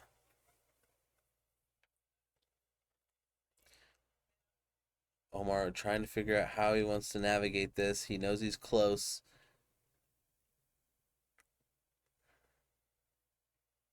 He goes ahead and quests. He'll be at 16. He will have to take out that Chernobog next turn, though, or else it'll present the win condition. Yeah. So it's going to have 7 damage on it, which means that he will technically be able to take it out if both his Elsa and his Tink stay through to this next one. So at least there's that, but I mean, Carson is too far behind, honestly. Yeah. So 16 to 15. So Carson's going to have a tough time getting that extra 2 lore. Unless, okay, now here's an interesting play. No, because he wouldn't now. Because he even be short. I was gonna say he could sing, and then if he just happens to land on a couple flutes, he could get there. But he would have to quest and then sing, and yeah, it's not possible. And we just see more cards come down for Omar. Rapunzel, it's not gonna be enough. Excuse me. No, I think that unfortunately he needed to get those whole new worlds and everything rocking and rolling a little bit sooner. If he was going to lean into the the flute song strategy. He also never saw a flute. So. Yeah, that's what I'm saying. Like, he'd have to start wheeling them faster, get his chances up there. He had 2 whole new worlds for a long time. He definitely could have opened up his options a little bit more. But I think that Omar, again, the purple color is just so smooth and consistent that, you know, you just play, draw, and you're good to go. And the fact that Omar played around Whole New World by making it to where he's going to plus so hard really made it worse for him. Getting the full 3 draw off of Rapunzel, which is pretty rare, but with the Chernobog's booty being that big. Yeah, but Omar still has game on board. Yeah. Carson honestly should be a little more aware of the clock, and yeah, just concede. There we go. It's just saying how dead those Whole New Worlds were. Yeah. Carson should have created a whole new world. Yeah, there definitely was a chance to make one for sure. I think that when your strategy involves whole new world, you need to lean into it and just do it. And I know that sometimes it can be rough giving your opponent those cards, but Omar wasn't having a problem with card draw. So if you know that, then you obviously were having issue with having like different cards in your hand. You were kind of, clear it up. And I think that's why it's important to put your singers on the field sooner rather than later. That taking a turn off was crucial. Yeah, no doubt. Interesting too to see Carson lose that match after he was what seemed to be so far ahead. He was, yeah, in the lead for the most of it, and I think that Ruby Amethyst does it all the time. That comeback from behind, but I think it's we're starting to learn it's the Amethyst that does most of the coming back. So I definitely think that was a great first match going into this one. Carson now having to go 2 more matches in 26 minutes.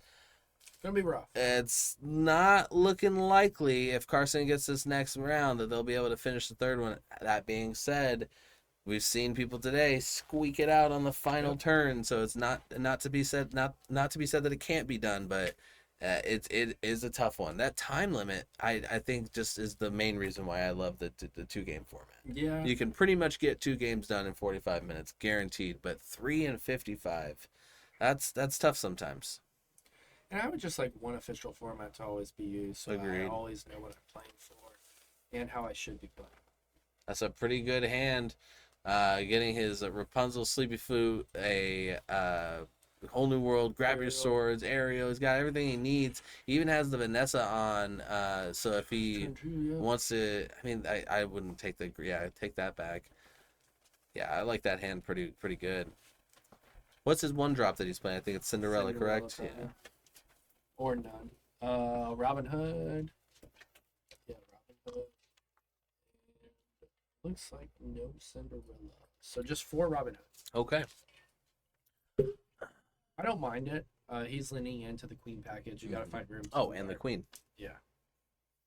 So he's saying, I'm trying to shift. I don't mind that if you're not going to play the Cinderella. I like the idea of getting rid of the Ursula here and just trying your best, but I know it's a good idea to stay on curve. I don't like the flute's aerial, though. Flute's 2, though, right? He's literally just pushing the shift line. Flute is 2. Yeah. Oh, he kept the aerial, put everything else back. He's drawing a lot of cards.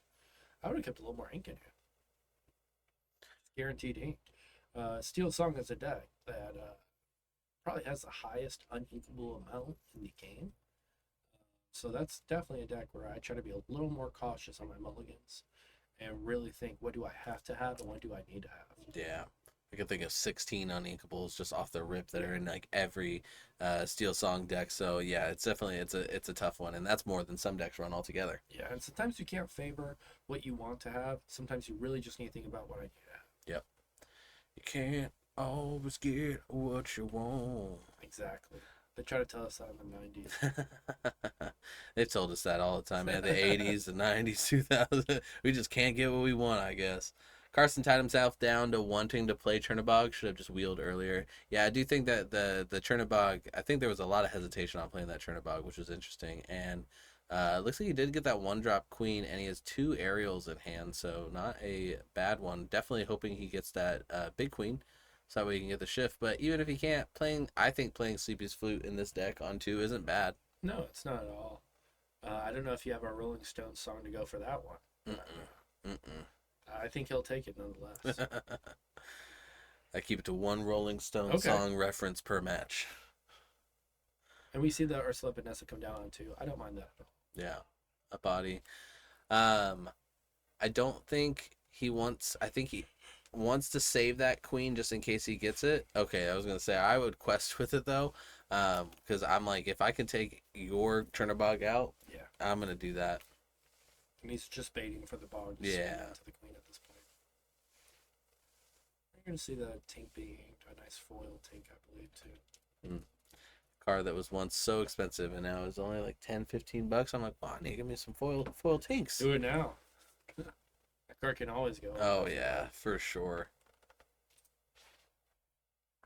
Gonna play the Shmee down. Really great card. I think one of the best 2-drops. For sure. The stat line's insane while still questing for 2. Yeah. Could have easily been uninkable and still a great card, and they just made it inkable, which thank goodness. Just makes it that much better. We see the aerial be inked for the aerial. Let's see if we get a song. So far, we are. Oh, and there's your queen in both the Oh, yeah. You hate to see it. He just looked at Carson looking at the camera. He just turned to the camera and stared it down. Dang. Like, is this really happening to me? Dang.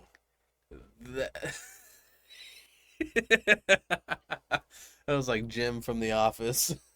Because he looks straight at the camera. That's great. I think you expect to hit a little bit of stuff you don't want to see, but that was 3 out of 4 you didn't want to see. I mean, not having a song yet, except Whole New World, is kind of insane. Yeah. What's wild is he can play 2 Sleepy's Flute if he hits an Inkable and sing a Whole New World with Ariel and get 2 passive lore while establishing 2 Flute and a whole new 7. Man, he could have had all 4 flutes. Yeah.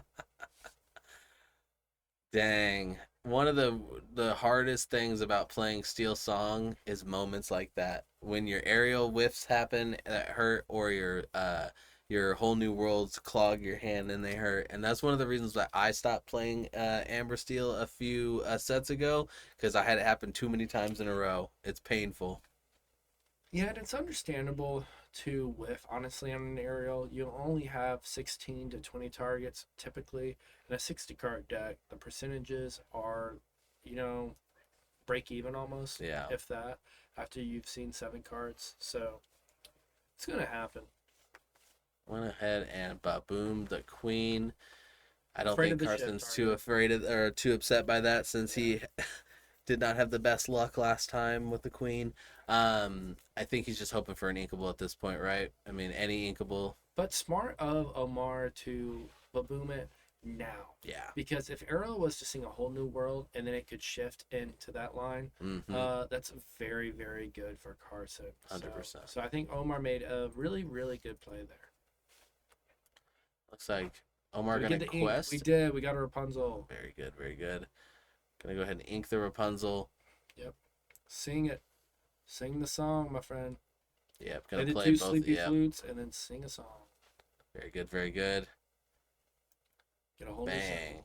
So, pretty great right there. I think Carson definitely would have loved a Whole New World into a double flute and queen. Yeah. But we'll see what he ends up getting. But being able to get those 2 Sleepy's Flute on board is good. And now the turn will pass over to Omar. Got a couple Robin Hoods in there. It's not terrible. Couple small queens too. Gonna get the 2 lore for the Sleepy's Flute. Gonna go to 4. So Omar now reloaded, full hand, ready to go with what will be 4 ink. And 2 flutes on board. Big time. Ooh, quick to ink the goat. So all those options, I think I would have held on Is to the Omar goat. running Benja? Yes, he is running 4 copies of Benja, so there's a good chance that we can see some of those flutes leaving. Gonna go ahead and take out the aerial, giving me just enough damage to die if he doesn't do anything about it. I don't think he has options to do anything about it in the steel purple combo. Unless he has unless he has a captain or a Madam M to bounce it back. That'll work. So that's 2, and then hey, guess who's back? Shmee, back then again. Blow up the broom. I like that. That was very clean. Yep. And the broom able to get that questing ability off, so he was able to get the full value out of that, which is great. And now Carson taking his turn and now has a full hand. Yep, full hand of songs. I definitely feel like we want to start. I mean, the Ursula can sing the Zeus to potentially get rid of the Shmee and just have that be done and over with. You could. I would say right now, my goal would be, if I had the chance to get rid of that whole board, get rid of that whole board. You know what I mean? Anything I can do to like whittle it down as much as possible, just because I want to stay ahead as Carson the whole time. I don't want Omar to get in the lead. I think you can give Omar 1 turn, and I think you can establish the Robin Hood here, actually. Yeah. I would like to see the Ursula Vanessa sing Let the Storm Rage on and draw a card. I don't think this is wrong. Just getting rid of that Smee, I assume. All right. Gonna get rid of the Smee. And then I think he needs to establish one of these Robin Hoods. Yeah. He's going to be able to go to 6 lore because there's a song this turn. And the Sleepy Flutes will go sideways. But I want to see Robin Hood hit the board because it will survive a Zeus. Mm-hmm. And I think that you just need a 5 singer on board all times almost as Steel Song. Yeah. Especially because he has 2 in hand. Yeah, someone commenting they need to play faster. Yeah, I couldn't agree more. Carson's slower game style is affecting him winning this match, quite frankly. Oof. See the blue come down. See, I would have slammed the Robin Hood. That's an easy Zeus target right now. Yes, you will get 2 lore, But I just don't know that gaining lore this passively is going to be enough. I think you need the Robin Hood to sing songs. Yeah, it's pretty interesting going with that play. I don't think he does have the grab your sword in hand too, so I think that would have been pretty tempting for him to want to throw down the grab your sword, be able to finish whatever it was off with the Robin Hood. So I definitely think that that's going to be it's little things like that where you're like, I really want to see what they see. You know what I mean? Yeah, but like this turn, if he played the Robin Hood, it's like you said, he could have doubled grab your swords, and that would have just wiped the board completely. Yeah. So, and I think that would have been a lot. That would have allowed you the opportunity to say, you know what, I can let whatever he's going to do happen for one turn, and then I can just remove the whole board. Mm-hmm. I don't think he has double grab your swords though. I think he has 2 in hand. I think it's 2 Robin Hood, a grab your swords, and a let the storm rage on. Yep, you seem to be right. But I definitely think 2 grab your swords for sure. If you ever have the opportunity to do that, for sure. He plays super powerful. He plays 3. Yeah, so he's very heavy on the card. So getting rid of the blue, going up to 10, going up to 8 lore rather. Then still able to sing those songs or activate those sleepy flutes, and he still has 2 songs in hand. So theoretically, that's another 4 lore. Yeah. You know, if he spaces, and a 3rd song. Songs for days. Vanessa's still able to sing that song to get rid of the goat, so where he's stopping any kind of bounce happening, and I think that's pretty important because if that goat stays in hand and is able to bounce back and forth, that 1 lore that you get from destroying it can turn into 4 or 5 lore pretty quick. Yeah, agreed. There comes the Robin Hood. See, I would have liked it just a turn sooner. Mm-hmm. Opens up a lot more options if you do it a turn sooner for sure. Definitely still wants to sing a song, so Vanessa's gonna probably sing, yep, and boom, there it is. Get rid of the goat. So that's gonna activate your Sleepy's flute and still give you a lot of options moving into the next turn, because now you can activate like I said, the grab your swords to get rid of maybe some characters that you couldn't get rid of. I think that only one. No, you would have been able to get rid of the Mim either way, so that's not necessarily relevant, but at least has options at his disposal. Going to 11 lore, just questing there. I think that's fine. They're both going to have to play fast. I like if he's able to take out that broom with the... Judge. I don't know what happened. Interesting. We're going to get clarification on what the judge calls for. Something with the queen. That's interesting.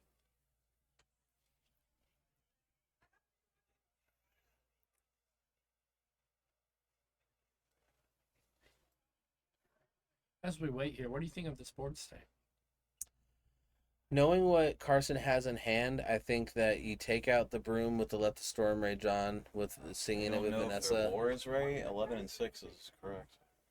They don't know if their lore is right. He thinks he double tapped. Who, Omar? Carson. He thinks he has more than he should? Yeah. Is it 11-6? Seems right. Yeah, that's what I was saying. What does he have? What is he showing over there? Like on board? I mean, 11. No, on his tracker, what does he have? It's 11. It's 11. Oh, then yeah. Yeah.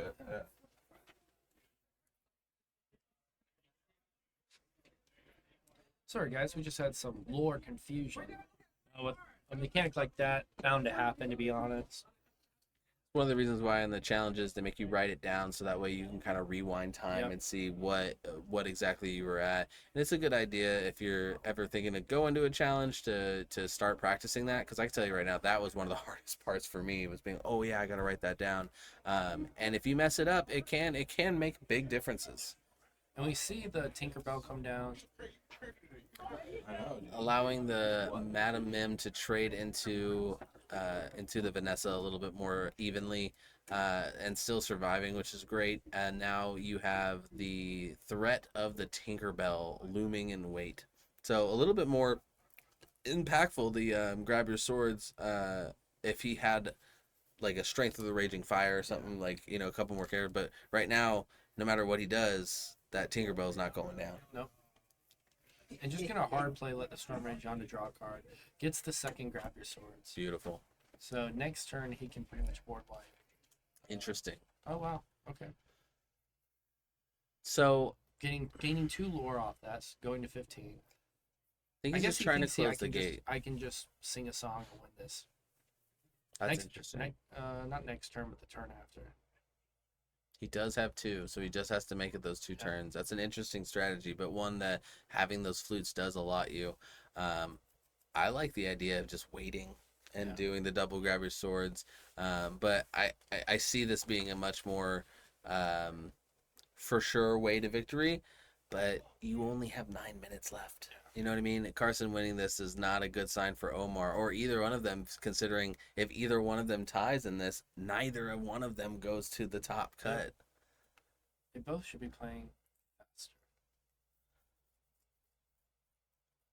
These are little things also that you pick up more the more you play, the more tournaments you do, and the more situations you get in like this. Yeah.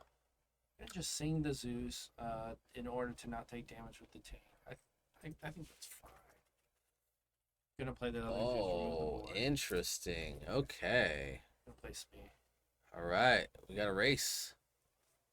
Oof, that was a interesting top deck right there. Is he at just 5 though? Dang. Yeah. One more ink, set him up for a really good next turn. He can still ink something though, and play the 1-drop Robin Hood. Yeah, to get rid of his 5-drop Robin Hood. I think he should do it though, just to win the game. So put him at. He should get 17. It does put him over. Yeah. That is a very good point. Yeah, that's what I would have done. That's interesting. Imagine if Omar is able to sneak it out because of that. Bounce this me. Probably replay this me. Oh, he has answers in his hand, but no questions being asked from Carson other than, can you get rid of my items? And he can't. Oof. 2, 4, 6 is on the board. That's going to put him at 16. That's going to put Carson at 19, which will put him over if he gets there. Oh man, it's going to be close. But if he had a Benjamin, he could replay it. Imagine. Yeah, and only having 1 song left in hand, so he's still going to have to top deck the song. So that's why I would have played the Robin Hood last time. He could hard play the big drop Robin Hood and say I win next turn by questing and playing 1 song. So that's probably the move here. Yeah, gonna ink the queen. I play the Robin Hood 5 for the 100%. Wow, he took a different angle than I would have done. I would have played the 5-drop Robin Hood, held to grab your swords till next turn because Omar can't win next turn. And to get rid of the 5-drop Robin Hood, you would need a Zeus. Mm-hmm. This play still doesn't win you the game. You still need a top deck a song. Where the 5-drop Robin Hood questing for 2 and then playing swords wins the game. Yeah. And as we see in his hand, he only had 1 Zeus. So that Robin Hood, that big Robin Hood, would have survived. This little one does not. So Carson no longer has game on board. And it's unfortunate because Carson should have won this game this turn if he did exactly as said. Let's see if he's able to pull that song off. He did get a song, so he got there anyways. Wow. Never punished. All right, well, they have 6 whole minutes. Hopefully they realize just how fast they need to shuffle and start this next game. Because with 6 minutes left, you could play maybe a game of Pack Rush, which is one of the new game variants that they have at the Lorcana challenges that they were doing as side events that are supposed to be very quick matches, but in a normal game of 40 cards or 60 cards in your deck, I don't think it's gonna happen. Yeah, it's unfortunate to see a game go to time whenever it happens, but unfortunately I think we're gonna see that here. Yeah. If it's me in this situation, I'm gonna look at my opponent and I'm gonna say, hey, I'm going to quest every turn. And you don't have to do that, but one of us has to win this game. And let's just see what happens because I just don't want to draw anything other than draw. Let's quest it out. Let's just try and get there. Scissors. No, unfortunately, I think that part's against the rules. There's those small gray areas. It'd be great, though. Let's just roll the dice. Last couple seconds. I also think a missed opportunity on these puppy sleeves is they should have been different puppies. You know what I mean? They did the five, at least the 5 different ones. But then you could know, like, oh, all my That's true. scores That's are this true. puppy, yada yada yada. Darn cheaters. People stacking their deck. And it's crazy how many people at these Lorcana challenges are getting busted cheating and doing stuff like that, where they're like stacking cards and stuff like that, where I'm like, man. Anytime the pricing's too good to be true, you're going to see cheating take place, unfortunately. 100%. 100%, which is another reason why you got to write that lore down.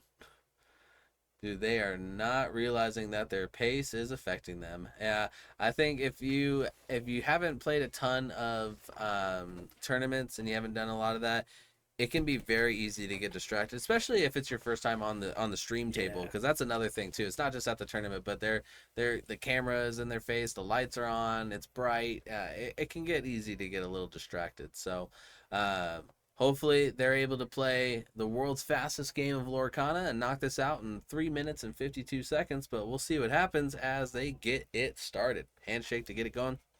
And we're going to ink the goat and pass. Carson going to go ahead and keep it rocking and rolling, hopefully not thinking about his choices for more than a couple seconds here. And already taking 2. Yeah, you got to ink and go. Come on. You know you're playing down the 1 drop. Oh, he's organizing his cards. It's painful. Oh, it's painful. Carson has decided that no one will go to the top 8. Oh, no. Carson said it won't be you. Carson, play a card, please. All right, so we're going to go ahead and ink the Ariel, play the Queen.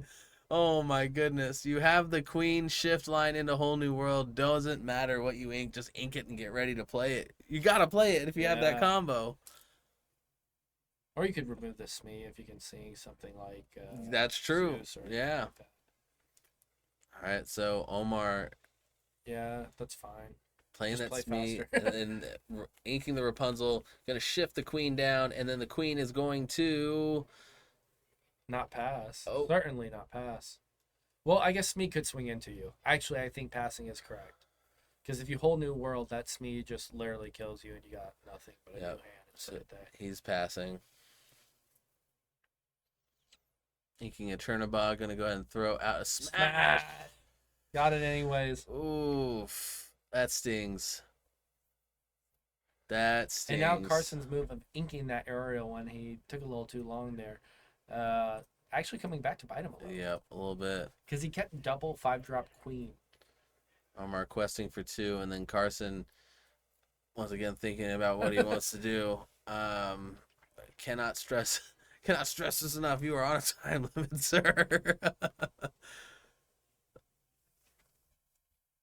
Shows the patience in Omar though, because a lot of people start to kind of show they're agitated and stuff like that. And Omar has remained cool as a cucumber this entire time. I try my best not to, but man, I'll start tapping my fingers. I'll start moving my feet. Like I just. I get a little anxious. Yeah, I just I start looking at the clock a lot more for some reason. But to be fair, if Omar was worried about such a thing, he has the opportunity to call a judge. Yeah. And say, Judge, hey, I'm worried that this game's not going fast enough or being played at a proper pace. And every player is always able to do that. Yeah. I definitely think that, it's one of those kind of that gray area where you don't want to call a judge on somebody for taking too long to think if it's like they're just thinking every now and then, but then you got to kind of know the line. I have no problem with it. Yeah. I think you just do it and put it in your opponent's head that, hey, I think you're playing too slow. Yeah. And I don't think there's anything, I think people get too caught up sometimes in is it courteous, is it not? Mm-hmm. And while there is definitely a respectful way to do it, I think calling a judge is the respectful way to do it. Yeah. I definitely think that with 42 seconds left, there's nothing that either one of them can do at this point to really kind of seal the deal. What do you think they could have done differently? Play faster. Other than play faster, is it not knowing the lines well enough? What do you think caused them to play slowly? I mean, just from the gameplay alone, it just seems like Carson likes to live in the tank a little. But outside of that, I just think Omar kind of has to play this weird exchange game while still gaining lore, so it makes it awkward for him. Mm-hmm. Yeah, I would have liked to seen I would have liked to see Carson more confident with his deck and the choices he was making. I feel like as most of these other players with their deck kind of know the lines that they want to get, it seems like Carson has his lines split, maybe a few too many. And I know how you're saying earlier, the Steel Song deck is very versatile. Yeah. I think that maybe his is too versatile, and he needs to kind of figure out, okay, this is the match I want to run. And that's something to speak to my point from earlier, where you run a deck that's off meta, where Amethyst Steel is not a super popular deck right now. Especially the version that Omar's playing right now is not the typical quote unquote Amethyst Steel list. For sure. You kind of throw Carson off his game to where he maybe doesn't know what lines to play against that deck, and that could very easily be the issue too. I mean, Carson had to read a card this game, so that should already tell you that Omar's playing some things that Carson doesn't know. Yeah. Yep. I definitely think it's one of those times where if you're the person that's like, oh man, I'm on the bubble, I'm not gonna make it, and then this happens, you're like, oh my gosh, I might actually make it. You know what I mean? They're gonna let somebody else walk through the door that thought they had to go home.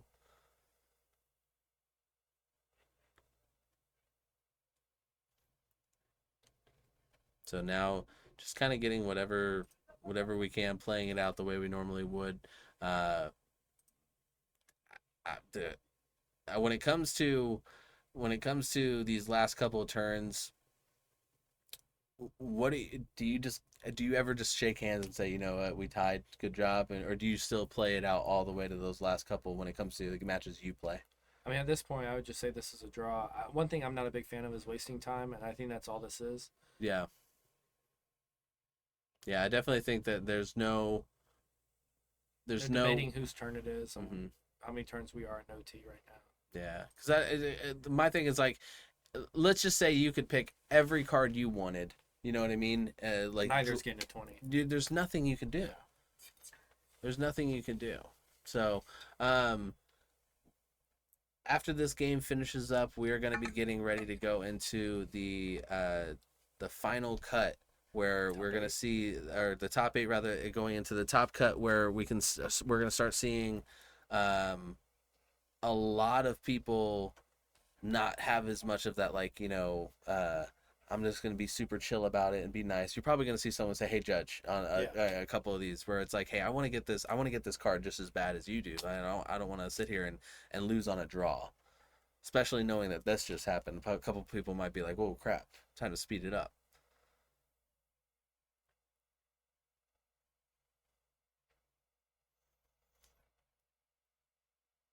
Gonna play the Sleepy Flute, 2 of them. Ooh. That's still not gonna make it fast enough. Thanks for the follow, Snoo. We appreciate that.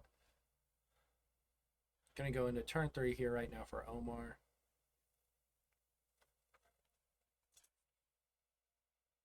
And he tapped those, so that will be lore 8 for Carson here. But unfortunately, regardless, Carson can't win the game. Yeah. Like, I'm trying to think of anything he could possibly do. The most he could possibly do in the best case scenario, I was gonna say, is if he like draws a whole new world, sings a whole new world, and then draws into his other 2 Sleepy Flutes. Like, you know what I mean? Like, there's just not much he can there's do. Just no way.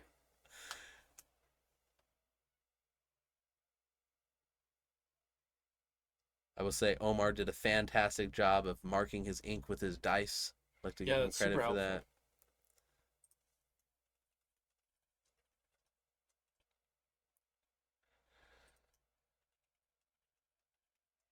It's a crowd of people gathering around, watching to see how this game ends. Fortunately, it's going to be in a draw. Yep. We could let them know right now. Hey, guys! I definitely think that either one of them, you know, it's one of those things where you're like, I'm going to go down with the ship. You know what I mean? Like, we played it out. We're going to just play it all the way out.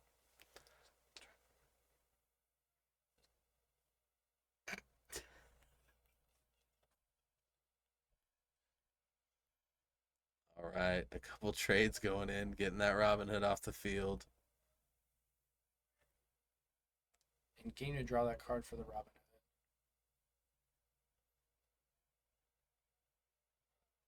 All right, going up 1 from the GOAT. And Then he'll pass over to Carson for turn 4. And Carson with no hope.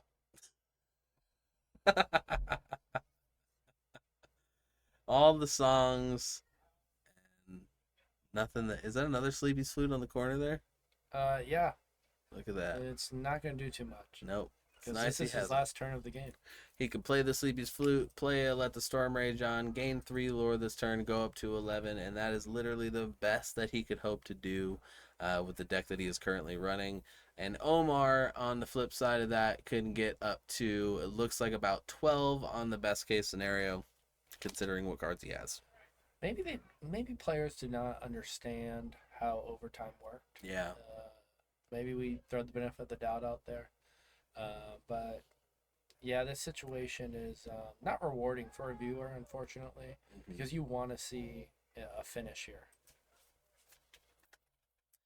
Yeah, I definitely. A lot of these players will go back and they'll rewatch these videos of them on stream to see, hey, what can I do to do better? What can I do to do things differently? And I think that, Omar is going to look back on this and be like, dang, I couldn't have done much. I just needed an opponent that went a little faster. And Carson, unfortunately, will have to just go a little bit quicker. I think that we were talking about this earlier. If you're taking 3 minutes every single turn to make your move, yes, that move is going to be a pretty good move. I sure hope so. You've thought about it, but you're not going to have enough time to make all the moves needed to finish. Yeah, and it could just be a learning thing. Yeah. Like, he could have not known overtime rules. Yeah. He might not be good at managing the clock. But unfortunately, this game will just end up in a draw. Yeah. And we're going to see 3 Sleepy Flutes tap for 3 lore there and remove the go, which is a fine move. Unfortunately, it just doesn't matter. And it would matter if Lorcana was the kind of game where if you are ahead in lore at the end of the overtime, you get the win. I think it would make these moments a lot more impactful. I think that until that kind of change happens, we are unfortunately we just kind of get into this point right here. But I'm a big fan of them trying to change something about that to where, like, in the final game, lore can be the thing that is determined on a tiebreaker at turns, just because it seems to be a consistent problem. Yeah. Also, though, the rules and stuff are built around the championship format, which is a 2-game format. Mm-hmm. And in that format, you really shouldn't be going to time as much. Definitely not. This is best of 3, by the way, Alpha. So 55 minutes for 3 games.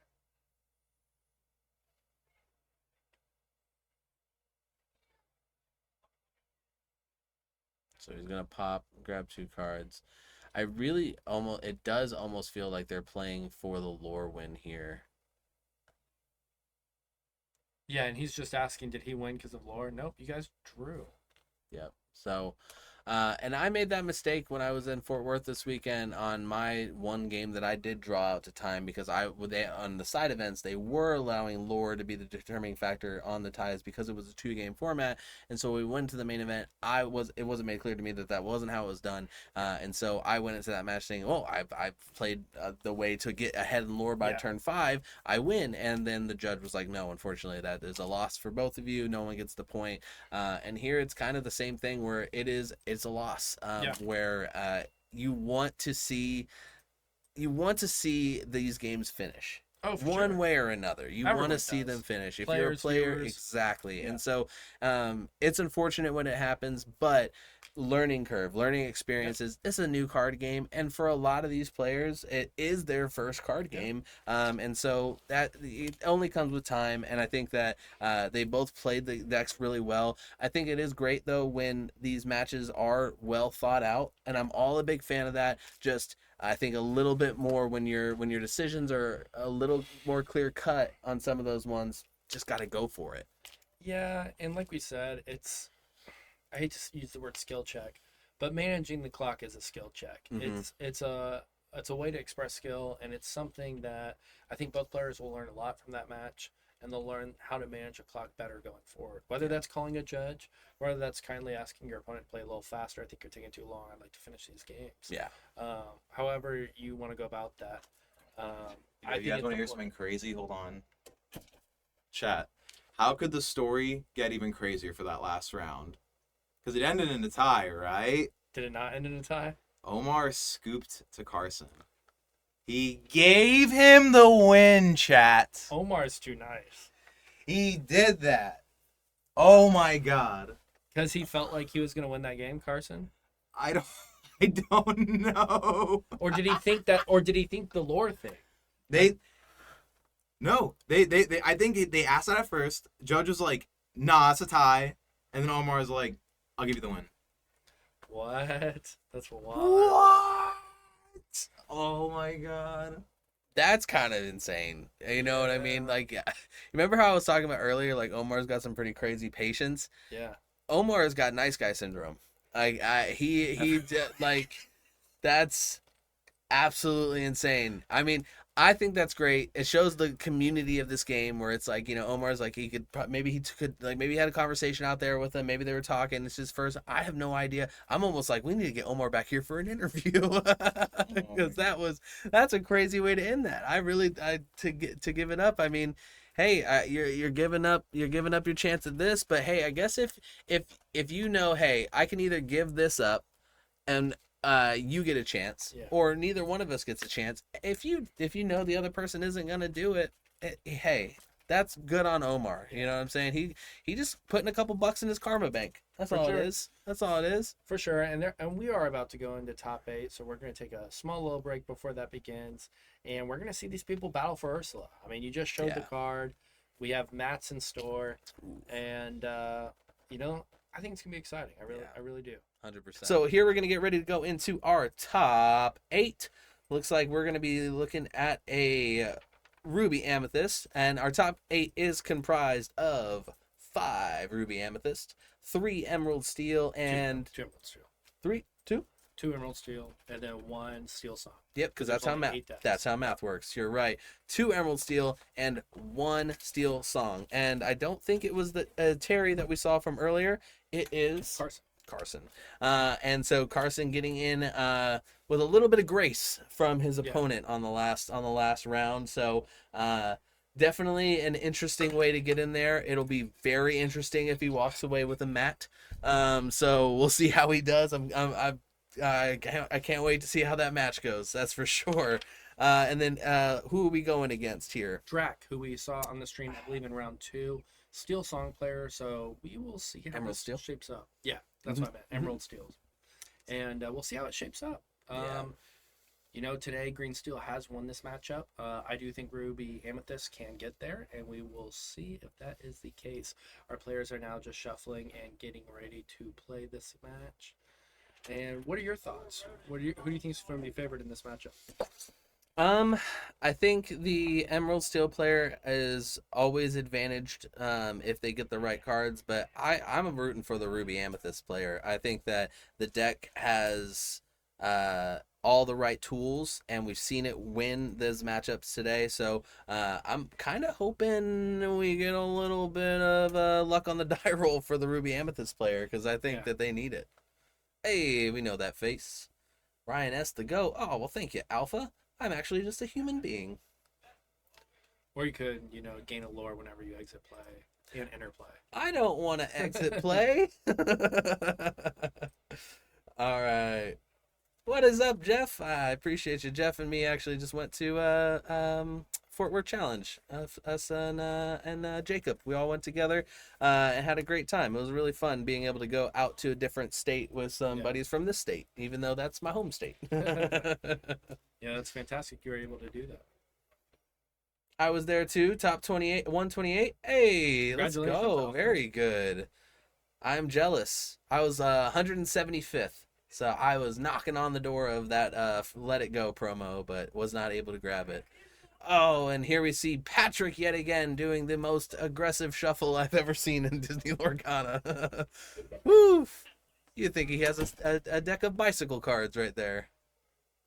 Yeah, Patrick, no stranger to the stream today as well. Both players ready and used to the pressure of the lights. Yes. And it looks like Patrick had to win his way in, where Drac was able to ID his way in based on these records. His entire deck are bent the opposite way. It hurts me. There's a very clear shuffle line in those cards. They'll be looking like Pringles here soon enough. Yep. You got cards that go on TCG and they're under the heavy play. I think that's what his go under. Giving that fist bump, starting the game. Very good, very good. All right, so let's see how we go. It looks like Drac is going to be starting us out, inking a Robin Hood to play a Curse Merfolk over the Diablo. Clearly doesn't have the Diablo shift in line, so I do like that. Oh, and doesn't have a Bucky either. This is not the optimal line for Drac, so let's see if Patrick can capitalize on it. Patrick knowing the move to ink Flints. So love to see that. Very good.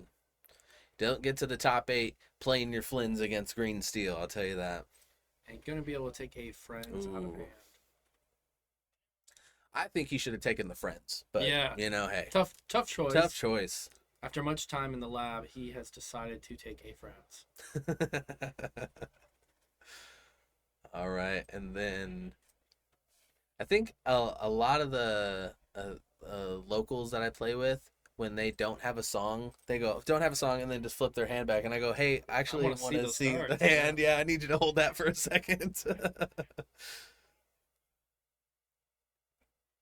Now, going into turn 3, it's not as nice of a options for Drac. Just really having the ability to play like a hard cast of a song to get rid of Chernobog, which I don't think he really wants to do. Yeah, I don't... It's a tough decision, because if he kills this Merfolk with the Chernobog, he will have to discard a card as well. Mm-hmm. But also questing is a little aggressive for him. So going to have to discard a card. We'll see if that's right. That's an interesting way to keep his discard. Up above his deck and to the left like that. Being able to play the snake and get the Chernobog back is actually really big here after it was able to KO that. It makes that line of play a lot better. Because now that Chernobog can come down next turn or be inked. Yeah. Now we're seeing the options really limited here, where he's probably going to have to play that Diablo, which doesn't feel great on turn 3. Or like I said earlier, just playing that strength, which... Again, your hard casting doesn't feel good. Drac having a very, very tough get up and go here on this one. And strength won't be played here because it wouldn't do anything. It would just do 1 damage counter, so no point. We see the Diablo being inked. We're going to see, it'll let the Storm Rage on. There we go. And that will at least draw him a card. He's just trying to cycle at this point. It's not really about the damage. Did I say strength earlier? Because that's the one I was talking about. Yeah, you said strength. Oh, yeah, no, I was talking about let Storm Rage on. And he did have both in hand. I would have inked the strength. I didn't even see the strength. If I would have seen, I would have said ink that over the Diablo. But, I mean, I guess he's holding on to it for, I understand maybe holding on to it. We're going to see the Friends come out. Great time to play it when Diablo is not in the game. Yeah. Very, very slow start over there. So you got to be feeling good for your Patrick. You're climbing your way up to be prepared territory without much interference in any way. Honestly, be prepared sets you back. I mean, really, Drac is not doing anything so far. Yeah. So we will see that change with this Bucky coming down, I imagine, this turn.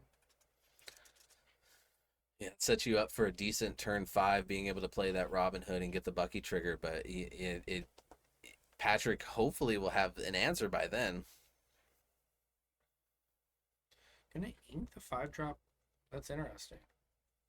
I'm gonna play the Ursula Deceiver of all. Just kind of not rushing the Bucky strategy right now. I don't hate that. I don't know how I feel though about the Robin Hood, and that exchange didn't seem too advantageous as well. Very interesting plays coming out of Drac. Gonna ink the go. Don't mind that at all. Gonna play 3 cards for Brawl. I don't mind that at all. Dang. Let's get rid of that Ursula. Let's give him no value. That's a that great he just play. inked the Robin Hood to play the previous turn. Oh, if you denied him the double singing, he obviously really wanted that. And just gonna play Beast. And now getting into the turn 5, he's gonna start having a lot more options available to him coming up for sure. Gonna play Rabbit, always a great play. Gonna ink the Sisu.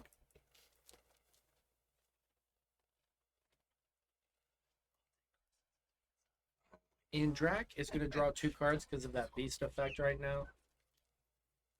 And here comes Bucky, everyone's favorite squirrel. And the Diablo. See, drawing 2 off that beast just gave him the whole combo, so that was really impactful there. Definitely. And now, just like that, Drac's board state's looking like it should with a green steel. Unfortunately, had to ink that Sisu last turn. We could have maybe set up a combo there. But just drawing it last turn off that rabbit did have to ink it, so... That big Sisu is pretty much another copy of Be Prepared in this matchup. So, very good card. But Patrick's saying, I saw it too early. Yeah, now he's got to decide if he wants to take out the draw power from the beast. I think it's the play. Take the draw power out, get the card from your rabbit for sure. Yes, I would have attacked into the beast there. Remove the draw, because Diablo also will not draw off your rabbit right now. Oh, it has the Medusa. All right, that'll do. That's even better. So that if you're a Drac, you got to think, okay, I don't have to worry about the Be Prepared as much. He's committing to the board a little bit. I can maybe I need to push this a little bit, or is that what Patrick wants him to think? I think that's where what Patrick wants him to think. If we see that Robin Hood come down, it could lose to a Tremaine. It could lose to a Madame Medusa. It could lose to Be Prepared. There it goes. So see, this is a little bit of overextending in my opinion. What did you get rid of? Another Sisu! Oh my goodness, that's both of them, I think. Yeah, that's both of his Sisus. That card is just completely not an option anymore. It's rough. It's rough to see that so early in the match.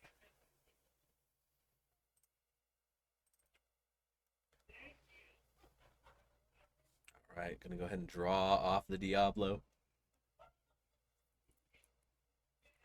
And drew a Bruno, by the way, off that Diablo. Looks like B Prep's coming down. Yeah, all right. So gonna take that couple. Was he able to quest before? I think he was did able quest to, yeah, before. He so. got 2 lore on that. Very good, very good. Gonna go ahead and pass it over to Drac now. Drac with 5. Ooh, great top deck. He would have been a little bit SOL if it wasn't for that top deck. So what a great one for sure. Very good. Now let's see what we can draw from Patrick. Medusa would have just been a backbreaker here. Oh, for sure. What does he have? I know he has a Fox, which can't do much. But you already had 7 ink. I don't think you ink anything. I think you just pass and keep the 2 cards. Yep. Yeah, I can ink the Fox. Oh, okay. That's fine. I do not mind that play if you have the B Prep in hand. Make Drac not draw a card. Oh, what a brick. Yeah, Drac has nothing. So this is fine. No! Oh my gosh, it keeps going back and forth. This is painful. Oh, Diablo off the top is huge. If he gets a Medusa though, we're right back into it. Yeah. Counting up his ink. What do you got? 4 rabbit. Oh, brawl 3. Okay, heck yeah. We're going back and forth. Now this is what speed. Oh, another Diablo off the top. Does he have the Medusa? Man, wow, that is a stubborn bird. And inking, interesting choice to ink right there. Yeah, I don't know that you need to. I would just keep cards at this point. Looks like a baby Diablo is his only other character gonna play it. See what that card in hand is, and it's a Be Prepared. His board is wiped. Wow. Oh, you gotta play it, right? I mean, oh, you got to. Can't let him draw more cards. You can't it's Be Prep for sure time. Thank you, Lonnie, for the follow. There it is. Oh my gosh. 3 Diablos, 3 Be Prepareds, and there we go. A broom. Nice. All right. We got some board advantage from Patrick after all those Be Prepareds. Oh, then the broom's gone. Oh my goodness. And we see Aladdin come down. Nice. Patrick playing a Maleficent for 3, getting another card draw. What's interesting is 2 Sisu and 3 Be Prepared are in the discard pile. Yeah, so pretty much if you're Drac, you can start going pretty wide here and feel really safe. Yeah. Especially, oh man. Just has a whole hand of nothing. Just, yeah, not great for him. Especially, I mean, a lot of cards that just can't do anything. There's a Buckaroo. It's really at this point in the game. Doesn't really matter. Yeah, he's already top deck mode. Gonna play the Bucky anyways.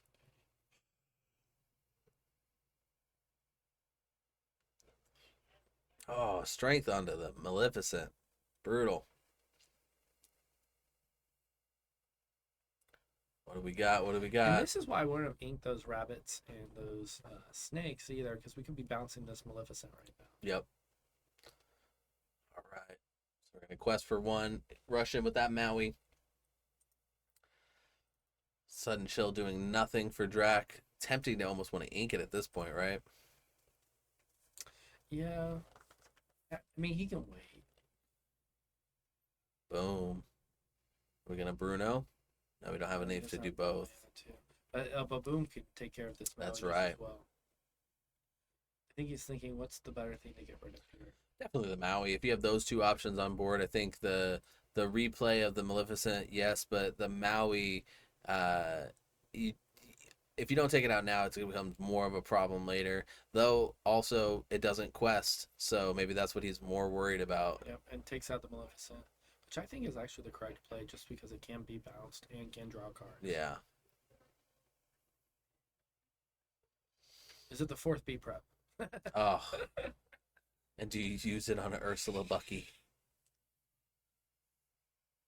Oh, what is it? Ooh, all right. All right. Yep. Just leave no cards in hand. There we go. Why leave it in the hand if it's just going to go away? Now we do know Drax still has that Bruno in hand, so he can remove either of these cards effectively. And the Cursed Merfolk, which is a great one. Yep, and we're going to see that Bruno come into play. No better time than now, really. Definitely the Fox then, if you're prioritizing the Get rid of the Maui. Interesting.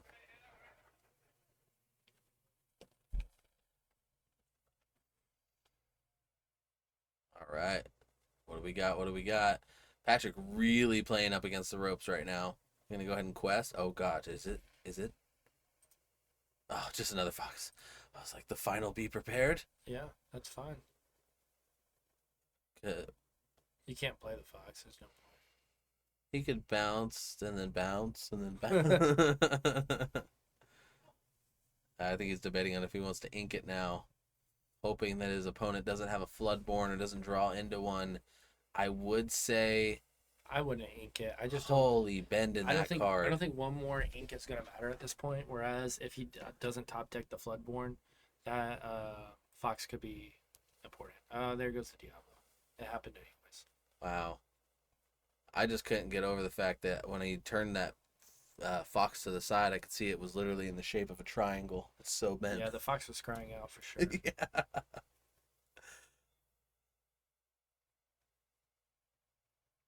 All right, gonna go ahead and turn sideways. Drac going up to 10 lore now. Drac. Oh, whoops. I'm gonna play a castle. Gonna move the Fox to the castle. Need to start drawing cards. Don't mind that at all. Man's deck box is just a Pringle can. Like I said, they're all Pringles. Yeah. That's hilarious.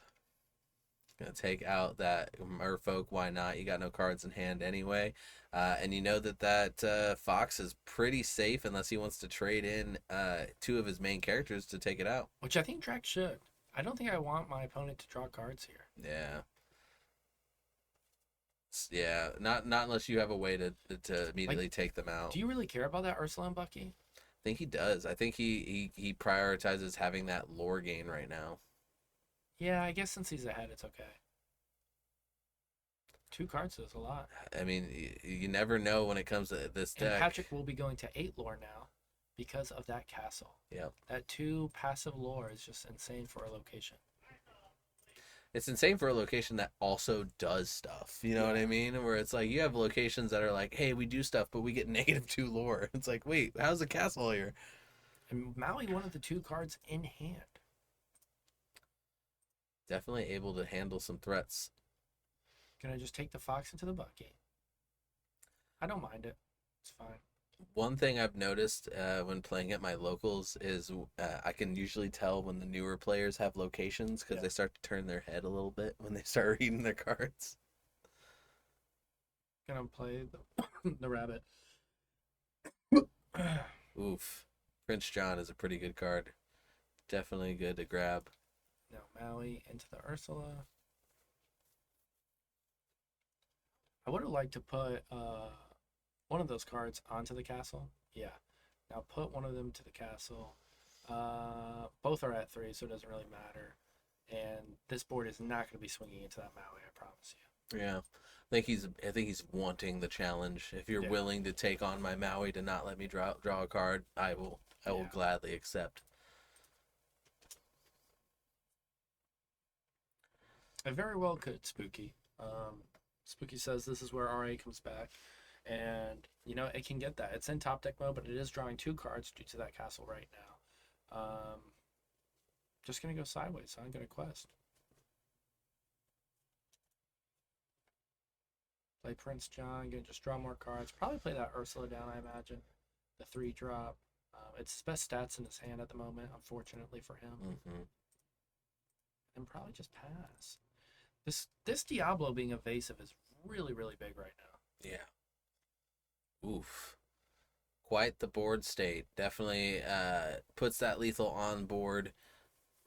Only able to take 1 lore away, so theoretically Drax's going to walk away next return with 19. That's... even as the Ruby Amethyst player. 10 now because of the castle.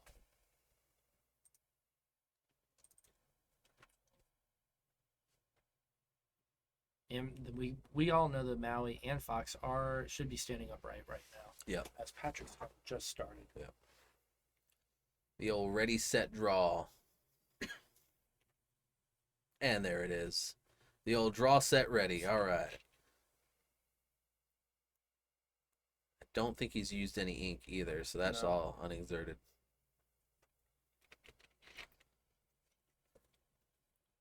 He needs to be able to draw into the be prepared. There's only 1 left in deck. The odds of him finding it are slim to none. Yeah.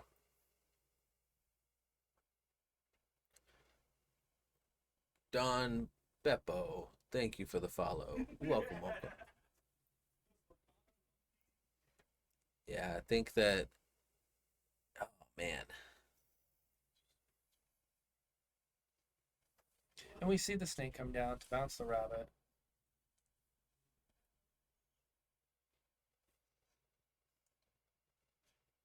Let's see. We're just curious on the chat. We're seeing that he's supposed to be at 12, now 13. Is it because he missed one of the triggers on the castle? In the castle, is that a game state or is that a... Yeah. It is? Okay. Yeah, it's mandatory. I don't think it says May on it. Okay.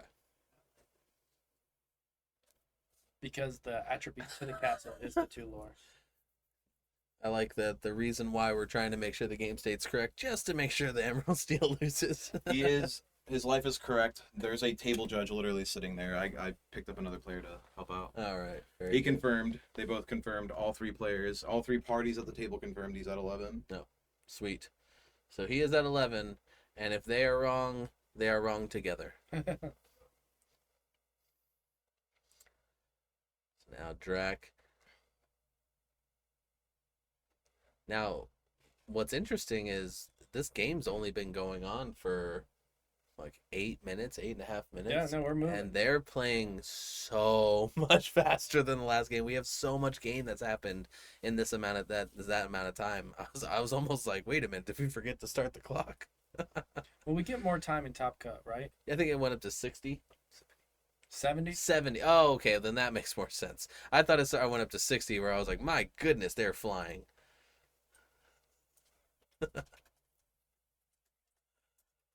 All right.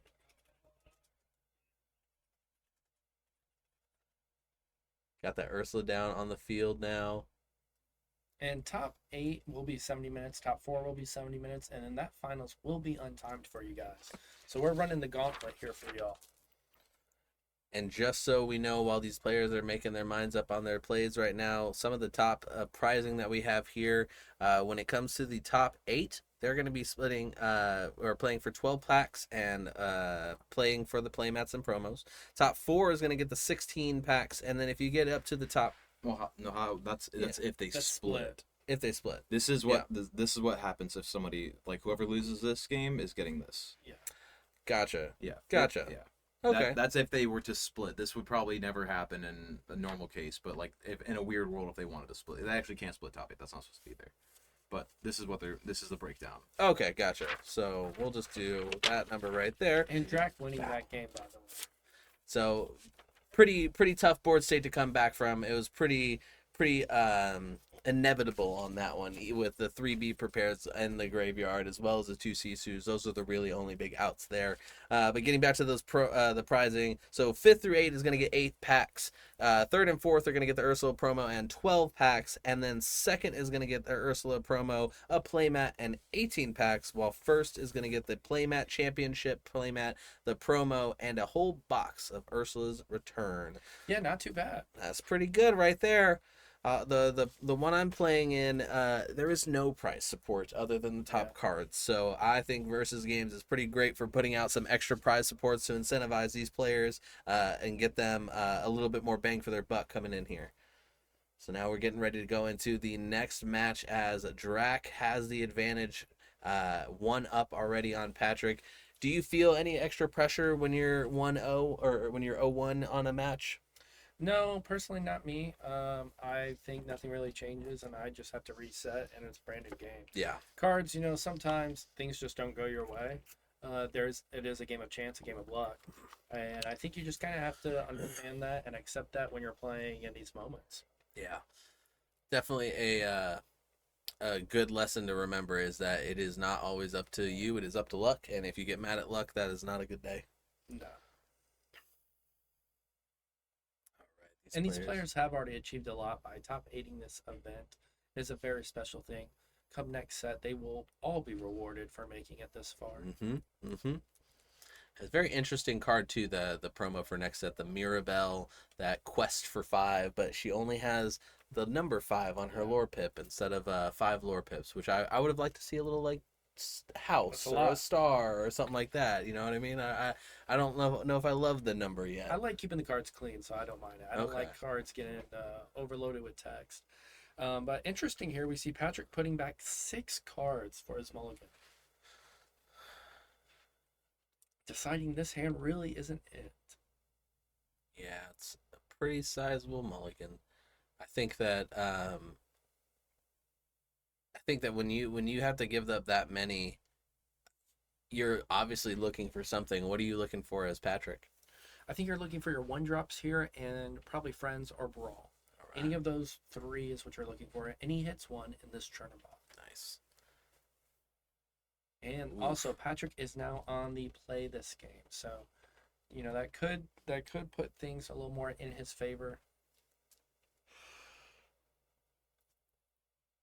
And we've seen this Curse Merfolk put in some work for Drac. Inking of Friends, interesting. I find it interesting that he is playing the Curse Merfolk first instead of the Diablo when his opponent had the Chernobog on the field, because I almost would have wanted to try to bait it a little bit more, just because now it's a free kill. Yeah. Seeing this Merfolk go in for 2, though, man, he is really just being able to be aggressive. Yeah. No Bucky here. So Green Steel really not playing too optimal.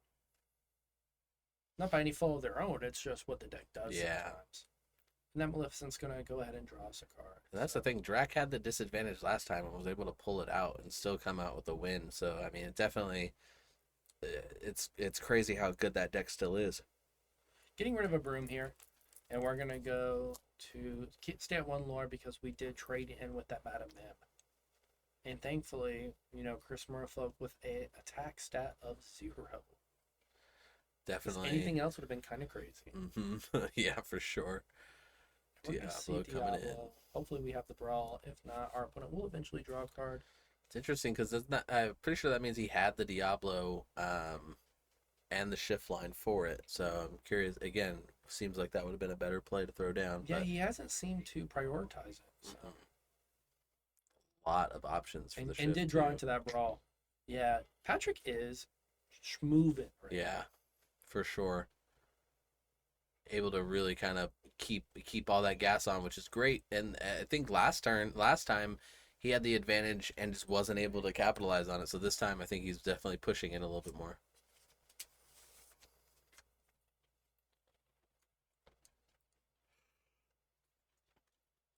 Seeing the 2-drop Ursula, come get a song out of the hand.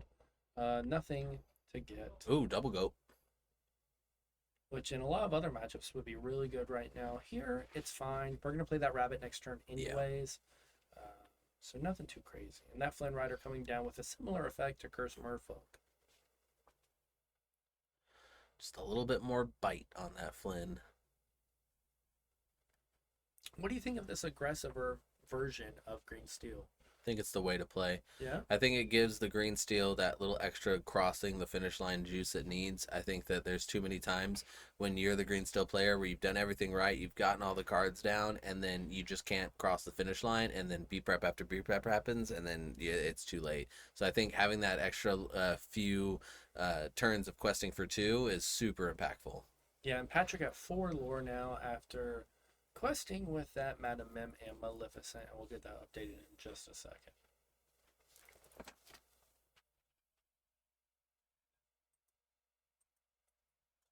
All right, seeing 3-drop Ursula, Deceiver of All come down. Insane card. And inking the Robin Hood and questing for 2. Drac gonna go up to 4. And Patrick just drawing cards. Keeping up the strategy, has a very healthy hand this far into this matchup. I feel like, a lot of the times people say on Green Steel, you ink all the way. We've talked about it all day, but Patrick showing that you can develop your board at the same time and survive, but you have to know when that Bucky isn't coming online. Yeah. One game already finished. Really? One Bucky deck has advanced top 4. Okay. And then the other games are in game 2. All right. One Green Steel has advanced its way into the top 4 already while this game has been going on. Quite the fast matchup. Must have seen the combo. Yeah. Ran into the nuts line a couple times. Nailed it.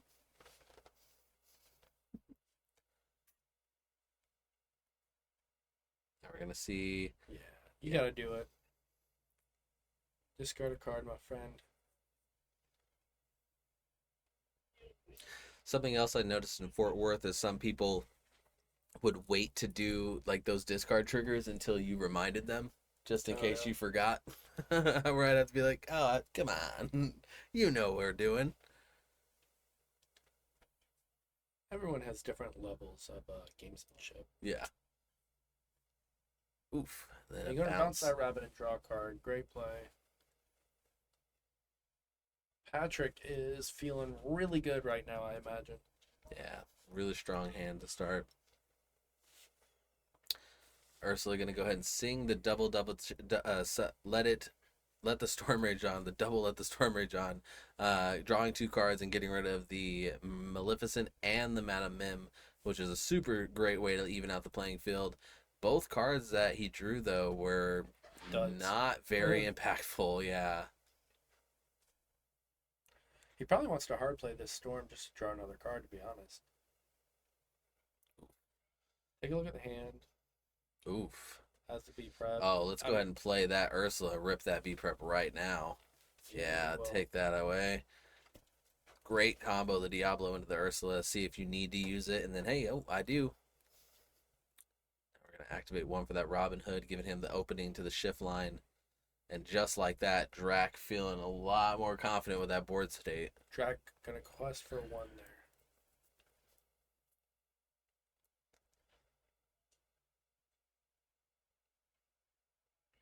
I don't think Patrick should be too worried about the B prep getting ripped, though.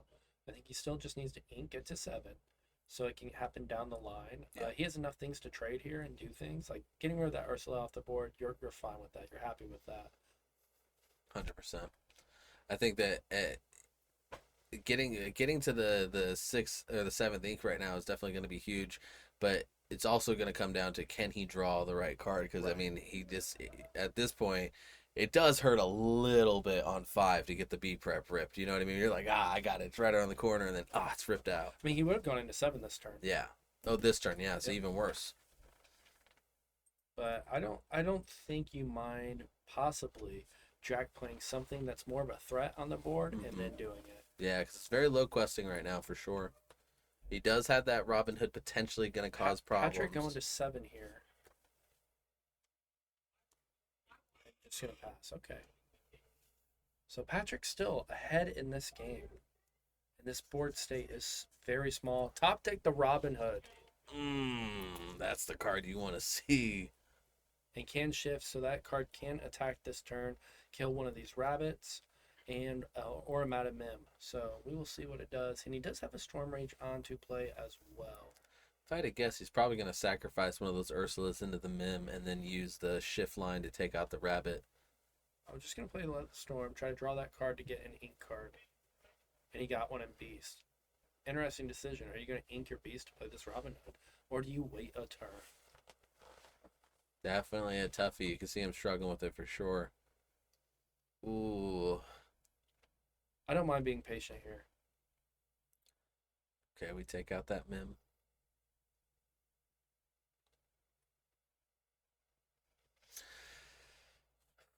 I don't know. I really like the idea of shifting into that that attack. I think that's a pretty strong one, so it's hard to get rid not take that, especially considering I think it's wrong. Because Medusa kills that Robin Hood, and now Drac has no cards in hand, and that Beast was his only form of draw at this moment. Yeah. B-Prep also just ruins everything. There's a lot of answers right now. And go ahead and quest for 2. How many cards in hand there? And he did get the B-Prep. Quite a lot of cards, I believe that was too. the card he just drew for turn, or Medusa. Oh, no, it's a Sisu, it looks like. Oof. It's tough from this angle, but I believe it is a Sisu. And Drac with no cards in hand. Like, I don't know. Inking that Beast really hurt. Yeah, that's very true. Killing the Diablo. That's fine.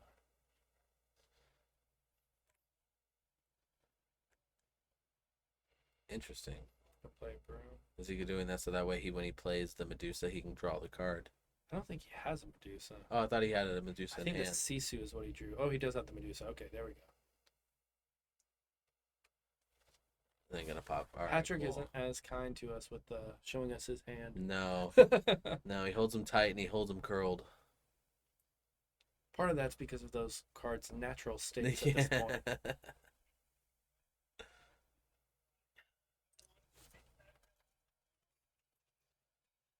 Definitely putting him into a tough spot. Drac only having the one Ursula on the field does not feel good, I bet. So hindsight 2020, would you have saved the Beast? Yeah, for sure. Shoot, if I could use that hindsight though, I'd just use it on the winning lottery numbers. All right. Ooh, yeah, Drac gonna scoop. He realizes I got no hope. It's interesting. It's funny to see how some players are like very aware and like, I'm gonna scoop here because this is when it's time to scoop, and other players are like, we're gonna play this all the way to the end and see what happens. I also think some players don't know the difference sometimes. Yeah. It does take a little bit of learning. For sure. Superman, thank you for the follow earlier. We appreciate you. Thank you very much. And so Patrick going into this next game here is 1-1 with tons of time. It's not going to go to time. We will finish this match out. I think he just has to play... He has to play smooth. He's got to play smart. He's got to make sure that he takes his advantage. He is on he's on the draw right now. So whoever's gone first has won this game so far. Mm-hmm. Yep. That's what we've seen all day, right? For the most part, yeah. I think we've seen 1-2-0 today. At the very beginning. Yeah. And I think other than that, it's been 1-1. He was a 2-2 and something. In the one we saw? Yep. Okay. So we've seen 2, and Drac was one of the other ones. Drac 2-0'd. I'm trying to think of what Drac's matchup was. I know he was on Emerald Steel, and I think he was playing against Ruby Amethyst, right? I don't recall. Hopefully, we'll see Patrick get some good options for himself here and not just brick out But I think if we look at just the way it's been going, Drac has 2 games right now where he hasn't landed on the Bucky line starting out. He's due. He's kind of due for it. So I would be very surprised if we saw him miss Bucky again, unless he's just not mulliganing for it. And I just noticed Drac rocking the legendary 2 glasses. One on the head and one on the eyes. One pair's not enough. Yep, got to make sure. All right. Both players getting ready now, setting up their mulligans. Patrick probably going to be sending back that be prepared. Not what you want to see in your opening hand going against an Emerald Steel player.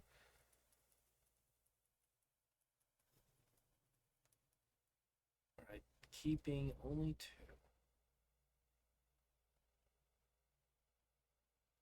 All right. Looks like Drac took 3. So maybe he has the Wombo. Or at least a Bucky. Or a full shuffle. Gets me every time. Yeah. That needs a more that needs Look at those cards. That needs a different name. Oh. That's the Pokemon shuffle. Yeah. That's what he's doing. Yes, sir. Man. Look at him. Oh, just bend it in half, why don't you? Oh my gosh. They're both doing it. They're both shuffling their cards. At least I can't see Drac's angle of shuffle. It makes it easier, right? But Patrick couldn't be doing it any harder right now. Oh my goodness. If you want to know how to make a nerd cry, you just go ahead and shuffle your cards like that, because I'm on the verge of tears right now. It's so tough. Patrick makes sure he gets a workout while he shuffles his cards. I was playing this weekend, and we were playing the pack rush, which is just you open 2 packs, and then you play with those packs. And I was having the hardest time not sleeving those packs every time, where I was like, oh, I guess we're just going to shuffle these. Ooh. You can see Patrick is a player and not a collector. Most definitely. Yeah, and if he's a collector, I really hope those aren't the ones he's collecting. I hope he has a whole different set. Holy. He actually has an insane Pokemon collection. Does he? Yeah. Definitely interesting to see. It's one of those things too where, like, you know, I played with my Pokemon cards like that back in the day, and I regret it. So I wonder if people will feel that way about Lorcana. All right, we see the bog come down. Good starts for both players, honestly. That's what you want to see. And if Drac has that Bucky, he's ooh. That's a Diablo. We can see the Flint come down, or Sudden Chill this turn. Bucky again. Sudden Chill or Flint. So he's decided to play the Flint. Going to be super aggressive with his lore. I don't mind it. That's pretty bad odds for Drac, and I'm glad to see it, because I think I did this to him. I apologize, because I said I want to see no Bucky, and I haven't seen very much of it. So very good, honestly, and good to see that combo of Curse Merfolk and Flynn still powerful. You know what I mean? It was really good last season. Interestingly enough, Patrick did ink the snake, right? In the previous 2 games, he's gone this bog into the Merfolk and then bouncing the bog back to hand. So choosing not to take that line, or has a second snake in hand. He seems to be debating if he wants to take that out, which I mean, you gotta take it out. Can't let it gather you lore. Now we're deciding on what we want to get rid of. And it is a fox. Bold. We see the snake do the bounce. Okay, and we see that play time and time again from Patrick. That is now his staple move. But now he is 2 bouncers down, 1 in the inkwell, 1 in the discard. I don't know in this matchup that it matters too much. Unfortunately, you kind of just have to play this weird game where I'm just drawing cards or getting advantage in another way. Mm-hmm. The fact that Chernbog Followers was able to clear a bit of this board and go back to hand that can now be inked or played is really good. Yeah. Now this is the turn we want to play friends, because we do not want this Diablo to draw. So if we have friends, we're probably hard playing it. Gonna have to kill that Flint. I would have liked to have, if he's going to sing friends, I would have liked to have seen him. We're going to brawl. Okay. That's fine. was gonna say if we're gonna do friends, definitely I always play. Get your cards before you have to make any discards. But yeah, no, that's a good play. Getting rid of that Diablo as soon as you can. Yep. But then that's the trade off though, right? I mean, you lose out on the friends, you get rid of the Diablo. I think he made the right choice. I think the friends is well worth the trade. Yeah. Let's see here. Or Playing that sacrifice. Ursula, getting the friends out of Ooh. hand though. That's big. You really want to keep that friends. So And now- that friends would have drawn a lot of cards. Yeah. I don't think what Patrick did was wrong. I just think it was like, let me put you on not having the Ursula. Yeah. 100%. I definitely think, yeah, that's the play. Get rid of that Diablo ASAP. Don't wait. There's no reason to wait. You're gonna get rid of it next turn. Might as well get rid of it this turn. And we can see he can ink this Bruno and then play the Beast. We'll see what he chooses to do. Gonna quest go to 6. Wait, debating going to 7 with this Ursula. We'll see here.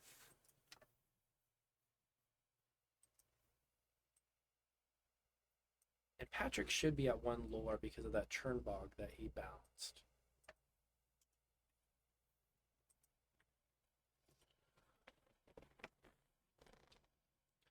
Debating what to do with this Ursula in his 2-card hand. Gonna just play that Beast. I think that's fine. Patrick will not have an answer for that Beast this turn, so no matter what, that Beast will draw a card. And Patrick really not a good place to deal with this Finn either. Because this Flynn is just gonna take a card from his hand, and he really doesn't want to do that right now. He's getting close to that threshold though. He's at 5 ink right now, or is that 4? No, it's 5 ink right now. So Yeah. he's at 5, Gonna going go to to 6. Yep, and he did just draw the Madame Medusa. So I don't think he discards a card. I think he just says, you can get this early lore lead on me. I don't care. Because I'm going to Medusa your Beast next turn and hope I can just kind of turn the corner. Yeah, I got a quest for 2. And we'll see him move back over to drag. Drag drawing in Ursula and Sudden Chill. So can remove Patrick's hand potentially. We're going to see the Ursula come down. Is it a song? Nope. Definite whiff. And Sudden Chill will get rid of that Maleficent more than likely, and then Medusa come down if Patrick can top deck a card. Sudden Chill, a great card right now to help limit his options, or limit Patrick's options. Yeah, make him top deck. Yeah. So he's going to have to top deck an inkable card. Beast will probably now turn sideways as well, knowing that that Medusa is in hand. So jumping up to 8, 9. Does it end there? He's not going to do the Beast. He's going to say, you better draw that inkable card. Dang. That's 2 lore he potentially left. Oh. And he did draw the inkable card. Unfortunately, it's a castle, which he would have loved to see and be able to play, but we got to get rid of that Beast. Yeah. What do you think about not questing for 2 there? You definitely You know quest the for Medusa's 2, bad. 100%. Even though you're going to lose the Beast to the other cards, you lose the Beast to the other cards and don't have to worry. I just think that, yeah, Patrick's now really turned that corner. yeah. Just an Ursula on board. 2 Ursulas. Oof. Just going to take the trade. And 2 rabbits. Love to see 2 rabbits. If you remove my rabbits, I'm just going to draw cards. Drac being in top deck mode is Singing Friends. is just not scary. We're cooking now. You know what I mean? Ruby Amy has turned that corner. We can now ink 1. We will be at 7 for the rest of the game. Yeah, that's definitely huge. Play Sisu, love that. Oh, is that a Flynn coming down? Yeah. Anna Flynn. I was saying you have to deal with me. Oh, I love this. That is a and there's powerful 2 turn. lore presented right there with that. Questing. A Ugh. Bruno. That's no not cards in hand. We bad. can get rid of this Medusa. We can get rid of Flynn. Yeah, we want to get rid of this Medusa. Gotta get rid of the Medusa. Because It turns Flynn's on Flynn board. off, yeah. And I say getting rid of the Medusa is better than getting rid of the Flynn. I think getting rid of the Flynn is short-sighted. Yeah, we want to get rid of the Medusa for sure.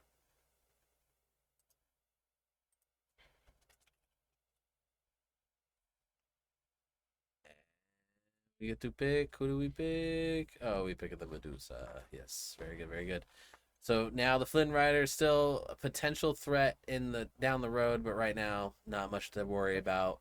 Patrick gonna go ahead and take his turn, draw the card, and see what he got. Patrick only at 6 ink. Oof. Decides to play the broom. Says I don't need to be at 7. I don't see you ever getting a board to where I need to be prep at this point. Interesting. Not questing with the Flynn. Going to 9. Just hoping that he can turn that Flynn on. I think you gotta know 10 'cause of the sometimes. Sisu, Yep. Yeah. Drac already knows he lost. Yeah. Dang. That Ruby is unfortunate. Amethyst. That's a good one for Ruby Amethyst, coming back on that, having the disadvantage and still coming out on top with the win. I love to see it. I think Drac was just, when you run into the no Bucky 3 games in a row, you have a battle on your hands to try to get up an advantage, and you could just see that the top decks that Patrick has are just way stronger when a board isn't developed than the top decks that Drac has. And Patrick is choosing those top decks in a certain way by mulliganing the cards he wants to see later in the game, and then by making sure that he is inking everything and only drawing cards. Yeah. So as he keeps cycling through those decks, those top decks are just getting better. You're almost cultivating what you have the opportunity to draw in the late game. 100%. And I think that that's really the thing that makes it so strong, is the filtration of the deck and getting where you want to, when you want to, because all these other decks have a lot of bonuses to them, a lot of they're on Ruby Amethyst. If you go against Ruby Sapphire, you have a nuts line, you have the Flynn Sisu Castle, but other than that, you don't have a nuts line. You don't have a line that's just so broken that when you get it, it wins the game. And I think that's what maybe turns people off from it, because it doesn't feel super powerful. But what you miss is the fact that you don't need the nuts line. You have a consistent line to get you there, and I think consistency is something that a lot of people should be looking into. And I think that's the other thing, is when you look at these deck lists, again, I said this earlier, the 4s and 3s and 2s versus the all 4s. I think in this list, the Ruby Amethyst list that Patrick is running right now, everything is a 4 of except for his Sisu and his Madame Medusa, which are 2 ofs, and that equals consistency every time. It does. And this is the exact same list we saw win in Texas just last week at that DLC. Yep. So no surprise there that it is still doing well. Yeah. And it is the list to play if you expect to see green steel. And it's super interesting that it doesn't have the undisputed, and it doesn't have certain things that you're like, oh, that's gonna help for sure, it's gonna be great, and it just doesn't play them, and that will change in 2 weeks. You know what I mean? Very dramatically. But for right now, they found the sauce. And if you're an Emerald Steel player, does that make you rethink what you're playing this weekend for set champs if you're doing one tomorrow? It could. It very well could. And I mean, unless you're willing to jump ship to Ruby Amethyst, you're probably still rocking with what you're doing. If you have practice on it, stay on it for sure. 100%. I agree with that. 100%. So, all right, we're gonna get ready. The last match is in game 3. We are getting that wrapped up right now. So we're gonna take a short little break, and then we'll be back in just a minute. Welcome back. We are getting ready for our top 4. So the people that made it through are Ruby Amethyst, and Green Steel. So I wonder what the top deck is right now. I think we called it before this. Amber Stong. All right. Ruby Amethyst for sure. We called it. I just think it's the best deck. Yeah, it's a great deck. I think consistency is the reason why, and I think that it is the most consistent, and I think that until that changes, it's going to be a great deck. But I also think we still have a pack of cards that we have yet to open. So I think it's time we rip a pack as we get ready for this final 4. They're working on getting their enchanted, so we got to get ours. Right? This is our time. Some Floodborn blisters. I've done pack breaks on every one of these versus streams. I have yet to pull an enchanted or see an enchanted pulled. So if either one of us gets an enchanted, we win. Let's see here. All right, so we're going to start it out. I'll do my pack, then you do your pack. We'll see who does better, or gets better, rather. We got Happy, Jiminy Cricket, Mulan. It's hard to read those backwards. Donald Duck. We got Basil, Jafar, Lawrence. Oh, the dreaded squirrel himself, Buckaroo, Bashful, the Grand Duke, Hiram, Flaversham, and Not an Enchanted. All right, let's see what you got there, Garrett. All right, let me try to put it there for you guys. It's Jasmine. Oof. Happy? Oh. Yeah, Happy. Jiminy Cricket. Hey. Mulan. Whoa, it's like the same pack. Donald It's Duck. like the same pack. Donald Duck. We have a lot of Donald Ducks in this pack. Pick a Fight. There you go. For you guys. Ring the Bell. Mm-hmm. Oh, now we're EA. into the good stuff. Flaversham. Oh, double Super meta Flavershams. pack. Shere Khan. Not a bad card. And... Oh my god, I freaked out for a second. A foiled. I saw the art card. I was like, whoa! Foiled Donald Duck. This card's actually seeing play in Bucky right Yep, it's definitely not a bad card at all. Not too shabby. I feel like those packs weren't too bad, but pretty nice when you pull a bunch of meta cards all at the same time. I have a friend. I'm gonna throw this trash away real quick. I have a friend that's just getting started on Lorcana, and Hiram is one of the cards they want the most. You know what I mean? It's still a super sought after card. You know what I'm saying? So We have a Ruby Amethyst mirror match for you guys here with Patrick, who we've seen on stream twice today, and a newcomer in John. yes, and just so you know, we choose the matches in the end here based off of matchups, not by people. So it is no favoritism to Patrick. He just got We lucky love today. Big Pat fans here. So Ruby Amethyst mirror, one of the things we have not seen today. We have seen both Ruby Amethyst do really well, and what's cool is we're seeing kind of a little bit of the old school Ruby Amethyst list versus the more recent one from the from the Fort Worth Challenge. And the old school should be favored in the mirror. Yeah. Those cards like Be King, Lady Tremaine, anything like that really does help the mirror match. I do really like the addition of those cards, and kind of feel like I'm on my personal list. I would be in between these two. I would be a little bit of column A, a little bit of column B. I do like the King Undisputed. I don't necessarily feel like I need Lady Tremaine on the field if I have those, so I'm okay with giving those up. But I'm giving them up for the brooms because I feel like those are a super necessary addition, and we don't see them in the from Jonathan's list. We do not see the brooms in there at all. So less one drops means less consistency. For sure. Spooky. All right, so as these players go through, you see John doing a nice light shuffle of his cards. Quite big fan of that. Doesn't make me cringe. Patrick, and then on the other hand. Patrick punishing his cards for his existing. How dare you get me all the way to the top four? He should be very happy with it. They work that way because he makes them. Yeah. All right, and nice little Dragon Ball sleeves on the I was just other gonna say I side. like that. That's they're not holographic though, are they? That'd be cool. They could be. Looks like it almost is. All right, so let's see who's on the play. Okay, John on the play. Let's see how much that matters. So John on the play, meaning John had the better seating going into this. Patrick, that's 2 losses from Patrick, right? Or is that draws? It should go wins, losses, draws, I believe. So John doing so well enough that he was able to ID the rest of the way in after a 5-0 start. Yep, and then Patrick showing that even if you lose a couple, you can still make it there. Don't give Well, up. there's 6 rounds, so he was able to ID once or draw and go for 1. Well, no, that just doesn't make sense. I don't understand. Let's see. This would be. Oh, so he went 4-2 is what happened. So he won his first 4 games, was able to ID in, and then won. We have the previous round up there as a win. So that's what happened. There it is, and we figured out the math. All right, we're using 2 to go ahead and play the frenemy. Now, definitely in this mirror match, the frenemy line can be pretty powerful. Yeah. The Cusco's only a 1. yeah, okay, that's what I could have sworn he was a 2-1, but he's a 1-2. I thought he was. We can pull it up probably.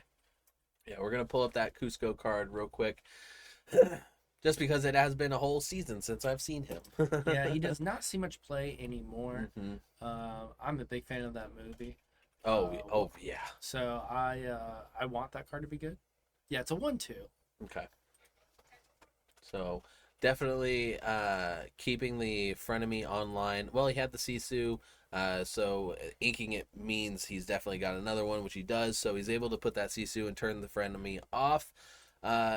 Patrick probably having his own Sisu, I would assume. The problem is it'll never be as strong as John's because Patrick was on the draw. So Patrick will have more cards in hand, meaning that John's Sisu will be stronger. Yeah, so at that point, it's time to get rid of the frenemy, throw him into the Cusco, let him do some work, I think. I would. I wouldn't worry so much about pulling off the combo that Flynn provides. Yeah. I think John...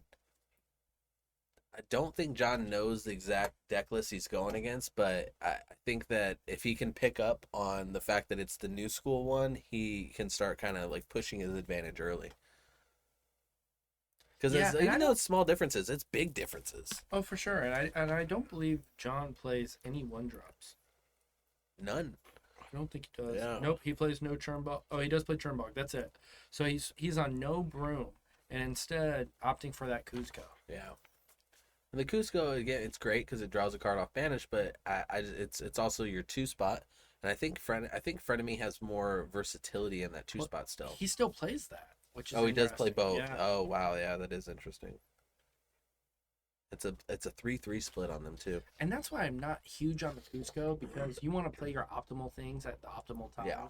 So the window for Cusco is only really awesome then, and at that time I'd rather have a Flynn Rider. Yep. So. Oof.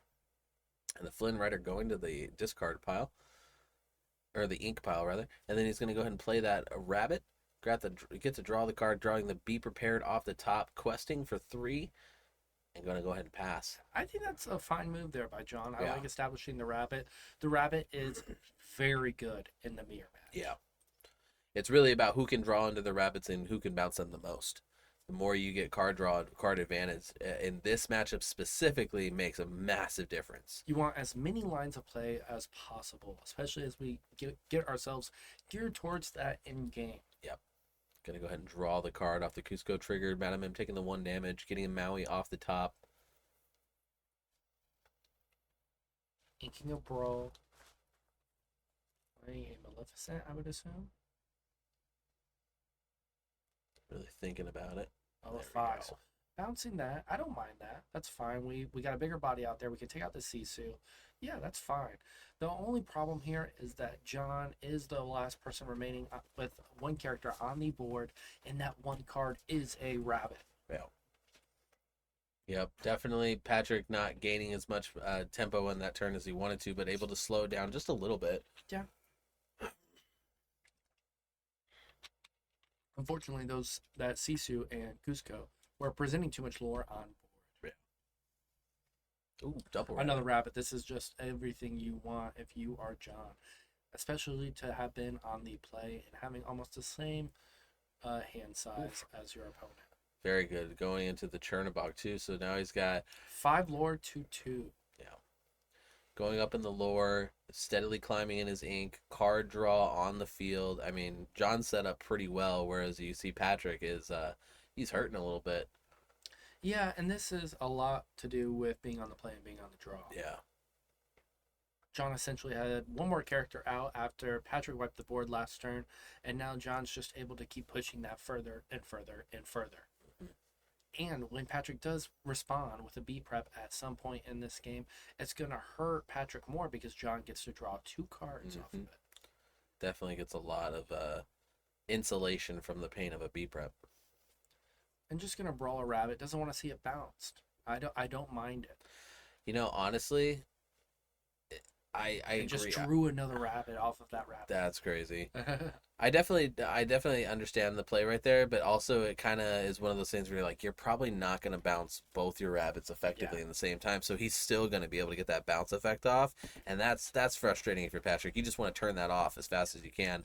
Ooh, a King Undisputed on the frenemy? Interesting. Just getting that, it's keeping that board wiped up. Still going to be able to get another quest off of that Chernobog. Frenemy does come down. Ooh, really good turn here. All right, and another King Undisputed. Oh my gosh. John is. You were talking about how I missed this King Undisputed. I miss it too. Now I see it. I'm like, oh, that's a good card. Why isn't everyone running that card? It is a fantastic card, and a lot of people still do elect to play it. Mm-hmm.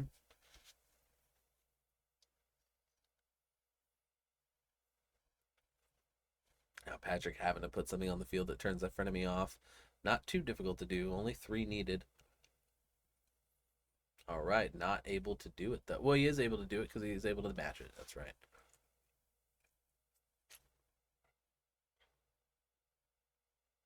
Inking the Turner Bog instead Patrick of playing and the it. tank, having to really think about this.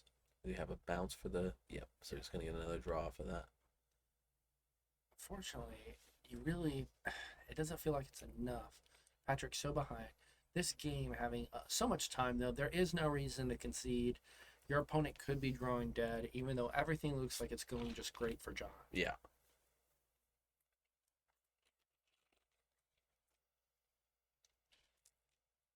We see 2 B preps in John's hand.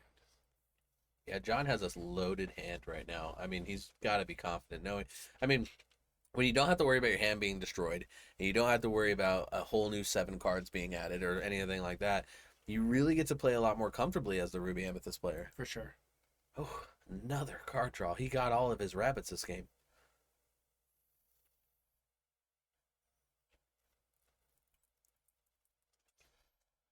Bounce it back. Love that. Another card draw. A solid grip of cards in his hand right there. Plenty of choices, plenty of options. Questing with the Chernobog and then popping it to draw yet another card. It looks like it could be a snake that he drew.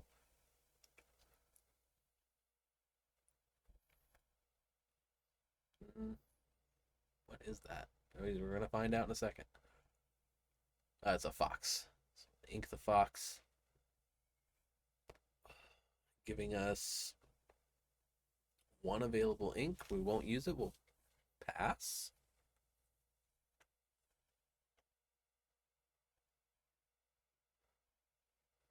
Guess he wants to get that trigger off of the frenemy. Doesn't want to get rid of it just yet. I think it's all right. You know, I don't think it's a terrible idea to keep him, but I think you hold on to Flynn too long, you just kind of waste anyway. You waste him anyway. Yeah, and Patrick just wants to get deeper into his deck anyways. John knows he's not in a rush, and he does have that lore lead, so he can do something like that. I also wouldn't mind if that Flynn did turn sideways and quested for 1 more lore. Yeah. And here comes down that Sisu 3-drop, very powerful card, especially with the hand sizes we see in Ruby Amethyst mirrors. Now it's going to be up to John to be able to take enough things out to be able to use the Undisputed on that Sisu, or just deal with it for a little bit. And at that point, again, that Flynn Rider has been offline for 3 or 4 turns now. It's time to do something with it.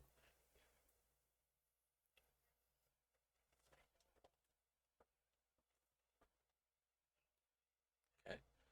Trade snakes.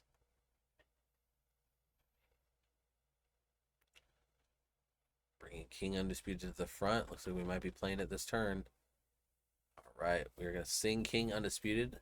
Let Patrick go ahead and choose which card he wants. John possibly having a brawl, hoping the Sisu gets selected, but I think most people are taking the rabbit just because of the card draw, right? You get to draw the card unless you were going to bounce it multiple times. I think the Sisu you want to keep out there because of the high attack and high defense at this point. Yeah.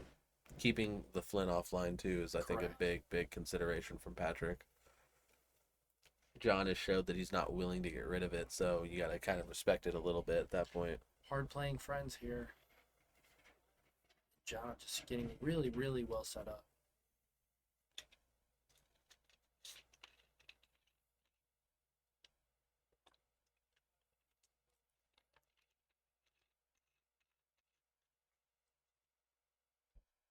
All right.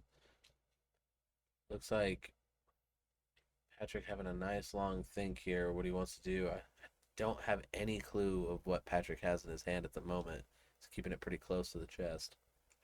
Yeah, Patrick has not been kind to us today with No. his hand. No. He's been kind to his cards either, though. So No, you know what? yeah. He's like, I don't want you guys to see what they really look like. And did Sisu kill the rabbit there? Because I it belie- looks like John added one to hand and another rabbit left the field. I believe so. And another rabbit going away. Really stopping any kind of bouncing happening from John, which is smart at this point because he knows that all the rabbits are now in the discard. So there should be it should really slow down the card draw from this point. And he's pretty much saying, hey, John, I want you to spend your next turn just playing B prep, please. Yeah. Because I know you have it. That's the only reason. Oh, he has one more rabbit in his hand. Oh my gosh. I thought he had all 4 in the discard already. I know he has 3 in there at least now for sure. Yeah, that's his 4th rabbit. Oh my goodness. You gotta love that being John. All 4 is crazy. On top of the ability, he's already bounced him a few times and everything. He's gotten a lot of value out of those.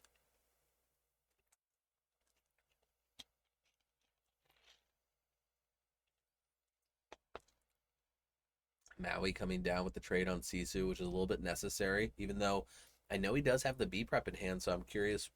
That felt like a good time to use it, but maybe he just knows Patrick wants him to, and he doesn't want to lean into it. And I think seeing that bog on the field there was to prevent like a B king, and just in case he can get rid of that bog, not get rid of the Medusa, which makes sense. See, I think even Patrick right there was like, "How many rabbits is that?" Yeah, he's like, brother, this kid's against me. Not only did you win the dice roll, yeah, but you won the rabbit roll too. We've seen at least one rabbit from Patrick, right? Yeah, and I would like to see Patrick play this castle now. I think this is where you have to make Be Prepared's feel bad. And if we can stick a castle, it would feel pretty bad. John has been keeping this Maui in hand, so he would have the response. But Patrick has to put him on, gotta have it. At this point, there's not much you can do. You have to think to yourself, how can I win this game? I'm down by 5 lore. I'm down 3 rabbits. What do I do? Yeah. You definitely have to just know you're like over the hump right now. The draw mechanic has slowed down. Yes, there's a lot of cards in hand, but you just got to make it through this now. Yeah. 4 for his own rabbit. Really good idea to put that castle down for sure. Otherwise, there's just too many options available. And even if he does have to take a turn off to play the Maui, essentially, to get rid of that castle, that's still good for Patrick. Yep. Here we have a Medusa Sing, the friends on the other side, drawing the 2 cards. Patrick really prioritizing having a lot of options. Yeah, and doing just that, putting that castle down, gonna ink a card it looks like, and gonna pass with moving the rabbit to the castle. Now, do you put the rabbit in there, or do you put the Medusa in there and force the double attack into Medusa? Because otherwise, right now with the rabbit in there, John could still play a Medusa or a Tremaine, and Tremaine being a less likely choice, but he still has choices or options against it. Whereas that would force him to use. Yeah, it's just gonna be prepared. Yeah. So that castle's gonna do exactly what you want it to. Yeah. Interesting that was the straw that broke the camel's back on that one.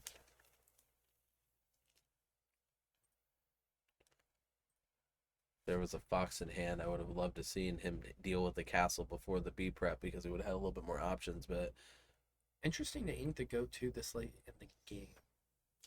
Like, do you need an ink even this turn? Like, inking a go is a questionable call for sure. Yeah, I mean, especially to play a Chernobog where it feels like if you had to ink the Chernobog, don't play anything. I mean, but I think the Chernobog is going to be relevant because he's going to be able to swing into it for 1 and then finish it with the Maui. So I think that's what his mentality is there. But yeah, I don't think that inking the goat makes sense unless he has a play in mind that's a 11 cost play that he needs to set up, which with the Maui in hand and a Medusa possibly could be the case. And it could be a B prep into a go. So I mean, there are play lines down the way, but getting rid of a goat just does not feel good. Yeah. Double castle would be really good here. Goat coming down, pushing Patrick's lead just ever so slightly further, and then Goat coming into the castle. And we did get the 2 lore for the castle this turn, right? For Patrick? Okay. So 7-10 is accurate. Patrick making his way back into this game thanks to the efforts of Castle. And if John chooses to B prep here, it will cost him. And going to take that line that you said of just killing the castle with the 2 cards. Be interesting if they come out with a Merlin's castle or a Merlin's like hut or something like that that allows you to gain lore while entering and leaving the location.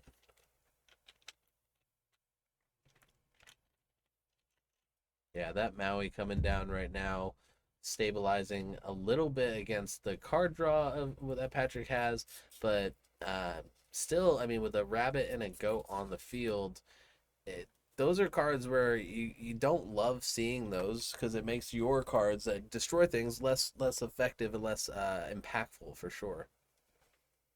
Yeah, and drawing a Brawl and a Lady Tremaine, so more removal cards this late in the game. That's the name of the game. Oh, I don't love that. Yeah. I think he's saying I just don't need it at this point. John believing that once he turns this corner, Patrick's not going to have much he can do. And might be right. Unfortunately for Patrick, he wasn't able to play 2 castles and really take advantage there. At this point, he might just play the B prep and quest here with the go and get the 1 lore for it leaving. Because Maui and Chernbog are starting to put a little pressure here. Yeah. And it's hard for Patrick to play anything knowing that at this point, my opponent probably has a Medusa, a Tremaine, a Be Prepared. These cards he has shown during this game, so he's playing that kind of list. Oof. I don't mind that. Singing the Friends. You need cards. It still has Big Sisu. I want to say 4 ink available. I'm trying to figure out what he's used. I don't think he's used any. Is that all all unexerted ink? Yeah. Okay, well then he's got a lot of options then. What they are, I do not know because his hands are very, very concealed, but I'm sure they're plentiful. He's got a total of 9 ink so far. Hasn't inked yet this turn. Gonna play the Maui to take out a Maui. I don't love it. I don't hate it. It's just one of those plays you kind of, I feel like you have to do it, right? Yeah. You don't just let the Maui stay and it makes your Maui not as good, and it seems like the move to make. Enemy coming down. That makes them make a lot more sense. Using 4 now to play Maleficent, 3 now to play Maleficent, drawing a card, forcing the frenemy to be answered. And John does have the answers. I will kill the suspense. Drawing another castle. Will John choose to just keep inking away here? Boom. We're going to Medusa away the Flynn. That was an easy decision. Yeah, for sure. Now you should just throw that castle down and move a couple people to it. And, no worries. Going to quest, draw a card. John going up to 11 lore. What could John even be digging for? Just more cards, really. A go is always a welcome sight this late in the game. Now with the goat and a Maleficent on board, I don't know about the castle just because it can get taken out by just a simple fox bounce. Yeah. I just think maybe you make him do that and overextend a little, maybe. Ooh. Oh, that works just as well. Double Medusa. Dang. The ladies in red striking again. Patrick trying to figure out just how many more Medusas he's got to worry about. Yeah, unfortunately, it's hard to see Patrick turning the corner with John already having the lore lead. And 12 ink available and Ruby Amethyst. That's a lot of power plays. Yeah, as long as he can draw cards, he can keep playing down anything. Yeah. And his hand down to 4 cards, and Patrick down to 5. Patrick yet to have done anything this turn, so definitely going to be a little bit lighter on cards at the end of it. But I think that both players have kind of run their draw package out for the most part, it looks like. Yeah, and here we're seeing, like, the Sisu be kind of dead in hand, right? The 8-drop, where, that card's great against Green Steel and these other matchups. Yep. But really, in the mirror match, we're not seeing it do much of anything. No, it does not have it anywhere near the same oomph. I think most of the cards in this list are going to sit above 3 willpower, or I'm sorry, attack or more. That's not the word. What's the word? Strength. There we go. Yeah. I could not think of the word for attack, Lorcana. strength. I think it's all fine. Willpower is the defense. Yes. Patrick having a nice little think. Probably thinking, should I go to the next game? Questing for 1 with the goat. Goat representing that extra lore on leaving the play. I think that more cards like that, they got to be careful. You know what I mean? Gonna be prep. I don't hate it. Going to 9. Gonna go ahead and ink a fox to play a rabbit, draw a card. Not too bad, not too bad. Has some board presence on after the B prep. Yeah, John can just remove this rabbit though and then slam down his castle, I believe. I believe he still has that Lady Tremaine in hand. Oof. Drawing his own frenemy right now is not bad. Yeah, just gonna Lady Tremaine, like I said, and probably just slam that castle with frenemy. Yeah. You can play both that and Flynn right here. Yep. Frenemy gonna come down as it looks like a secondary win condition almost. And we're going to finally see that castle interplay. With Patrick not having that many cards in hand and very few answers, Patrick's eyes getting a little bug-eyed there as he sees that castle hit the field. Yeah. Brutal indeed. Brutal indeed. Yeah, that Sisu now at least having some, another Sisu off the top. It's not what you want to see if you're Patrick. So getting a little value out of the Sisu now. At least it's not going to be completely, useless as it drops, but not the card you want to see. Yeah, just going to take that Tremaine so it can't be bounced. I think that's really important. The reason why I love Tremaine so much is because you can just keep bouncing it this late in the game, and in the mirror match, you just get infinite B-King undisputed, essentially, in the form of a 2 questing body. Yep, that is very true. Having 1 or 2 of them, I think, is definitely a key addition. Yeah, I only play 1. Yeah. Uninkable, and you just don't want to see it till late in this game. Sisu coming down. Gonna stop the frenemy from activating, which is good. But John will get 2 for that castle. Power of castle, we've seen it all day. Yeah, the castle is the unsung hero of the Ruby Amethyst. That and the goat. Choose. I think Medusa's a better play here. Yeah. Sisu questing for 2, just a little more important. Yeah, for sure. You want to close it out. Goat coming down, pushing John up. To 14. And then both moving into the castle. Going to go ahead and choose to not quest with the frenemy, forcing a direct removal from Patrick to get rid of Flynn.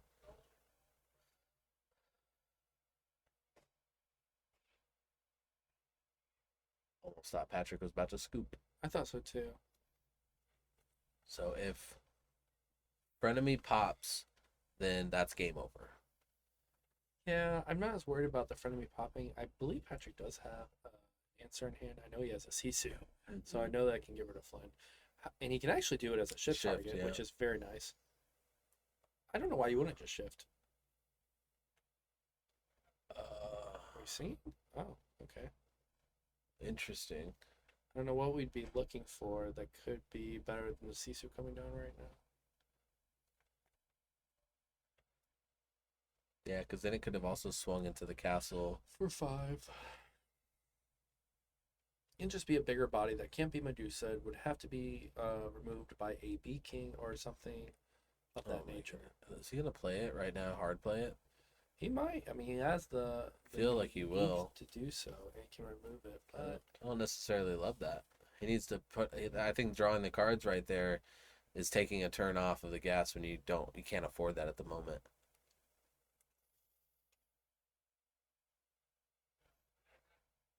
I think the only thing he was looking for had to be prepared, right? Yeah.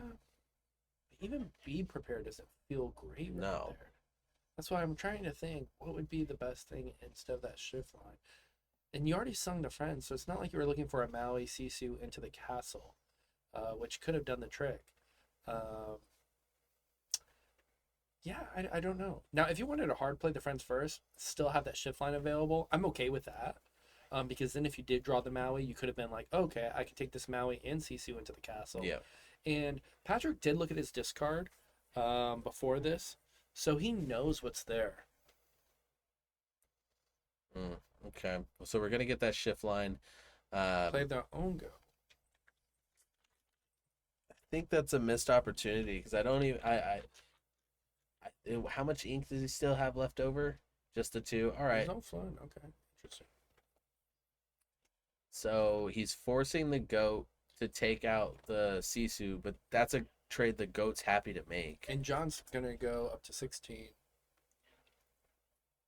And that Sisu, just being in rest, just wasn't able to do much. 17, gonna be prep. Yeah. 18, and then he has the castle on board, which there's nothing Patrick can do. He'd have to draw 2 Maoris. Yeah, and John's at 17 actually because of the goat leaving the field. Mm-hmm.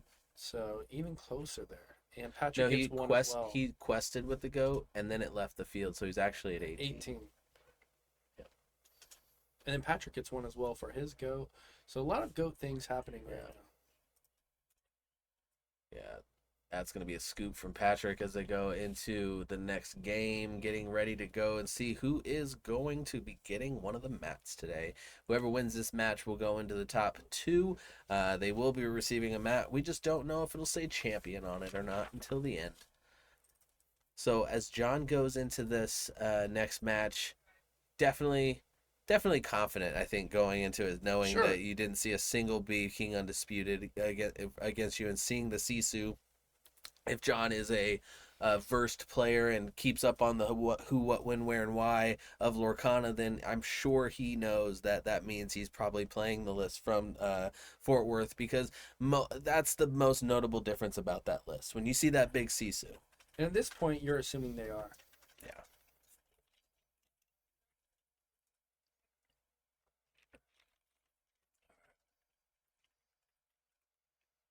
There's a 1-minute ad coming. I'm so sorry. I love you.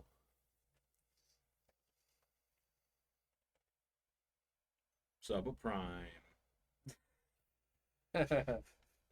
If you want to skip the ads, make sure you're subbed with Prime.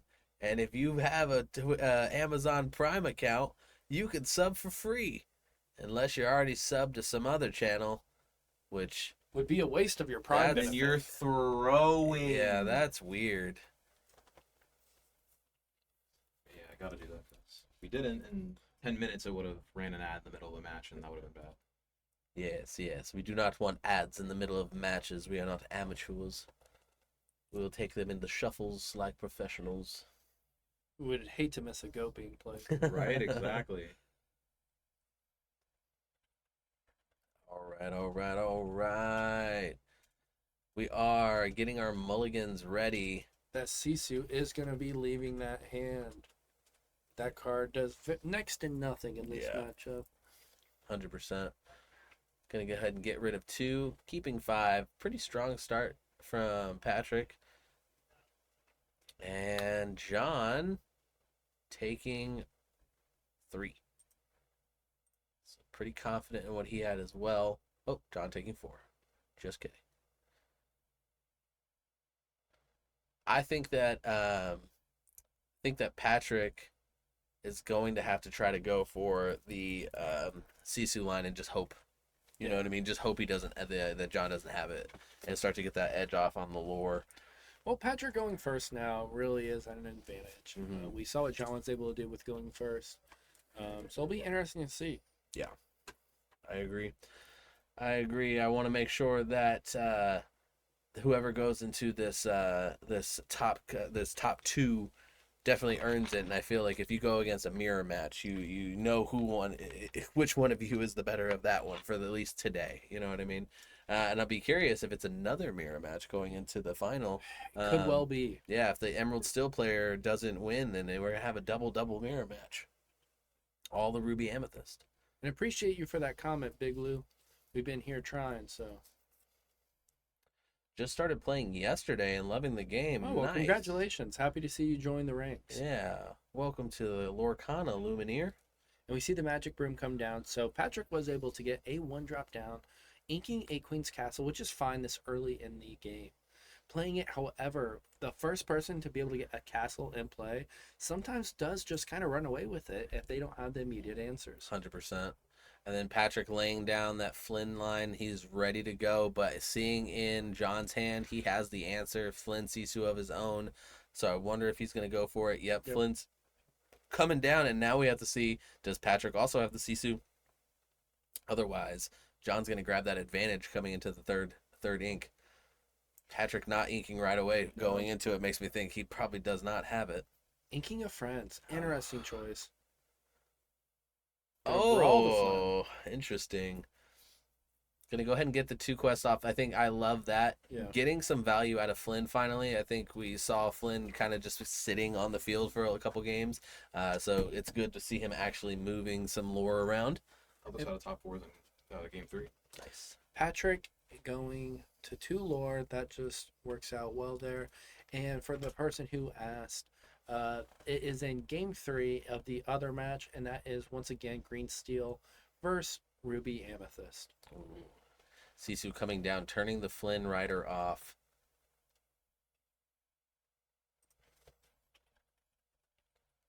That Flynn rider, I feel like it's such a good card in concept, but a lot of people are playing it as the 2-drop, and I think it's almost better as a late game drop to close games out versus to try to get them in the beginning, because in the beginning there's a ton of cards, a ton of answers for this. You're really forcing players, though, to at least do things and answer.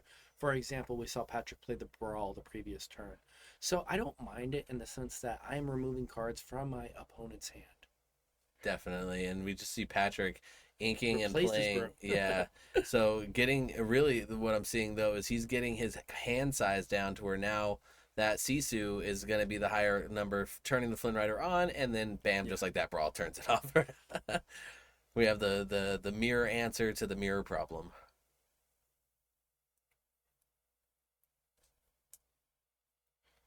All right, now we're seeing a little bit of a slowdown on trying to figure out what to ink, because it's going to be your most important decisions right now in the mirror match is what you're going to need in the later round. Yeah. What you're going to need, like right there. It might seem like it's the fox. You can ink but the fox can be the game winner for you if they have a castle on the field, and and you just need that extra little bit right now.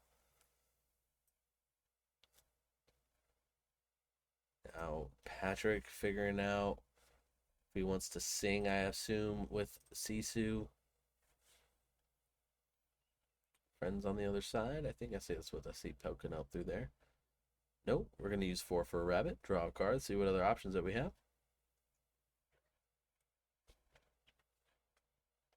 And Patrick, the first to play a rabbit. We've seen that matter before. Mm-hmm. Ooh, and then a Traderoo. Both Sisus going away, but now Patrick has the superior board state. John still has a couple turns before we have some serious threats coming on the board, so it's a pretty good start to Patrick for sure. Definitely taking advantage of the going to first. And I hate to say it, but time might end up being a factor here. Think so. As we're at 33 minutes, the last game almost took about 35. Yeah, it could end up mattering here, especially if Patrick is able to pull this game out. Does that I wonder how does that all work when it comes to the tie on this one? If this one tied, who would go into the I think chat, you can correct me if I'm wrong here, and I'll ask the table judge here in a little bit too. But I'm pretty sure it goes down to win cons. Yeah, exactly. Yeah, the first thing I would imagine is lore. Who has the most lore in game 3 at the end of time? Very interesting. So it's interesting that it counts in some aspects, but not in others. I wish it would just be across the board. If on game 3, Agreed. You're ahead by lore, you win, no draws on game 3. The idea from the student tie perspective is there has to be a winner. So that's the best way to determine it in a situation like this. Like Gotcha. Pokemon does the same thing. And I wonder if the players know that and are aware of that, because that's something at me as like I play quite a lot, and I still had to ask that question right now. Same. I wonder if that's gonna be a determining factor, because I know that if you play differently on game 3, 100% if you know that information. And that's why it's also important to, I think, keep the formats consistent. Yes. Is it best of 3? Is it best of 2? Yep. I have to ask all these questions because the format's constantly switching for these tournaments that I am playing. Yeah. Yep, and I think Lorcana being a new game and Ravensburger being a company that's new to trading card games, I think there is some learning to happen and some things to work out. But I think that hopefully they're pretty. So far, they seem pretty good about hearing the feedback and making the changes. So hopefully that's something that they look into in the future sets. For sure. And Army Boy pointing out that these two players are very methodical.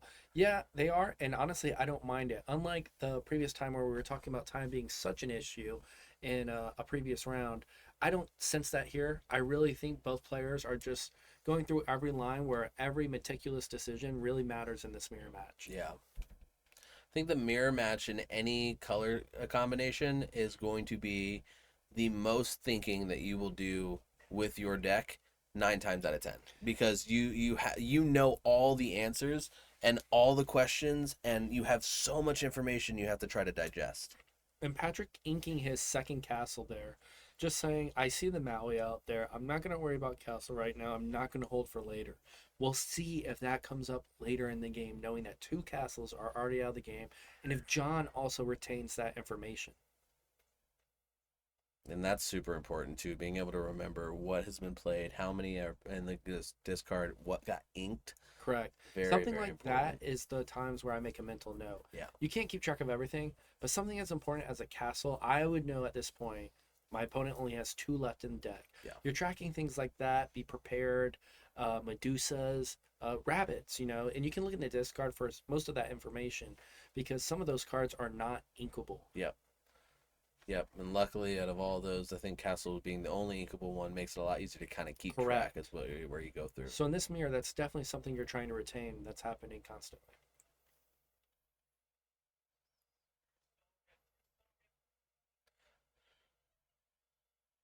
And Patrick just thinking right now about any other possible plays.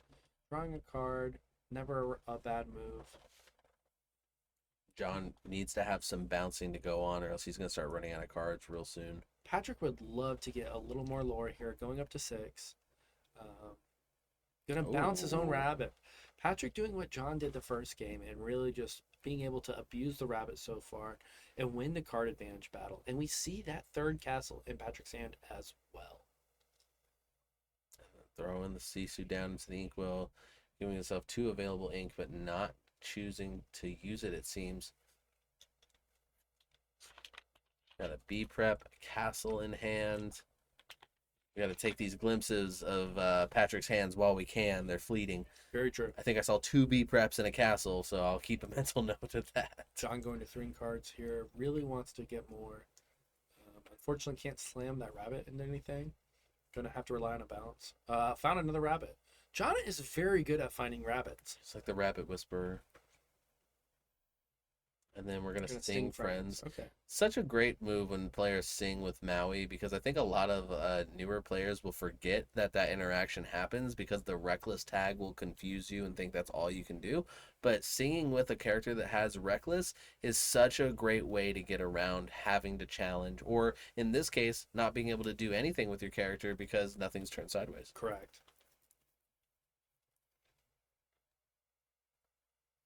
Just going to play a bug. Quest for 2. John going to 4, trying to close that gap. If John can keep that gap pretty close, John can feel pretty good here. Yeah. Unfortunately, it looks like Patrick might have to be in the territory of playing that Sisu down. 3, 4, 5, 6, 7. Yes, he can play the big Sisu down and remove this entire board except for the Maui. I would do that. Finally getting some use out of the Sisu would feel really good.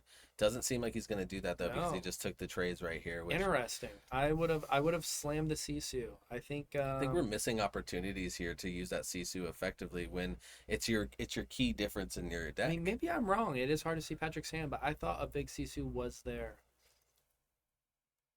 And it also quests for 3, so it's just a strong card.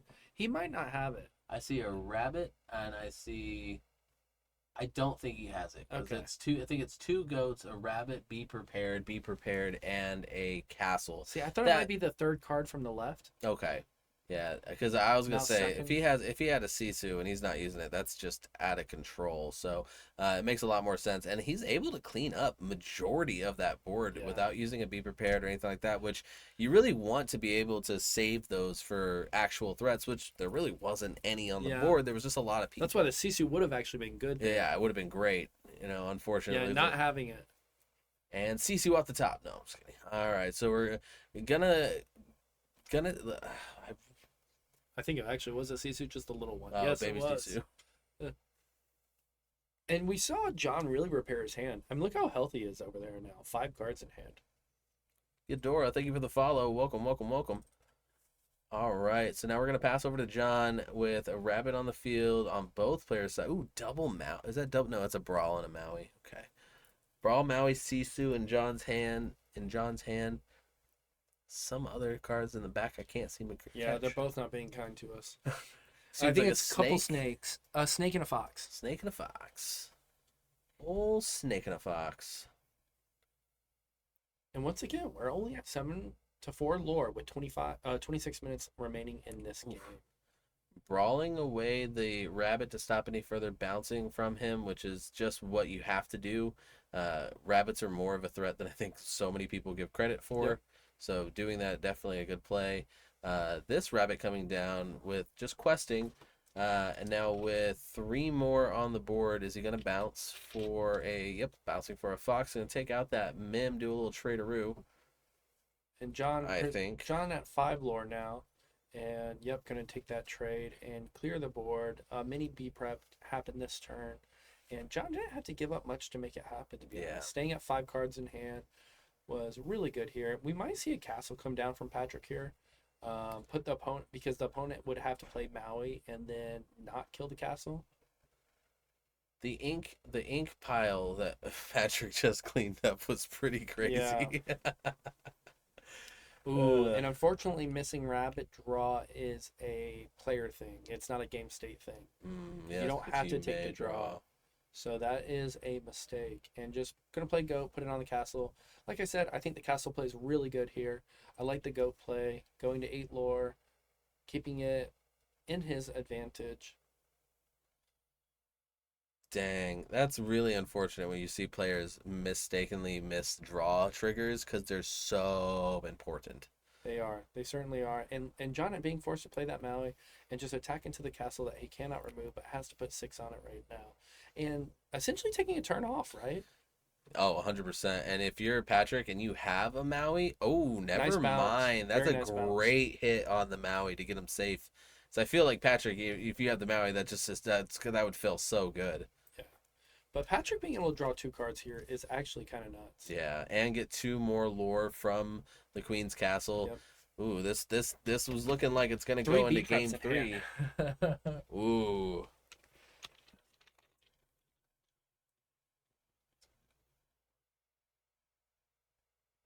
Their responsibility.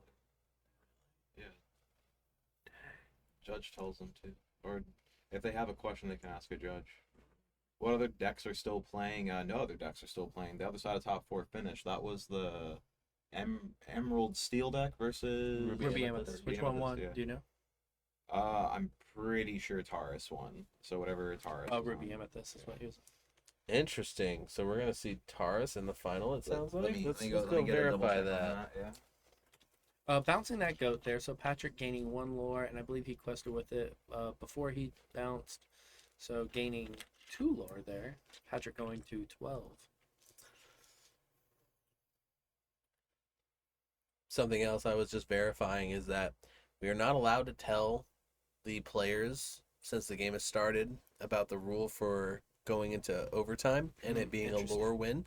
It's something that the players need to already have known because it's something that is known and can be asked at any time by the judge, and they can verify it. It's just something that we cannot, unfortunately, verify Go for them. inform them. Yeah. Yeah, so that'll be very, very interesting. I do wish that players knew because I want to see how that game plays out, where they know, okay, I got to get as much lore as possible. How do I do it? You know what I mean? Totally different game. Wow, look at that lineup right there. See, we got the Flynn, Goat, and Fox forcing John to have a 4 on board. And Patrick already at 12 lore. Oh, hard casting. So to Flynn. Patrick's going to go to 15 because of that Flynn Rider now. Patrick really moving ahead. So Patrick right now is at 13.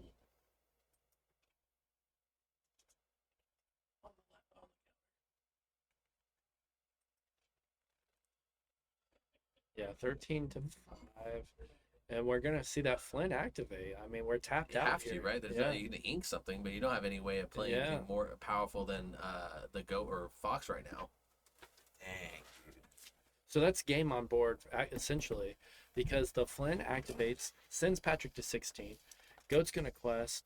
Fox is going to quest. It's going to go to 18. Yeah. At that point, you turn sideways and go, okay, what are you going to do? And the Flynn goes to 19. So, yeah. And Beeper Bap. Oh, there he goes. Nice. Yep. So Patrick pushing it over the edge right there. Players having 20 minutes. Whoever has gone first has won the game. Terrace lost. I was just assuming because he was still out there. He's just waiting for Nick, because Nick's his ride. Okay. Terrace ended game 3. He was stuck at 19 lore and couldn't squeak out that 20th. So Green Steel in the finals. Green Steel in the finals. Oh, Ruby Amethyst versus Green Steel. That is very interesting, and that is crazy that he was stuck at the 19. Interesting matchup right there to be that close. I had that happen to me in Fort Worth, literally up to 19. Thought I had it in the bag, and nope, not a goat to be found when I needed no it. Slouch either. Yeah, no, seriously. That's a crazy upset. Yep. I think that Taurus has been in the top 8, I think, at almost every tournament that we've had here. He is definitely a consistently good player and a very good competitor. So definitely kudos to the fellow that was able to take him out this time. And we will see them in the next round. And now we're figuring out if it's going to be John or Patrick going into that round. Quite a limited amount of time compared to their other 2 games. However, that last game I think took just about 15 minutes, so they definitely can make it happen. Just can't have another game 1 35-minute situation. No, they cannot. And we'll see what happens here, Both players showing to be very proficient with the deck, knowing what they need to do, and being able to both squeak out a win. Makes you feel good, at least, about the quality of players we are seeing at the moment. Yeah, 100%. I think a lot of these players are also ready for today to be winding down. They've been here for 9 hours now. For sure. And I think everybody's kind of like, okay, let's get it done. We're right here. I got my card. I'm ready to go. But I really want that mat too. I think I'm starting to get excited myself. Yeah, I want to see who gets that mat. I think that it'd be interesting if they decide to just shake and figure out who gets it that way. I have seen a couple set champs end that way, but hopefully they play it out. I do, as much as I would like to, be comfortable in bed, I also want to see who really earns that set championship mat today. Yes, as much as I do, my stomach wants something else. It wants food. So now we got John, looks like took back, I think it was 4? Taurus is not in our final, by the way, unfortunately. It is the Green Steel player. And that's the other thing that I'm noticing is that some players don't want the mat that says champion on it. Harder to sell. It is harder to sell, exactly right. Because if Really? you have a champion mat, people say, oh, you're a champion. And if you're not a champion, it is a little awkward. So it's a lot easier just to have a mat that says nothing. And you can just say, I got a mat while playing. And so you don't have to really worry about it as much. So that is a potential deciding factor, especially because it's one of the last set champs. Pokemon players, you hear that? Stop trying to buy the top 8 regional winners playmat. You ain't cool. Just get the staff one. That one's way cooler. One Piece players, keep buying the championship mats, please. I need the money. Oh my god. All right, so Patrick gonna start us out here, inking the castle, playing the Chernobog. John inking. I'm not sure what he inked, but done passing on turn 1. Now we got the Flynn Rider coming down. Very good, very good. What's your favorite card in Ruby Amethyst? As someone who plays it as well. I think that the Queen's Castle is just such a great card. It's definitely one of those ones that I like. I could not see me playing it without it. But as far as like cards that I genuinely just like the look of and everything like that, I think that I'm going with Maleficent Dragon. I think she's just a cool looking card. Mine's definitely going to be the rabbit. Okay. I'm always happy to see the rabbit. Yeah. I'm never like, dang it, I only get to draw a card here and when this card leaves the field. Yeah, it's definitely a key card for sure. Goats are always coming in clutch, so it's hard, to not want the goats in there. And just going to bounce the Flynn, establish the fox, take out the bog. Why not? Invite the broom to go into the fox. Mm-hmm. A lot of clean trades happening as we work our way up onto the ink right here. I agree, Swampy Style. Just win the map. Chat, I apologize in advance. I thought running that 1 minute ad earlier would save y'all, but in 4 minutes, y'all are getting bodied, unfortunately. But there is a solution. All you have to do is subscribe with Twitch Prime or just subscribe in general, and then you can skip the ads. Hey, Ryan said it, not me.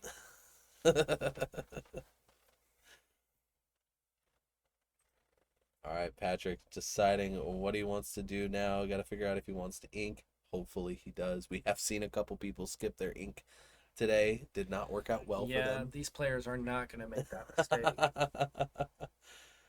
And John, go ahead playing the rabbit. Patrick. The rabbit farmer. Mm-hmm. He's got them all.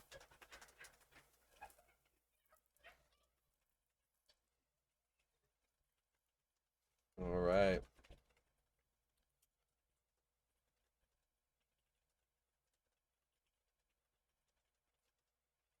And Maui going into the inkwell. Is he going to play a rabbit? Oh, nope, just 3 for a brawl. Gonna say I don't want you to bounce it. I don't mind it. Especially when you've seen how effective John is at doing the bounce mechanic. And, he's obviously, he knows that line. So, yeah, turn it off early.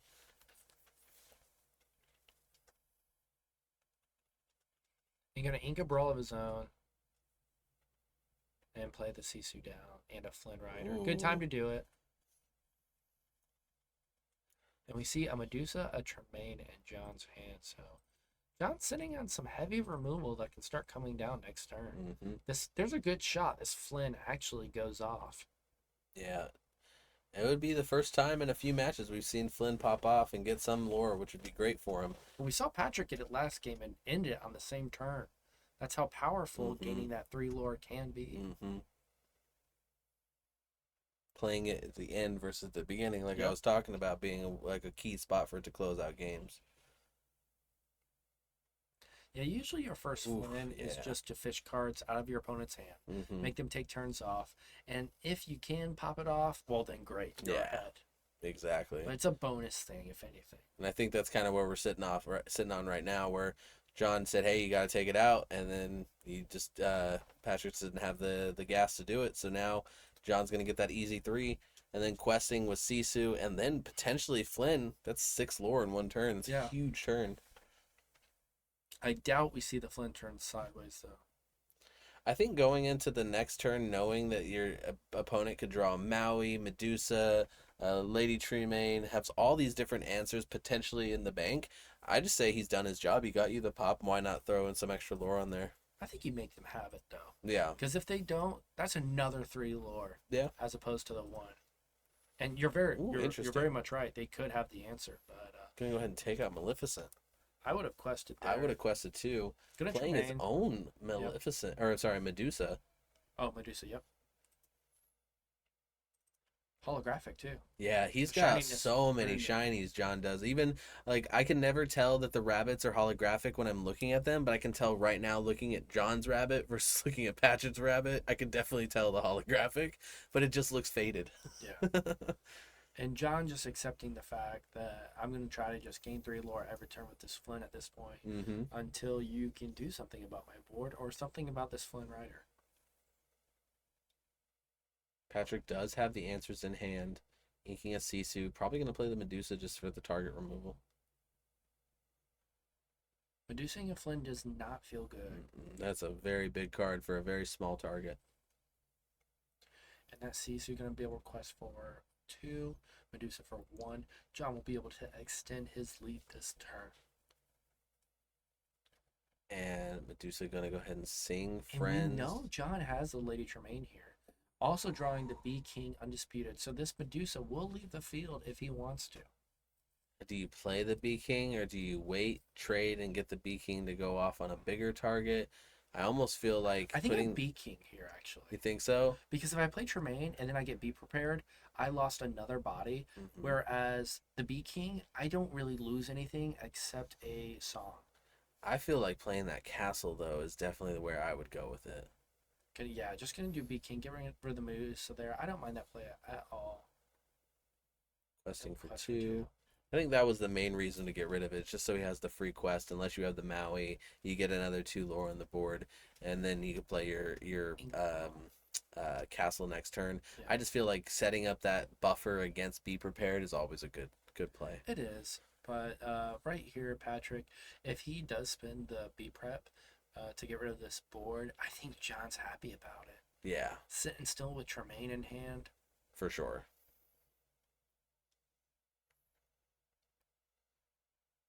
And 11 minutes left in the match. We should get a finish. Yeah, I think we're close enough. With the 5 turns, I think we will get there. Maui coming down. Now the Maui will have to go into that Medusa. There's no other option here. You could trade it into the Sisu if you wanted to. I just don't think that's smart.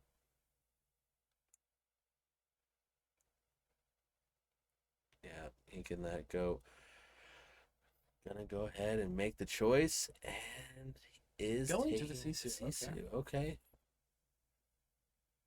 He does survive. I did think that there was enough cards to take him out, so he was 1 away. So then that makes sense. I like that. Yeah, because the Sisu would quest for more. Quest for more. I just thought the Sisu would have killed him. Yeah, me too. So I didn't realize he only had that many in hand. So think definitely the better move. I think that's one of the reasons why Patrick might have just inked that goat, even though he Yeah. didn't necessarily want to. So that is a good move for sure. Because now if this Medusa swings into you, it is a trade. Yeah. Plays the Lady Ooh. Tremaine, and that's why I like to keep the Lady Tremaine. However, the B prep will hurt a little harder now. Yeah. Yeah, I think if you're Patrick, this is the time for sure. Throw the 7 down. Yeah. It doesn't get much juicier Oof. than this. Wow, does not have it, it looks like. Has to be missing it for sure. And you don't want to play the castle because this board removes it. Yeah. So just all you throw can the do is rabbit down. play the fox or rabbit at this point. Yeah. I do like the fox though, bouncing the Maleficent, taking out the Medusa. That's not a bad line for sure. I think it's a very good line. Big Man Knows Best. Thank you for the follow. Welcome. John, go ahead and checking out the discard of Patrick, seeing and getting a good idea of what he has to worry about, what's already been played. I think the higher and higher you get up into the tier list, the more and more you see that discard being checked, because there's a lot of mental notes being made. And that's across all card games. And as we've seen Patrick ink 2 castles, those kind of information's going to ink his 3rd castle right there. Yeah. Giving up on the castle strategy to win this game, essentially. And going super wide. Passing over to John. Interesting. Because he's not going to B prep his board of Medusa and Tremaine at this point. No. They quest for too much. John can play a castle, though, here. And really force Patrick to, instead of deal with board next turn, deal with a castle. Which I don't mind. I think the castle is a great play for sure. No way he does a B prep right here. No. He might Medusa, though, instead. John going to 10 lore, I believe. And Medusa coming down, getting rid of that rabbit, saying draw a card. Interesting to take the rabbit there and giving Patrick the chance to draw the B prep we know he doesn't have. Yeah, I would definitely have made him do a little bit more work there. I think that he's trying to make sure that when he plays the castle, it doesn't have like any risk of being taken out, and I think he's trying to hedge his bets to stop that from happening. But I wouldn't worry about it at this point. I think the Medusa, you save it for a bigger target. And John's just so far ahead on lore that I think that when the castle does come down, it's gonna be very big. Yeah. So we see Patrick quest for 2.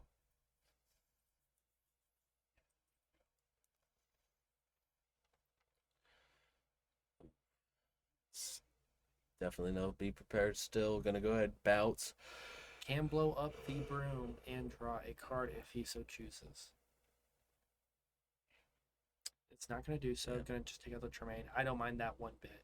The Tremaine is questing for 2 lore, which is too much. Yeah, 100%. I think that the replay factor of Tremaine is way more terrifying than the Medusa. At this point in the game, yes. Oof. Patrick, it just feels like he's gassing out a little bit. You know what I mean? Yeah, it feels like John's just too far ahead. And these Medusas, these Tremaines, these are the cards that are difference makers in the mirror match. And Patrick not running Tremaine, not running the Big King Disputed, we've seen hurt in this specific game. Yeah, you could definitely tell Patrick's list is geared more toward the Ruby Amethyst, or I'm sorry, the Emerald Steel matchup. Yeah. We'll see how John navigates it, apparently, if he gets there. Yeah, that'll be very interesting. Yeah. It's got to be one of those things. Patrick knows that he's gonna run into this mirror match. What text would you throw in for the mirror match to make it better? I think it's the Lady Tremaine, and I think it's the Big King Undisputed. I think you have to play those cards if you're expecting the mirror. I just think they're very, very impactful cards. The fact that you can keep bouncing a Lady Tremaine is just really big. Because you get to a point where a Medusa is very sticky in the mirror match if you're not running Tremaine. There it is, the castle coming down. I'm surprised I don't see any crabs. I felt like crabs would be a good way to answer castle, being the easy bounce with the fox and everything. It is a very good answer, but it's just not opted for right now in the current format. Also, Ruby Amethyst is a very tight deck. Yeah. Definitely not much room for wiggle.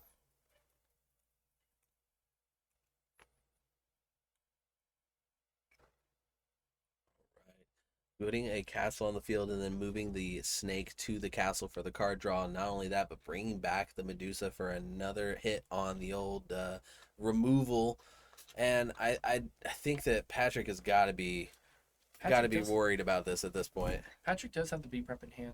Unfortunately, though, it does nothing to deal with the castle, meaning John would then go up to 14 lore, and he might have to do it anyways.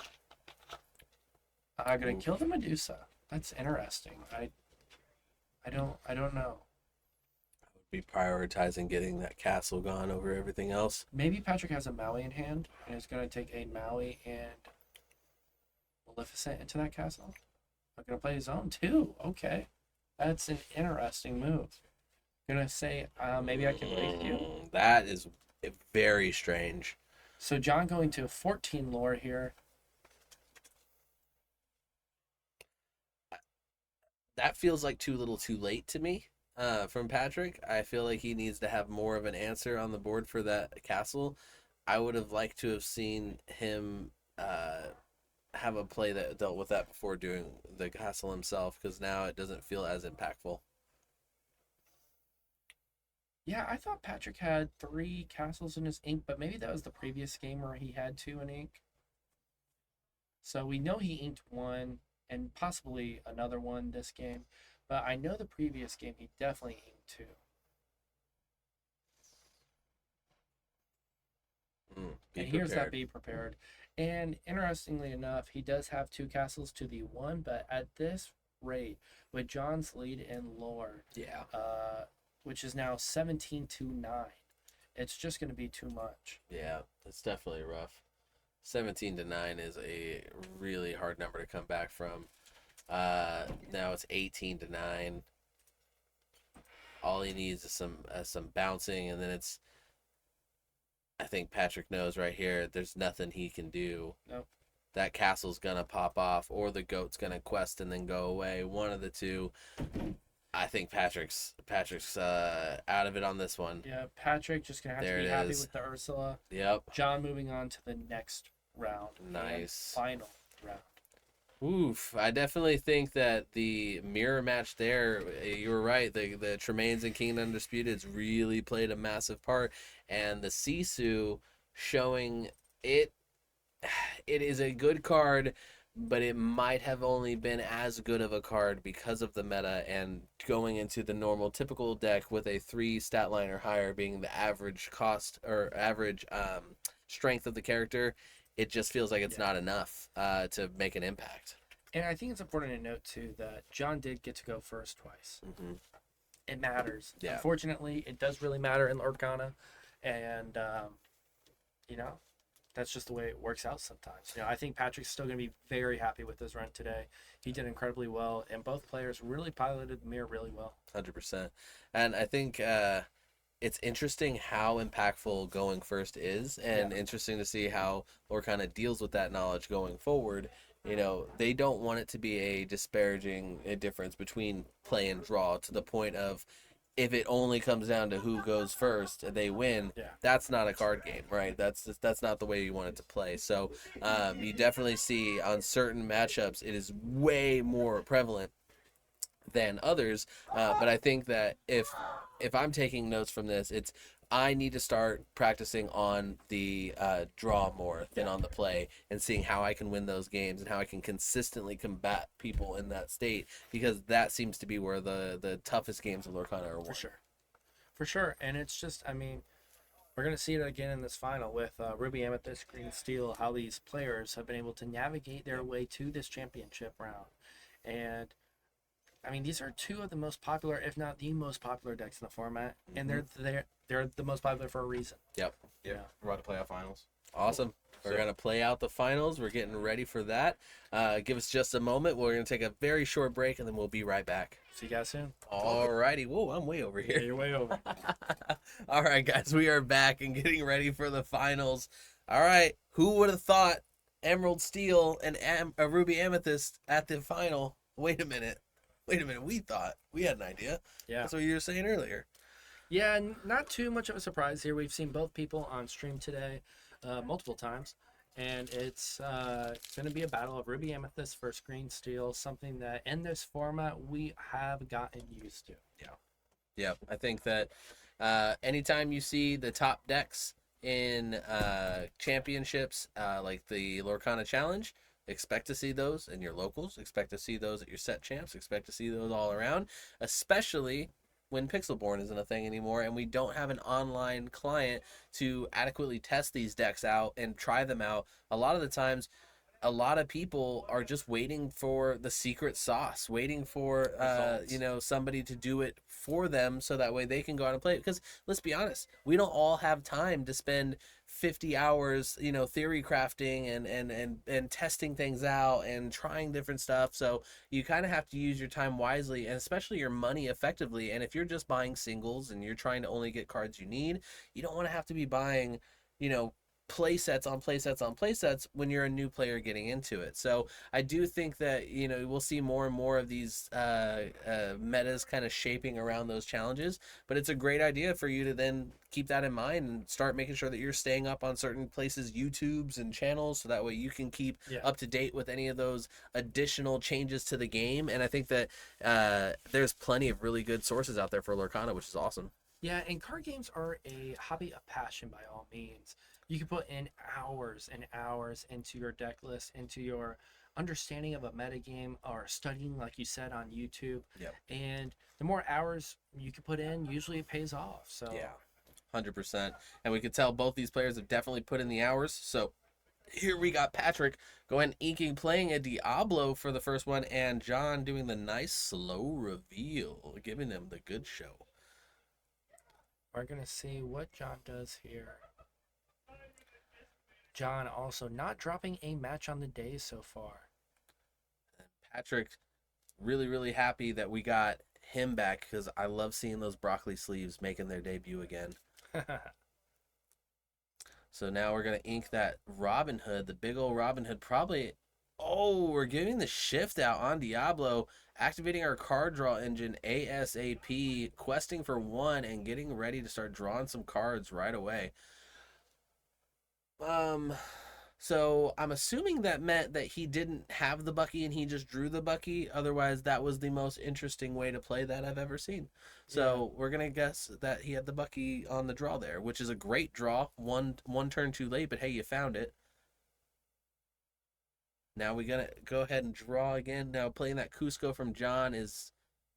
How do you feel about that play going against Emerald Steel? I mean, you have to put it down just to draw a card, essentially, and it's exactly what's going to happen here. Mm-hmm. Because right now, John needs to grab a Brawl, really fast. So now another Diablo coming into play. Whew. All right. Patrick's cooking right now. Yeah, that's a Just pretty doing saucy green opening steel hand. things, drawing the right cards, which is what green steel does, and seems to do a lot. Right. Gonna draw off the turn, gonna draw off the Maleficent. Then John gonna pass. Very slow start to the Ruby Amethyst, which is what we expect. And Patrick has a ripping and roaring start, so gonna be a tough uphill climb for John on this one. Inking the Diablo. Gonna go ahead and sing Let the Storm Rage On, getting rid of the Maleficent, turning that Diablo sideways, activating it. And then we're gonna probably just go ahead and quest out with the other Diablo. Yeah. And with the Bucky. Patrick Love gonna that. go to 2 lore. Not worried about anything happening to that Buckaroo, which is great. He'd have to get a a Broom or a Chernobog and then bounce it with a Fox. And he's like, hey, if you want to spend all those cards doing it, go for it, because I love that. And Patrick almost forgetting there to use his Diablos. Oh, yeah, that would be an absolutely tremendous misplay for getting those Diablo triggers for sure. And then asking about the Bucky. Yeah, Bucky is no longer really a card with the current changes. Really not going to factor into the meta, I don't believe at all. Yeah, I think his ability is still going to be okay, but we're going to need a lot more floodboards and a lot more floodboards that are relevant for him to come back into play in a way that makes sense. And a lot more cards that you can discard to get in or do actions to get in. If you could ever pay lore to get a discard or a shift in, that would be something. But until then, I'm not sure. What do you think about the text change coming to Bucky? It could not happen sooner, and I'm 100% a fan of it. 100%. So now we see John dropping that rabbit on the field, which Patrick's got to love that. I mean, you know what I mean? Just draw and draw and draw and draw. Every time that John's drawing one right now, he's drawing 2. That's rough. Yeah, but unfortunately, it is what John has to do. Yeah. No, I totally agree. It's just unfortunate that he has that all online so early on. Patrick has a lot of choices at his disposal. Double Bucky. Oh my goodness. That is rough to see. And then has the Aladdin to follow it. Oh my gosh. He's going to discard, and then he's going to be able to draw off the discard because of Prince John. Is he going to miss the trigger, though? Yeah, this game is very much over. Okay, he's drawing. Okay, there's the trigger for Prince John. Has to wait for the discard to actually happen. Okay. Yeah, this game is very much over, unfortunately. Yeah. Patrick just had the stones. Really not much to it. Strength of a Raging Fire, getting the rabbit. My God. You want to talk about the nuts hand, like the nuts line. This is the freaking the bonkers insano nuts line. Like, it could not be better right now for Patrick. What a way to go into it. Yeah, Patrick didn't even have to do much. He just had to look at his hand and say, play this card. I mean, it's crazy. Really just so far ahead, and this game's a wrap.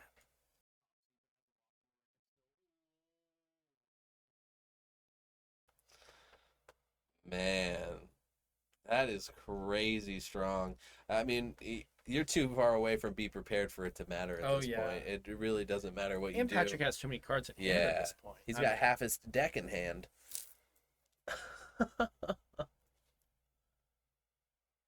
All right. Yeah, let's see. What of my many plentiful options do the hardest part Patrick has to overcome right now is what choice to make out of thousands. Yeah. Let's go ahead and see what I have to worry about. Not friends on the other side, that's for sure. I got a Frenemy Fox and a Medusa. Not too threatening.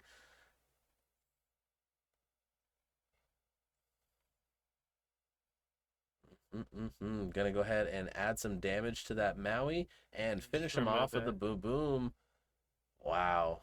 Really strong. Hasn't really given John a single turn to do much of anything. Patrick's just honestly overjoyed with his beginning. Yeah, you couldn't ask for a better opening hand. I mean, this was just a free game essentially. Yeah. Oh my gosh. Just go ahead and put it all out there because there's nothing he can do for another turn, so might as well get this extra lore out while I can. Yeah, insane. John just looking at the board, realizing that this is over. Captain Antheno shows no moiety. This guy's going crazy. Get rid of one Diablo. Zero chance. Bucky count your days. Yeah. Bucky is on his way out. And just like that. Oh, he did just play that Ursula and quest with it, but it really was non-consequential. Mm-hmm. I think the Ursula. But good catch. Yeah, I think the Ursula might have been 1 over anyway, right? 21 possibly. I don't know. I didn't actually do the math right there, but I think we could all see the way that the writing was written in the stone, or how they say it. Bum, bum, bum. Going into game 2 here.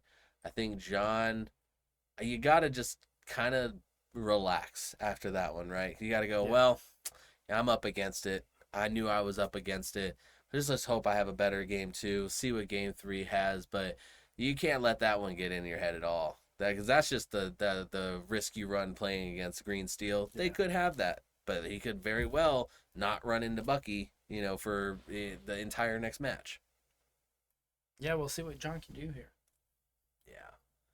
Definitely think that as the opposing player going against the Green Steel, it gets tough when all your decisions are made for you every single turn. Yeah. You know what I mean? And I think that the thing the Lorcana seems to care about as a company when it comes to their cards is that they want it to be a fun experience across the board. And I think that even Be Prepared and cards like that, as much as they kind of suck, they don't feel unfair. You know what I mean? You Be Prepared at me, but you also lost your characters. Like, there's a give and take there. Bucky, there was no give. It was all take with the little squirrel. You know what I mean? Sure was. Let it be to where at least, like, I could think of 1,000 change. Like, whenever he has his ability activate, he has to be exerted or something like that. You know what I mean? Just give us a chance to take him out. But that's okay. I like what they did. They just went ahead and put him in the dirt, 6 feet. And did Patrick go first last game? Yes. Okay. Yeah, Patrick did go first. So was Patrick the higher seed than John, who was undefeated on the tournament? I think. Like, did John opt to go second? He wouldn't have done that, right? I'm not sure. Do you want to go verify it? Check on it? I mean, there's a table judge there. No, just so we know. Oh, like who went first in game 1? Mm-hmm. And if they like chose to go first, or like who? Was it a die roll? Yeah, I'm just interested in knowing. 7 is more than 6. That's true, but it was also into the top seed, like from the Swiss, I think, is what we were talking about.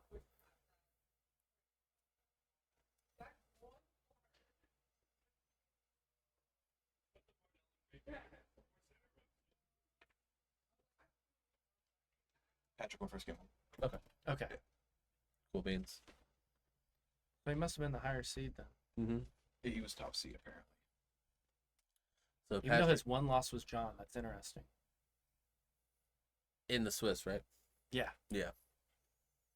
Yeah, that is interesting. So this is the run back? Yeah. That's crazy. It's like a fighting game tournament, chat. I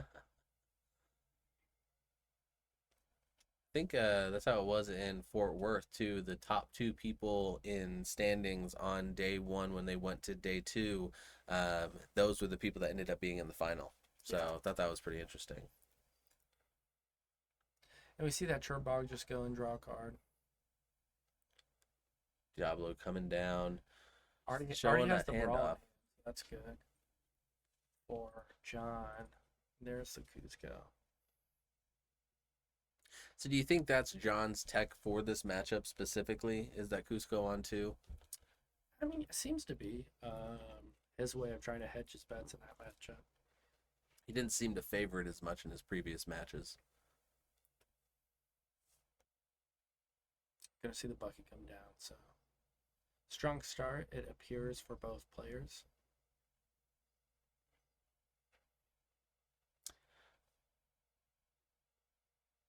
Bucky coming down on 2, but doesn't have that shift Diablo line, which is great news for John. If you see him there, you're like, oh, thank goodness. You know what I mean? It couldn't, not twice in a row, please. And thank you, Remy, for the follow. Remy Lebu. Now John has a couple different options here. I mean, if you didn't get the discard activation or shift rather, you probably don't worry about him having it. So that's why he's inking the brawl. But he also has one in hand, so you might be trying to encourage him to play that Diablo. Yeah, definitely. But would you not want to attack with the Cusco? I never mind. I keep forgetting the Cusco's a 1/2. I thought he was a 2/1. Yeah.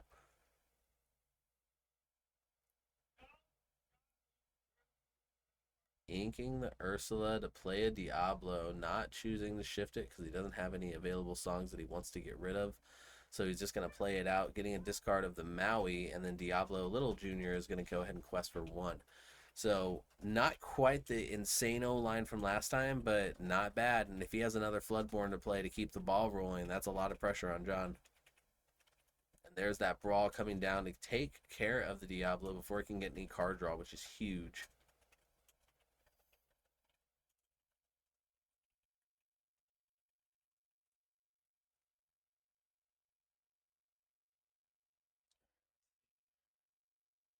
Inking the Sisu. Just gonna quest with that Cusco, because why now?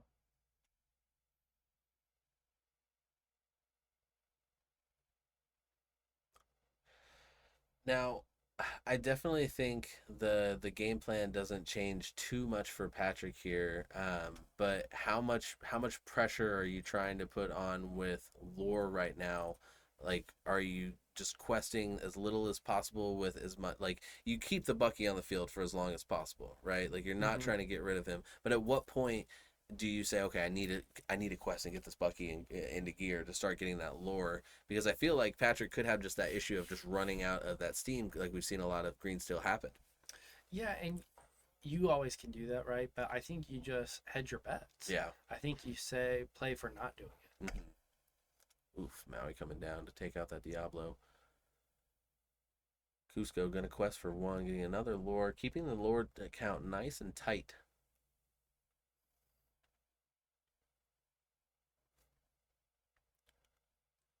Now we have the Storm Rage on, putting the 2 additional damage onto Maui, going to 3, drawing the card, relevant amount of damage because now the Aladdin can get that trade if he wants to. Oh, but he's going to go ahead and sing the other Let the Storm Rage on for just another card draw. More. Yeah, super great.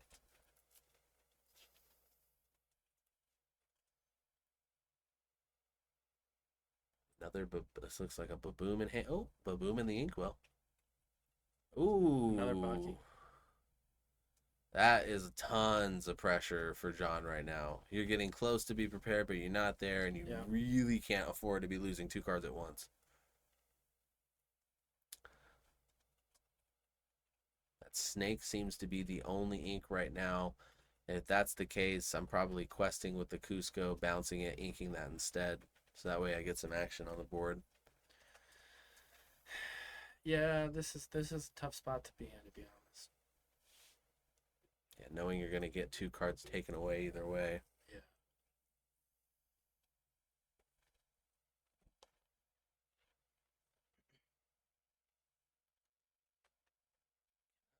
Oh, it's a goat. We're going to get rid of that Aladdin with the Medusa. Another time when Tremaine would have been nice if he could have used that to try to get around the Bucky trigger. Yeah.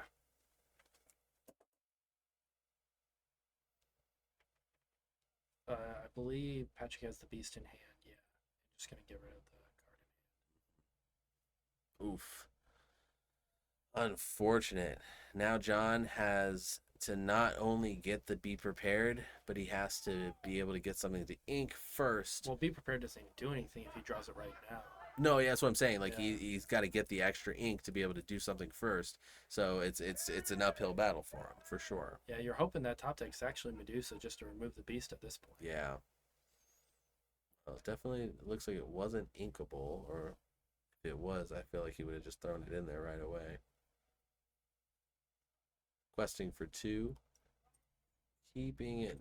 Oh, playing a card. Oh. With a bouncer. Yep.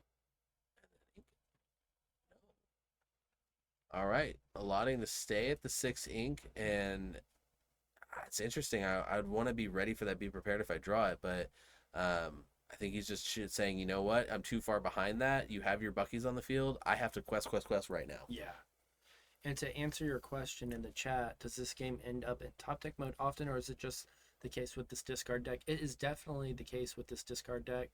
Some games, of course, can go to top deck mode, just like any other card game, but this deck definitely puts you in top deck mode. And this green steel deck is seen everywhere in the format, and it's been a menace this entire set 4.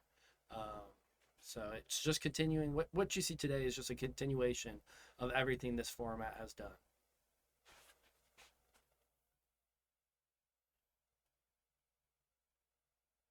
Oof. 2 beasts on the board is such a rough barrel to stare down. You hoping Patrick draws just something worse than that he has to play, but with the hand size like he has, like he's got so many options. Interestingly enough, Kuzco could swing into the beast, draw a card, you get an inkable and the B prep, and you can actually take care of this board. Interesting. And we're seeing that happen, and I think John's saying that's my only chance here. The odds of him landing that exact combo I just said are slim to none, though. Looks like there's a Chernobog and a rabbit in his hand, so he does have the ink. So that's good. He's got a lot to see what his options are first.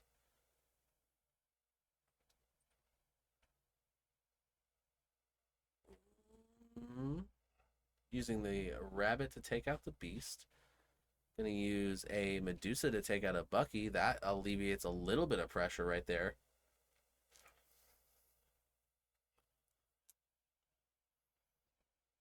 Inking the Chernobog to play the Kuzco back. No cards in hand, nullifying Bucky's effect, and shooting the finger guns over to Patrick, sending it his way.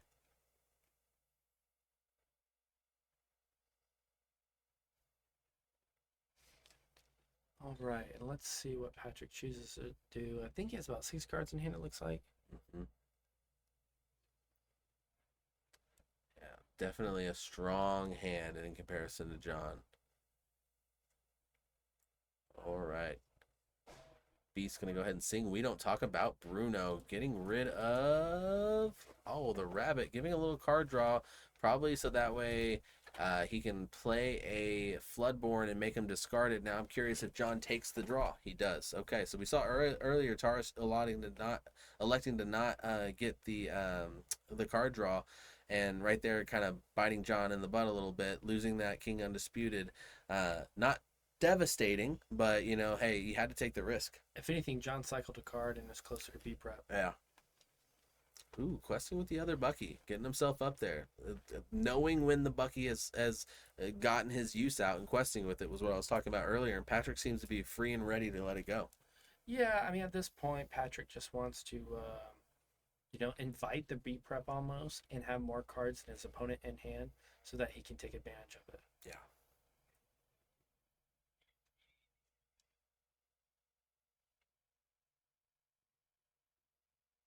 Ooh, and there it goes. Kuzco's still hanging around. And then the Madame Medusa, is it going to swing into the... Yep, going to go ahead and swing into the beast. It has to, unfortunately. The Medusa dies. That 1 damage. I want to say his 1 card in hand is now B prep off the draw of the Merlin Rabbit. Oof. I could really turn it around. If Patrick overextends here, it will be exactly what John needed. Going up by 2 lore right there with that challenge with the Robin Hood. Getting another draw, though, out of it. Being very good for... Oh! And just going to rip the B prep. Oh, my God. That is brutal. Oh, that is brutal. He is now going to have to top deck another one. Wow. And here comes that Diablo now. Can he top deck another? He now has to swing this rabbit into the beast and hope to draw. Yep. And here it comes. Does he get it? Nope. That is going to be a wrap for John, unfortunately. Yeah. That's super rough. Playing the castle, definitely not terrible, not going to be enough. Moving the Chernobog there to try to get some card draw, forcing Patrick to get rid of the castle or give him more chances for that B prep. But, I mean, even if he just quests sideways, goes sideways and invites it, it's such an advantage right now. Just play it out. I think he's got it. Yeah, no, this is a wrap. Because B prep just doesn't even matter at this point. with So Patrick being brutal. at 16 lore. So brutal.